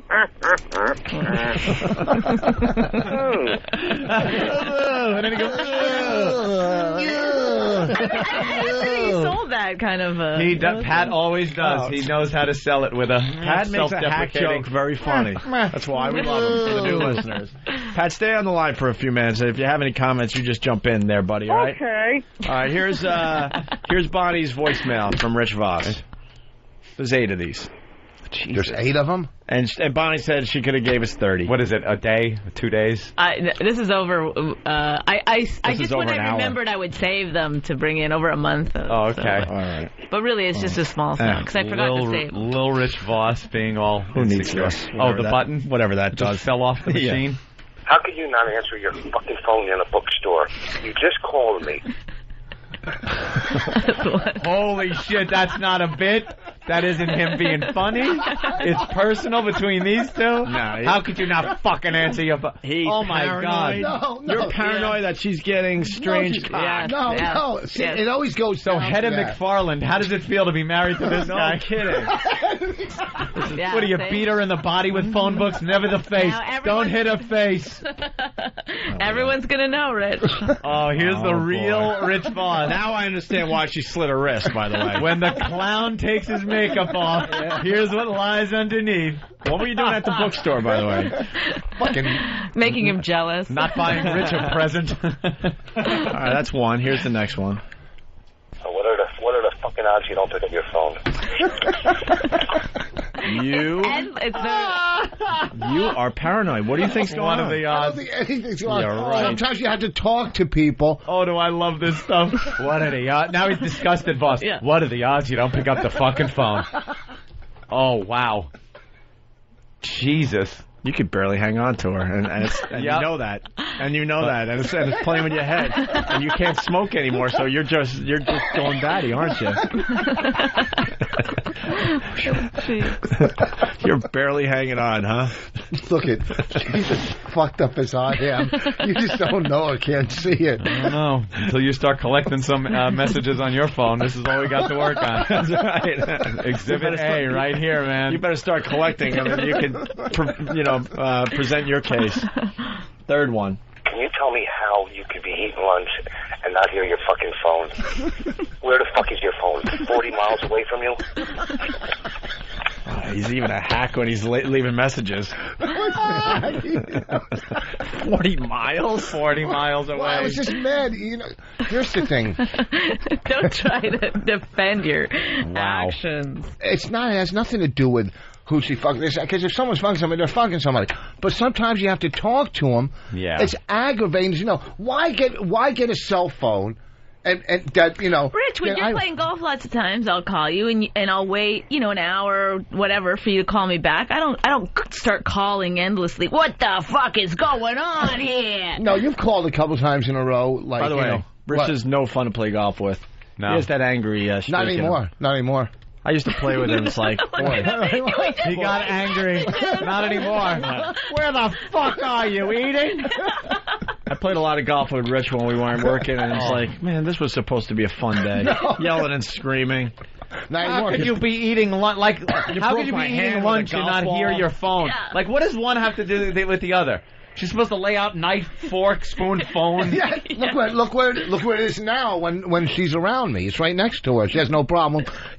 Look at But the other thing is I don't always answer my phone. Like, if it's somebody I don't feel like talking to, I won't answer does it come up, Rich Voss? And he, well, no, I'll answer when it's him, but he gets so mad if he sees me not answer my phone. Oh, see, when like, he loses compassion for somebody well, no, at the because other end. if she's not answering her phone, that means she doesn't want to talk, or she's hiding something in front of me. Yeah. You know, if you don't answer your phone, look at that. I didn't even think of that one. Yeah, like you if don't you don't answer your phone in front of, she won't answer her phone because maybe she doesn't want to say something in front of me, you know, when I'm there. You know, like, not now, I can't talk. You know, anything. That's like a guilt thing that I think everybody does every so often. If you get a wrong number on the phone at home, you can't just hang up. You have to kind of almost have a conversation about how it's the wrong number. Yeah. How wrong number? What was that name again? Carlos. No. What's your name?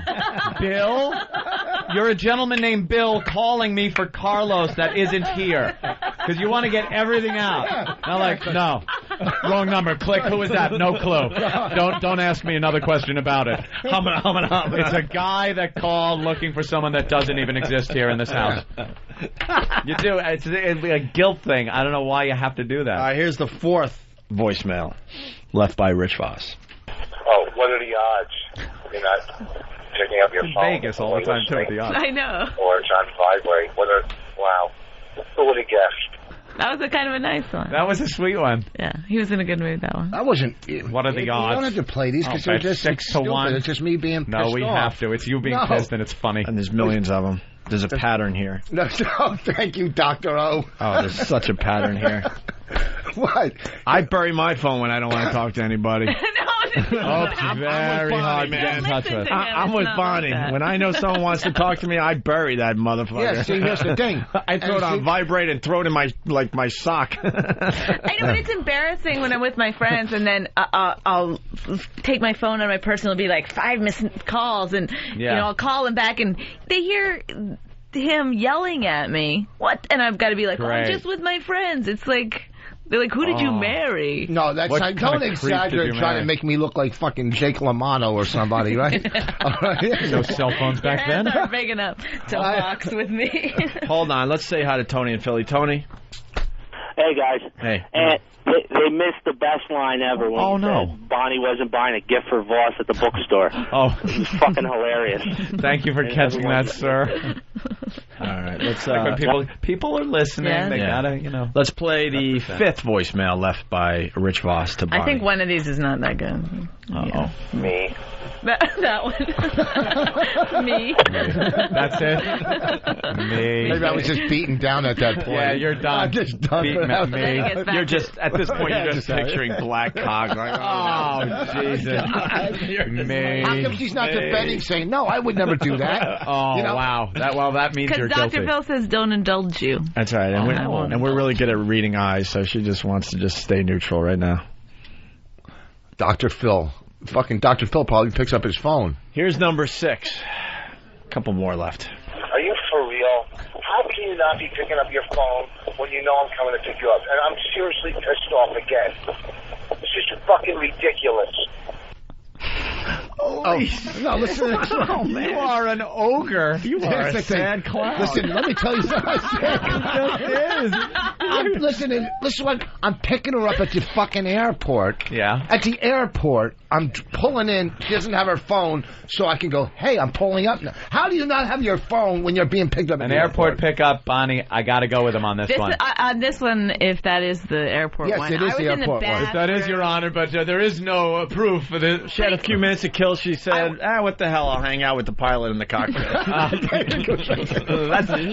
all the crazy shit you're thinking. I'm not stupid, Voss. Is that really what it is? Absolutely. So dumb. No, it's... Who doesn't have their phone on? I went to the bathroom. I called him immediately afterward. Yeah. Because there's nowhere to park. In the background here. When can I see you again? Alan speaking. Who was that? Because we all have the paranoia in our heads. Here's number 7. You know what? I'm ready to go eat without you. It's unbelievable. You don't have your fucking phone on. It's unbelievable. You don't have your... Like the Loch Ness Monster. Like Bigfoot. It's unbelievable you don't have your phone on. Use the word unbelievable. And that's the point you're thinking in your head. I knew it was too good to be true. I knew it. I'm telling you, if I could fucking put an ankle bracelet on her or something. Oh, yeah, of course you would. Rich, we're together like 24/7. I mean, we're all. Man, she needs I some wouldn't even have time to have an affair. She's going to have a radio collar and a tag in her ear after Voss darts her. I would prefer it to the messages. No, first of all, you're trying to make me look like some crazy... trying to look... I didn't leave those messages. Right. Yeah, but you saved them. Here's the thing. Like some... Thank God. Show you for the creep you are. This is unbelievable. But I accidentally erased like so many of them because I forget that I was gonna. I could believe a UFO coming down and giving me an ass probing, but you not having your phone on. Unbelievable. Here's the final one for today. Mm-hmm. She did say that there's many, many more. Oh, what's that? Hope you're getting a message. It's wrong text coming in. From a guy named Bill from Bill. I don't know any Bills. I get texted from my phone company sometimes. They text with like deals and stuff, and you'll hear that text message thing, and I'll open it up and read and go, "Goddamn AT&T again with their junk mail. Is there a way, baby? Do you know of a way to keep them from texting me?" Because it's just a thing. You want it known that you're not getting these texts that are from anybody. This is sneaky. A text message from Sally from AT&T. Well, you gotta always stop use the writing name, me. Right? It's always if you're a guy, use a Bill, guy's Bob, name. something. All right, here we go. Guy's name. Here's the last voicemail that Rich left for Bonnie. You know what? I'm going to take your phone away. That's what I'm going to do. I'm going to take it away. That's probably... See, and he's doing that in front of friends. Clearly, you had a friend with you. Who, that was in your... you didn't pick up, so I couldn't know you're about... I got one more Rich Voss message. Oh, no. Goddamn rich cunt! Aren't you rich cunt? Jesus, Rich. Come on now. You're threatening to take her phone away? The girl is just... She's an adult. She, you know what she does? She abuses her privileges. You actually think you could take her cell phone away and have and your relationship would continue? You having her is a privilege. Shut up. Yeah, no shit. Listen, here's the thing. Maybe if she didn't have it for a day, she would see, how useful it could be with the ringer on. Or maybe you could just punch her in the face and she'll get the same message. No, I'm not a violent person. Here's the thing, too. She could be getting a call from somebody. She won't answer it. Okay, two reasons. Okay, that she should answer it. One, it could be for her career. It could be like that call. Right. She says... Those calls, they'll call back. That's what she says. Absolutely, they'll call back. They'll leave a message. No, but how about they find someone else in between while you and it's the call. ringing, someone else. No, see, in show business, you got to jump on things. You're thinking about yourself, not her. You just want her to pick up the phone every time you call so you know exactly what she's up to. No, not all. It could be a call for your career. No, even when I'm with her. You're paranoid. A little bit. I'm not going to lie. Sometimes you get a little paranoid. We all know you're out of your league, but she loves you. Can I ask Bonnie a question? Mm-hmm. Why don't you have your ringer on? Because I don't have a good ringer, and I think it's embarrassing. Point Rich. Point to Rich. That is a lame ass excuse. That just hit me right in the gut. When that answer came on, your paranoia. I don't have a good ringer. I have a lame ringer. It's not like hold on. It's not like cell phones were just invented. There's probably 10 million ringtones you should get. I know, but I don't have. Holy Jesus! Yeah, I don't have a good ringer. Rich, there could be a problem now.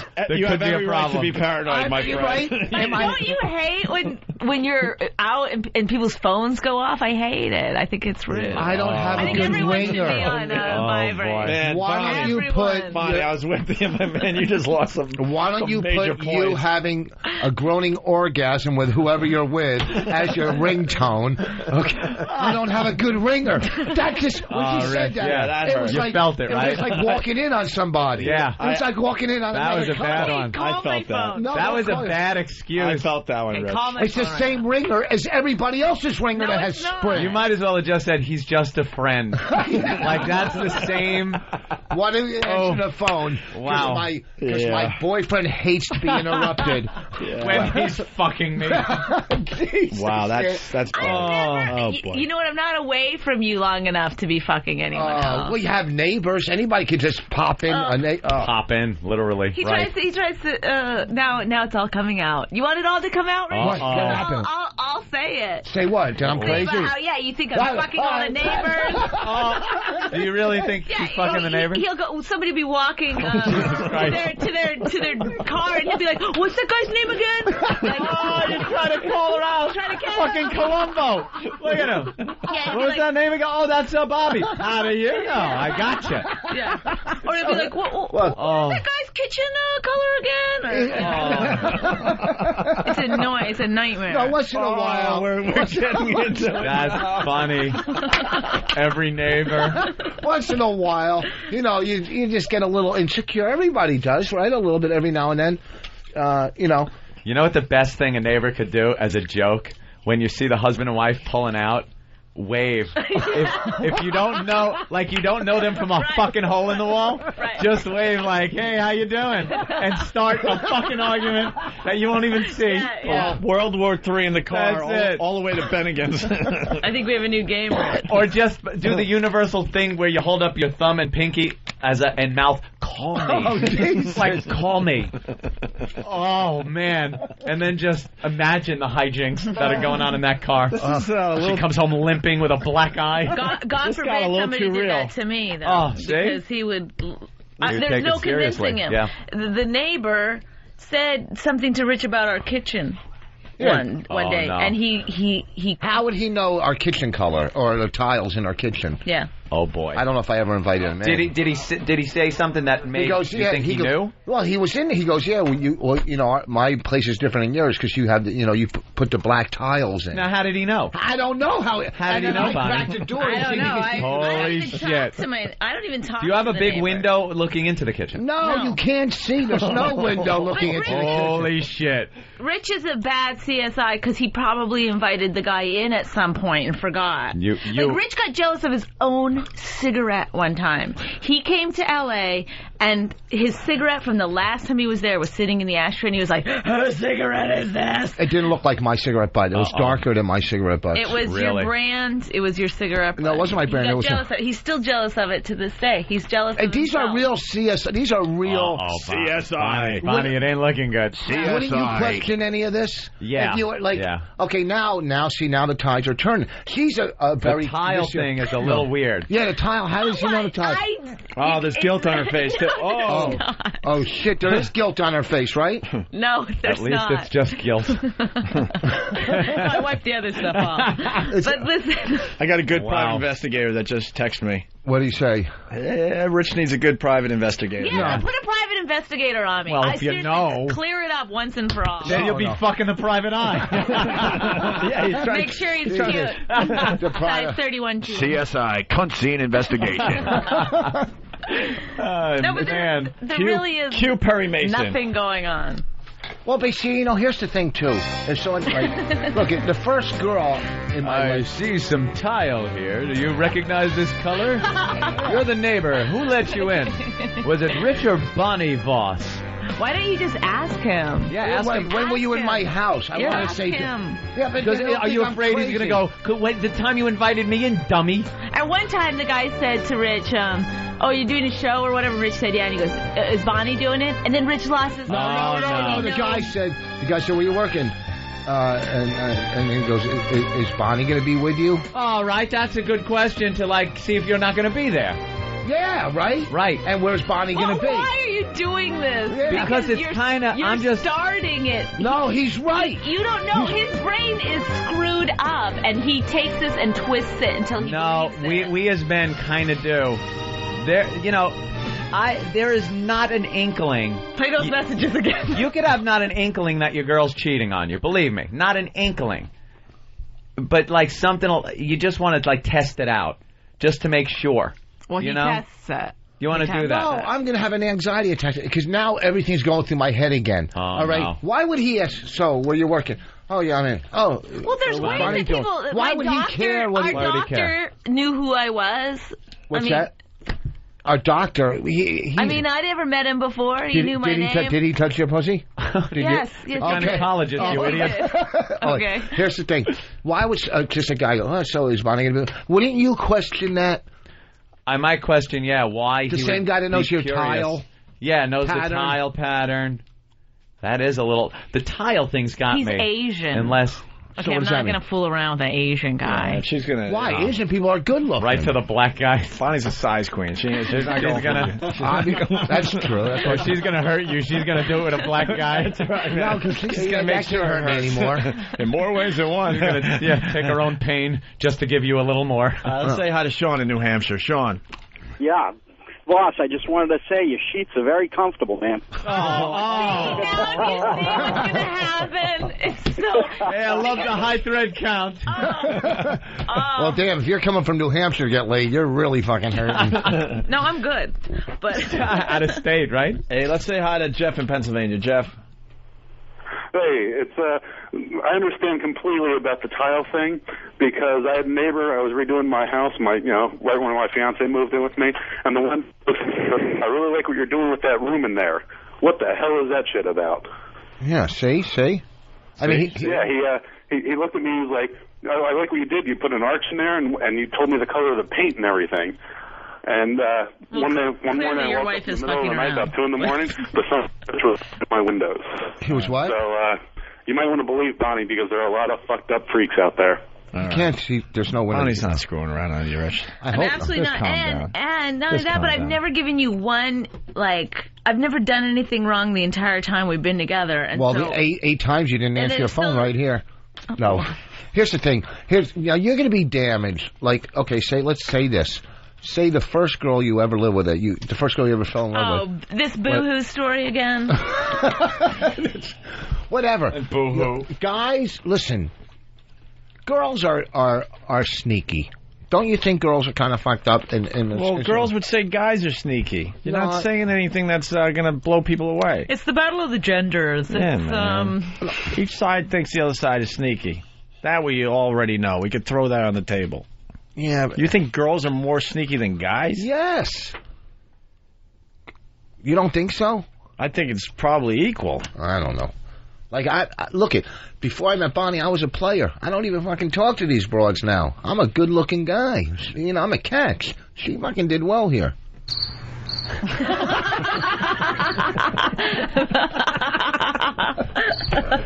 When he's playing those fucking recordings, he's looking at my face like I'm really sick, but he's looking at me going, I understand because I have my own sicknesses. No, you smoke crack, don't you? You smoke crack, don't you? I don't have the sicknesses you have. Everybody, I'm not, whatever. But Anthony knows. He could tell. I just know, when she said, I don't like the ring, that hit me in the gut why don't you just say... It's a true statement. I love feeding into this is what I love doing. Because you don't know that it's hours she doesn't of like me your talking ring? it. No, the ring on her phone. Why don't you answer your phone? And she goes, I don't like the ring. I don't. I think it's rude when people's phones are ringing all the time. Then if you have it on from vibrate. Canada. Yeah, we're quiet people. They think differently in Let Canada. me tell you who's probably got the most reason to be paranoid. Radio jocks. Because all a girl has to do is turn on the fucking radio, and she knows where you are at any given moment. Right. Okay, now Rich is never going to come in and do radio. So what are you saying? Yeah, without her being here. I'm saying relax. She's with you. It's okay. Don't be so paranoid. Whatever. I'm not that. Yeah, whatever. It's a funny little bit. Hey, I laugh. We all laughed. He's fucking freaking out. Rich is losing his mind, man. He's losing his mind. There's all sorts of stuff going on in that head now. Holy shit. Yeah, we'll see how much fun it really was as soon as these mics go off. I don't like the fucking ring. That's going to stick with Why don't him. you answer your phone? I don't like the shape of the phone. Helps my ear. He's going to find and also, that's so why I many don't like ringtones talking on for the you. phone too long. It gets hot. Yeah. Right, never mind. Let's go to Stacy in New York. Stacy? Stacy, yes, this is Stacy. Hey, Ross, you Stacey. fucking son of a bitch, you paranoid son of a motherfucker. Listen, okay, you're so fucking paranoid. You want to accuse me of fucking my own brother, you fuck. It doesn't Who have is a that? bit guy. Who is this? Stacy. Yes. Your Voss's ex? I never went out with a girl. I went out with a girl, Stacy, in 1980. So. Listen, he once accused me of fucking my own brother, okay? Wait, first of all, you sound... I think she does know. No, she sounds... Are you Latin? Because I wouldn't have went out with you. I would have banged you, but I would have never went out with you. I am Puerto Rican. Oh, yeah. Well, maybe you did bang your own brother. You guys do multiply. Richard. Nothing. That was a little gross. Too much. Yeah, that was a little too much. On me? On my behalf? Yes. It's, this guy's got a reason you might know the tiles. Patrick? Yeah? You have a reason that... Yes, the reason I might know the tiles is how long has Voss lived in the house? Couple of years. So maybe it was... All right. Was the neighbor there when you lived in the house? Was the neighbor there before you lived in the house? Good line of questioning. No, and we put the new tiles in. Oh, you put new tiles in. Yeah. Now, was there... Okay. Was there any scrap tile out by the garbage? Well, here's the thing. I think the only thing I could think of, but I don't think the guy was cutting the wood and doing some of the stuff outside, cutting the tiles out. But I don't think the in guy between having sex with Bonnie, he was putting... No. Oh, no, that was the tile guy, which I was also having sex with. Oh, my God. Oh, jeez. By the way, that's not grout between those tiles. Oh, God. She got to work her ass off. Johnny, enjoy your tiles. Johnny on Long Island. Hey, what's going on? Boss, I just want to tell you, it might be you. The most paranoid people in the world are usually the cheaters. The cheat? That's a true story. I say that all the time. Point Bonnie. Yes. No, point Bonnie. Yes, you're welcome, true. Yeah, thank you. No, but he's absolutely right. Because no, that's a known fact because you see it on all the talk shows and stuff. Yeah, that's where you got that from. Yeah. The ladies' magazines. Hey, you guys have fun at Caroline's this weekend. This should be a blast. Listen, you son of a bitch. It's the I'm not letting her out of my sight tour. I know. When he's on stage, sometimes I'll leave the room and he'll be like, Bonnie! Oh, Jesus. The crowd's just all dismayed. Yes. What's going on in your head? Why is he yelling this woman's name? What's going on in your head? While you're on stage, you're thinking she's blowing the bartender real quickly. You know who I'm talking to the entire time. First of all, two things. I see what's going on in the room everywhere. I can see what's going on. But as soon as you don't see her, you're thinking some crazy stuff, right? Because some guy came up and goes, "You're really funny," and she feeds into that. Someone says, so what the? How does that play on your head? Because she feeds into that to the point she drops to her knees. Yes. Here's the thing. Shit. She appreciates a compliment. Listen, like I tell her, look, if you want to bang a guy in front of me, that's different. Okay? His psyche has got crossed wires. Like, it's crazy. Oh, wow. Rich, I apologize in advance for this next phone call, but it has to be on the air, okay? All right. Why? Oh. This is Greg Hughes, the actor that plays Opie on the Opie and Anthony show. Opie stepping out of character. This guy... Now Greg Hughes. This guy might go a little too far, but as Opie on the Opie and Anthony show, I love it. Here's Kyle in Michigan. Kyle! Hey, what's up, guys? Hey. Hey, doesn't Rich have a daughter the neighbor could be fucking? No, she has a boyfriend. See, at least you know it's not Bonnie, but it might be your daughter that's with the neighbor, and that's why he knows what the tiles look like. No, my daughter doesn't live with me. She visits. But I'm there. She's not bringing in... There the whole time? Oh, I thought this was going to be a worse call. Nah. Oh, Jesus. That's pretty harsh, man. All right. Oh, I'm getting chest pains. I get an anxiety now. Relax. You're okay. All right. Why don't we wrap up the proceedings? Rich, I love you. I love you, too. Thank you. I love you, too. I've never seen you guys kiss. You want a Xanax, Rich? What's that? I want to see how they kiss. With how we kiss? Yeah, we've never seen any affection between you two. There's just a little kiss. Come on. Hand holding. You're on Pal Talk and everything. Let's see a little kiss before we leave. Come on, baby. Yeah, come on. Wait, sit down, because your head's... As passionate or unpassionate as you want to make it. Right. No, you sit. All right, I want to see... see what... peck on the cheek. Wow. Wow, I've never... Oh, my God. Hey, Rich, where'd she learn this? Wow. Ooh. That's cute. Keep it going. Keep it going. Oh, sweet. He's going for Rich the is move. grabbing for some tit. You are a pisser. You're such an ass. Rich just wants to fuck her right here now. Come on. Pal talk. I'm not going to pal talk in front You of will? everybody. Yeah. I would love to do that. We? Or you? No, I'm not going to. Not you. No, not. I'm talking like you would love it, or we meaning you. I would love to. We had a hotel room in New York, up on like the 20th floor. Excuse me? Remember we had the hotel? Oh, I can't tell that story. Oh, It's not a big deal. Well, now we know the story. Bonnie was Big like, window. I think we can figure it out. Bonnie was looking at you like, hello. You're just gonna. How about we can Gonna save blurt something that for one out? ourselves? It's so dirty. You got to wash your hands. Yeah, Obi's purelling from the filth he just thought of. I'm getting ready. I feel like I've been shot now. Oh, shit.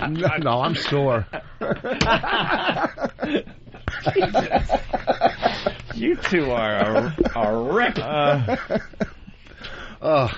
Can you believe Comedy Central did not pick up our fucking TV show? It's unbelievable. Yeah, that would have been a good one. See? All Talk like that. Oh. The paranoia. You know, today was the... following Bonnie around with a camera. I know. Just so Rich would be like, have the crew go out with Bonnie again all day today. I want to look at the footage tonight. Yeah. Just looking through it. No, I want to be involved in the editing process, so I'm going to look at every piece. I was fucking the cameraman or the producer. Why is the time code different here? Why what was edited out? Why is it edited already? Something was edited for 3 seconds. What did you do? Let's say hi to Wayne in New York. Hey, Wayne. This should help out Rich, because we want Rich to go away from this show today, you know, a little relaxed and not paranoid. Right. All right. Go ahead, Wayne. Hey, boss, if Bonnie didn't like your ring, wouldn't that make her answer the phone faster? But, yeah. Budge it out, guys. All right. I'm really having an anxiety attack lately. All right, I'll put it on ring. God. No, forget it now. I don't Oh, wanna- here's a good one. 33 across. 33 across. Hey, boys. Hey, Voss, have a good set at the Art Center for the O&A virus since Bonnie's not going to be with you. See you on the 26th, Bonnie. See, it's going to get nasty now. You better come to grips with it because people are going to email you the color of my underwear. We would love to get Bonnie on the tour. We got to figure that out somehow. Yeah, she would kill on it. Yeah, we would. And you'd like to see her on the tour. Yeah, you would love to Yeah, no see me kidding. on the tour. Well, she's going to be backstage with a camera. She's doing something there. Yeah. When they- Of course she is. Of course She's she going to is. be your personal assistant. Yes. She'd be Available all the baking time. cookies if it was up to you. No, listen, I trust her. I love her. I trust her. But sometimes you get paranoid as a dude, you know? A little paranoid. You know, we're fucking... Not cool, dude. Not cool. Wow. Just trying No, not cool. Just a ruse. Yeah, it's just a ruse. Yeah, let's end with that. We'll end with this. We weren't supposed to go late today. We got a huge meeting. meetings and All stuff. We got to talk about our. We're filming a TV commercial tomorrow. That's cool. National really or cool. local? It's going to start in New York, and it might go everywhere. We'll see. We'll see what happens. Yeah, it'll be in on other CBS markets. stations. Oh, then it'll It's be exciting national. to see your billboards and everything yeah. all the time. I know, isn't that fun? I love Eric Logan. We all know that. Yeah. And we like what he does for us here at XM. But it's kind of cute because he called the other day like, "Hey, you guys are part of the latest XM TV commercial." Yeah, we saw that a it. lot. We saw it the other Very night. cool. And it's a still shot of us that goes by like. That's cute, Eric. Yeah, but Really it's cute. on there. We'll be filming all day tomorrow for our own 30-second TV commercial. That's cool. And I We had like... to pick out fat broads the other day. Really? Yeah. We had to cast For a a fat commercial. broad. And the funny thing is, what we forgot to mention, they had some like 30 girls come to the audition. Most of them left when they found out who the commercial was for. Really? So you Yeah. just No. I swear to God, they were like, for those guys, no way. So you threw a wig on Bobby Kelly? I think we got a good one for the commercial, so it should be fun. And I think it's going to be airing as soon as they're done. I mean, the turnaround's going to be pretty quick on that. So we're excited. I liked what Hugh Panaro said about us in his little address. Yeah, write this date down. What day is it? Friday, July 28th, 2006. Hugh Panaro, the CEO of XM Satellite Radio, acknowledged that we work for the company. Yes. That didn't take long. Thank you, Hugh Panaro. No, what did he say, though? Said a lot of people were coming... here it is, the quote from XM CEO Hugh Panaro. In the last 90 days, customers citing Opie and Anthony as a reason for subscribing have doubled. Yeah. but it's probably okay with CBS's radio's Joel Hollander, who's happy with O&A's first spring numbers. I saw a quote yesterday that was most new subscribers signing up cited us as the reason that they subscribe. That's really cool. To XM. That's great. That's we just rule. You know what? Why don't we kiss Bonnie's ass as well here, so everyone feels good about themselves before we leave. Billy in Colorado. Don't worry, he's in Colorado, Rich. Oh, hey, I'm from Just a short flight, though, Rich. Yes, Billy. Hey, Bonnie. Yeah. Hey, I just want to say how funny I think you are. You call me tonight? Yeah, like always. Well, he had to add to it, but a lot of people calling in saying Bonnie is very funny as well. Oh, so. thanks. All right, we're going to end with... he's from Colorado. Meanwhile, you hear a tractor-trailer horn outside and over his phone at the same time. Yeah. What the... It's outside. Are you guys going to be okay? Yeah, we'll be fine. Yeah, We're perfect. Fine. We get along great. We do get along very well. All right, Caroline's this weekend with Rich Voss and Bonnie McFarlane. Turn your ringer off, find out what the tile thing... turn your ringer on and find out what the tile thing is all about. That'll solve everything. No, what really I'm sucks sure is this guy's listening to the show. He's going, why am I being accused of all this? What did I do? I know. What he is, how embarrassing. If he's going to fucking accuse me, let me tell you what I'm going to do. If I'm going to catch the blame for it. Oh, you know what? He used to live with a girl, right? Ooh. And she's on MySpace, and every now and then she'll mail me, how's it going, this and that. Hey! Well, wait a second. On MySpace, you know how you doing. I'm waiting for the email. Oh, and you know why I left him? I'm waiting for that. So you learn a little bit about your neighbor? Because he was fucking my neighbor. I'm going to call. That's probably why. Who's calling you? Hello? Oh. Oh, just cut off. Oh, sure it did. Holy shit. You're acting. Sure it did. You're acting stinks. No, it did. It just cut off. Fight fire with fire. Yeah, wow, that was believable. Hi, Rich. Oh, it just cut off. Hi, sweets. Oh, that's a great way to end. Look, it's ringing. Yeah, it's ringing. is she there? I cut off again. All right, here's Rich again. This phone sucks. That's on vibrate. That's why I can't hear. All right. You guys, thank you so much. Listen, thank you. Yeah, anything we can do to destroy your marriage, we'd be happy to. You're welcome back anytime. Speaking of marriages, if anybody wants to be in a Comedy Central pilot in September, email rich@richvoss.com. Yeah, that's why you wanted to email you. Mm-hmm. No, a couple that's getting married. Yeah, I'm sure. That's real things really. And pictures of huge cocks. That's right. To that email address, because he'd want to see that. Because it's still ringing. It's Greg Charles. Yeah, correct. We're at Opie and Anthony. He's right outside the door, you ass. Oh. I think Greg Charles takes care of us at Caroline's. Great comedy club, and these guys are there all weekend long. All right, man. We're going to leave with the Jody Applegate. The video's up on opieandanthony.com. We had a lot of fun with this. It seems like yesterday at this point. I know, but very funny. Here's the setup really fast, but people are requesting this, and the video you can check out for yourself, opieandanthony.com.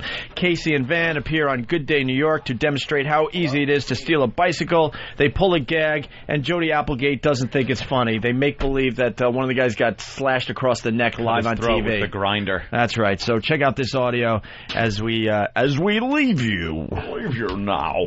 Have a great weekend. We'll see you guys on Monday. Mm-hmm. All right, show us how unfortunately easy it is to do what you're going to do. Tell us what that is. All right, so I have an angle grinder. It's designed to cut metal, and you plug this into the bottom of a light post. Get on that. Yeah. Turn it on.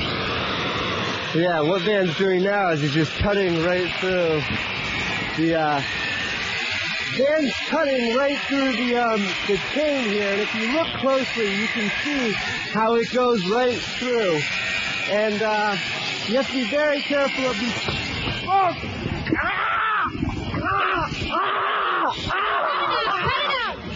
No, I'm just kidding. I'm just kidding. I'm fine. Stop. I was just kidding. No, it's okay. It was just.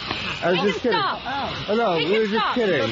No. We were trying to do a serious thing here, and this is not funny. That's ketchup. Do not be upset. There are children watching. That was not funny. That's totally uncool. Oh, we were just doing a ruse. And this is not planned. No, it's we not were planned by me. We were just doing a ruse. I don't appreciate that on our show and our air. Do not be upset. That was a ruse, and we did not agree to that. We'll be right back after this.